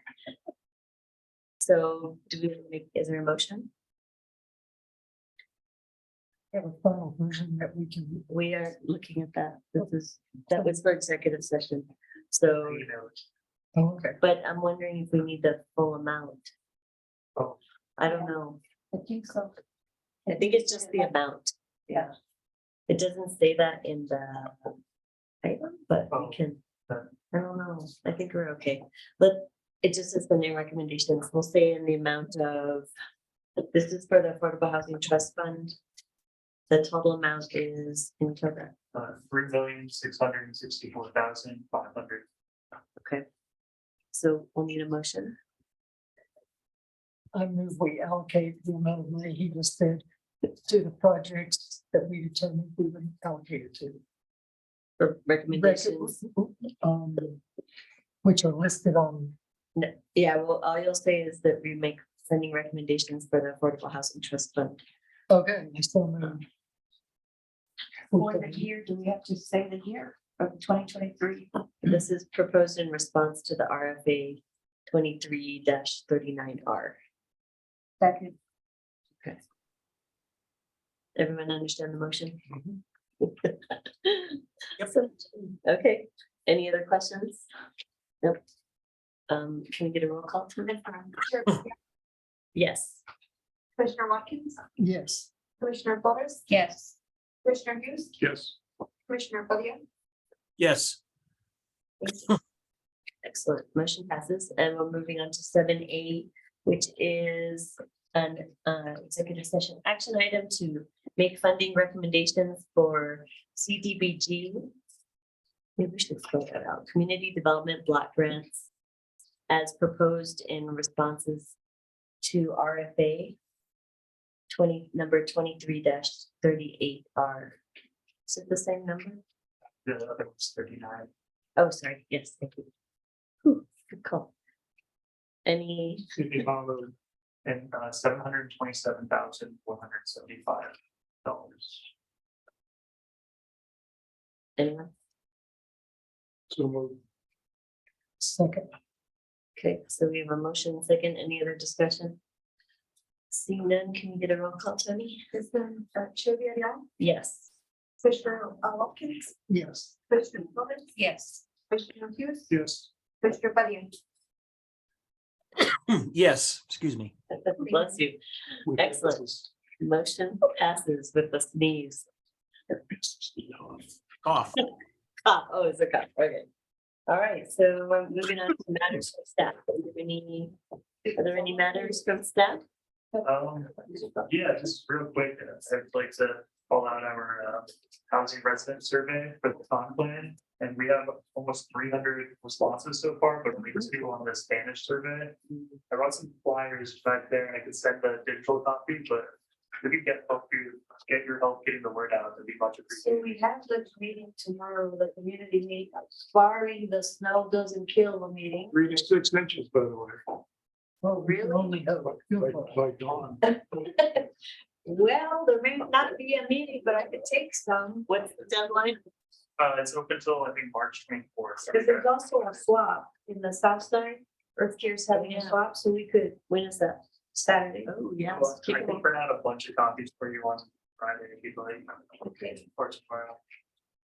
Well, tomorrow I'm gonna be at the rail yard.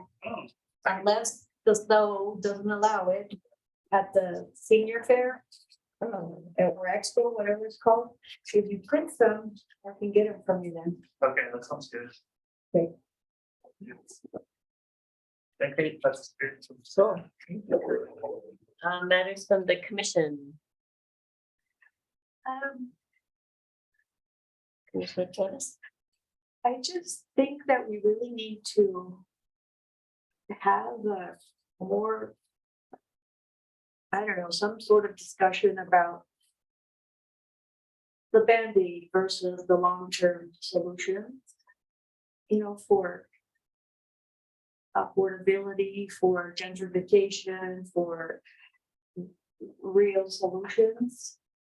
And maybe we have to have a meeting with some of the funding, the private foundations or something, you know, to really, we have to bring other players to discuss what we face every year as a commission with limited funds and not enough bills. Sounds like Alex is having that conversation with the philanthropic community. But maybe they need to hear from the commissioners that sit on it. I don't know. I mean, it's something that I've been thinking a lot about. Maybe they give presentations on Yeah. what they are. Kind of their vision about supporting Right. homelessness and affordable housing, because Santa Fe Community Foundation is doing more in that area, and so is Ancorum. And there's other players that it would be good to have maybe a presentation. So maybe Cody, you can note that, since we have been having presentations, but not like what, this year yet? Have we had one yet? This year? Not yet. I don't think so. So maybe some ideas of other topics that I think would be good. I'm curious about what Ancorum's focus is now.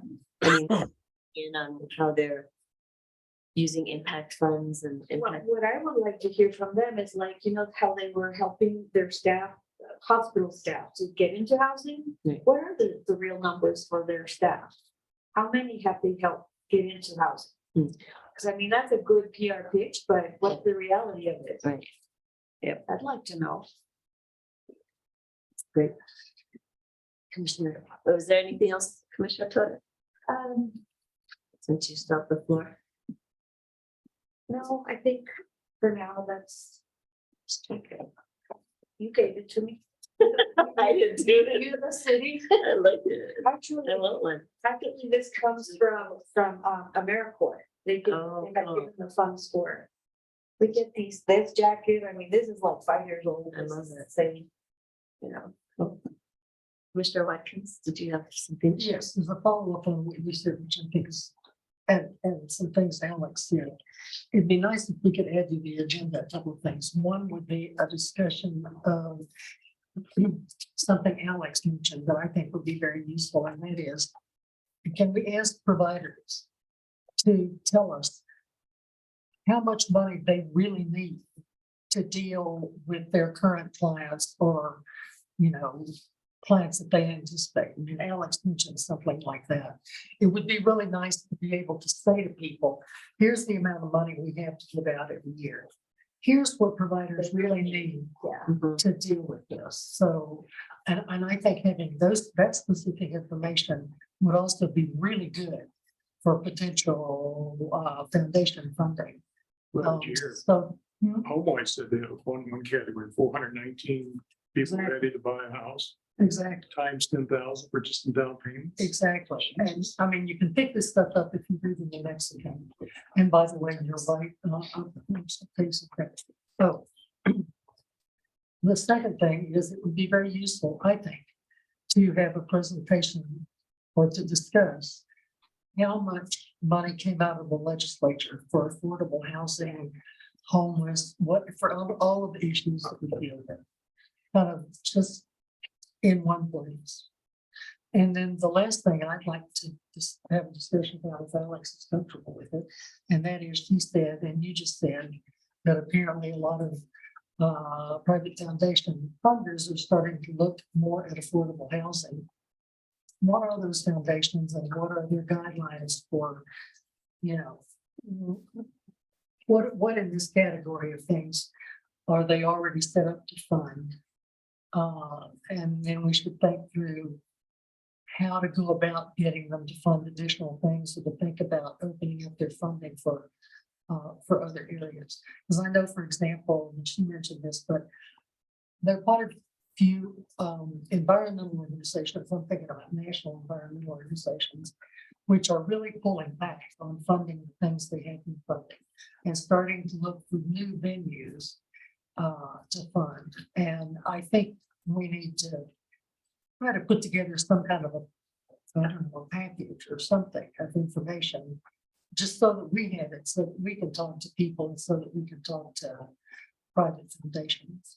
I think the other, if I may, that we don't usually talk much about housing for Native communities. Is that a conversation that we need to be having? And I know there's a separate pot specific to them, but there's natives that are not on the reservation. So how are we helping them? Also, I think we should be asking the recipients of funds, how are they ensuring that they provide information in whatever language is needed of the people they're serving? It could be Spanish, it would be Guedes, it could be a whole bunch of other things. I don't really know how many Afghanis the city has, but gotta be able to support all the new immigrants that are coming and ensuring that they understand what's offered, what's available, how to access it. And I think we really need to put that in our RFPs, that we want to know how are they reaching language specific communities.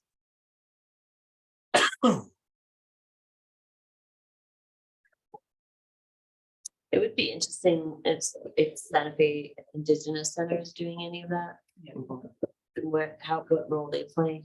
We could ask them for a presentation. And what do they see the city's role in helping them mitigate some of those? Well, I'm surprised they don't apply, but I don't think they do housing stuff, but yeah, maybe they're not I think they actually utilize service providers now. But that language barrier, maybe there doesn't. All right. I think you got it all. Anything else from members? What? I don't know if anybody else is interested in this, but I'd really like to have discussion about why we keep building the same old kinds of housing that we have always built when young people are not looking for big houses. I mean, this appears in the newspaper here and elsewhere. Not really, they don't want to have cars. And they're looking for big houses. And, you know, the idea that we all want these big 15, 18,000 square foot houses, and we all really want to live in a mansion, it's bullshit, you know? Well, I mean, the general plan is going to be updated. That would be the time they have the kind of conversations. yeah. It has to happen. Right? You're never going to I vote would for think it one has to. again, I hear. What? So Say what? our chairwoman's not going to vote for any more R1 housing. Yes, congratulations. Congratulations. There are about 5 things that we ought to never see ever again, and in the county as well. That's a start. But anyway, I think that would be an interesting discussion, because I feel like we're building for the market in the past. We're not building for the market in the future. I mean, if Santa Fe wants to really be, focused on the future, that's one of the things we need. Well, you'd have to ask the building community about that, because I think there's ways that the code allows for different types of and designs of housing. But, I wish we could see more like what they call cottage style homes where you share a common space in the middle, and then you are kind of in a clustered. You can get R1520 out of that. Nice. I know, but you don't see that much here at all. And I just remember like living in Albuquerque during college, and there's just so many they're older housing stock, but there's a bunch of examples of that There's courtyard style. housing. There's Courtyard, what did you call it? courtyard housing. But not like the way we're doing where there's apartments surrounded by this like green space in the middle. We're talking about like an actual space that makes it, connected to the people you live. Well, it's like the senior development by the river. There's a common kitchen there where they have meals. All right, I'll host it. Come on over. That's right. You're where you live in Commons is a great example. That's right. Commons. Yes. Well, I mean, that Commons used to have chickens. Do they still have a chicken coop? Yes, we do. See, they have everything there, and they share meals and But people. that's about the Commons and the senior Where's the address? by the river. Yeah. I There's think those are there's the three only two. causes in town. So anyway, that's a lot to figure out, but I think we've covered. Anything else, John? No, I think the comment of large houses and where we're at right now. Many of my colleagues survive on the large residential development that basically houses two people. I'm guilty of it. I've completed one that was over almost 5,000 square feet for two people. Yeah. We had to do a lot of design elements to it. We did go solar. We had other reclamation, water reclamation things and so forth with it, but the more dense, what you were talking about, Counselor, is, more dense planning, more dense communities and so forth. The minute we start bringing those kind of projects forward, the community goes up in arms against it. So it's just, and now good dense development Yes. is even good dense development, the community goes up in arms about it. So it's kind of double-edged sword.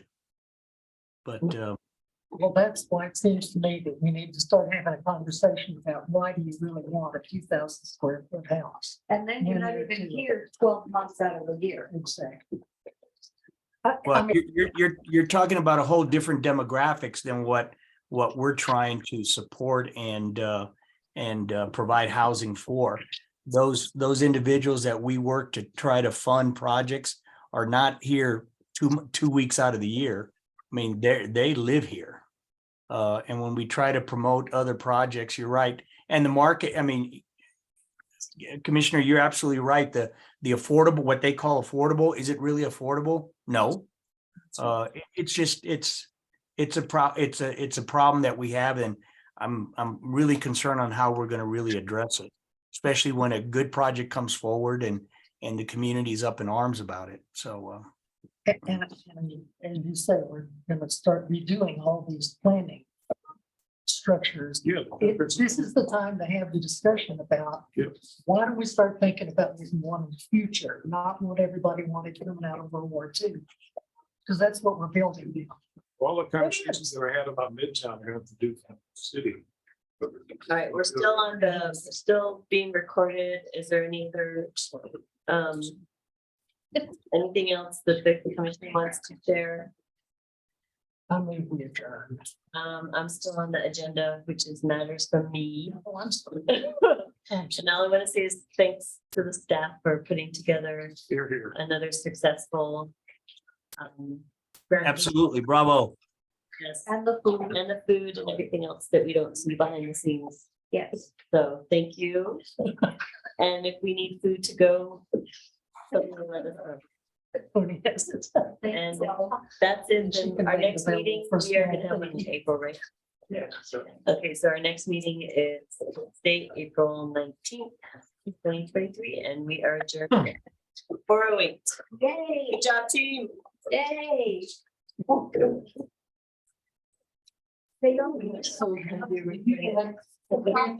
John.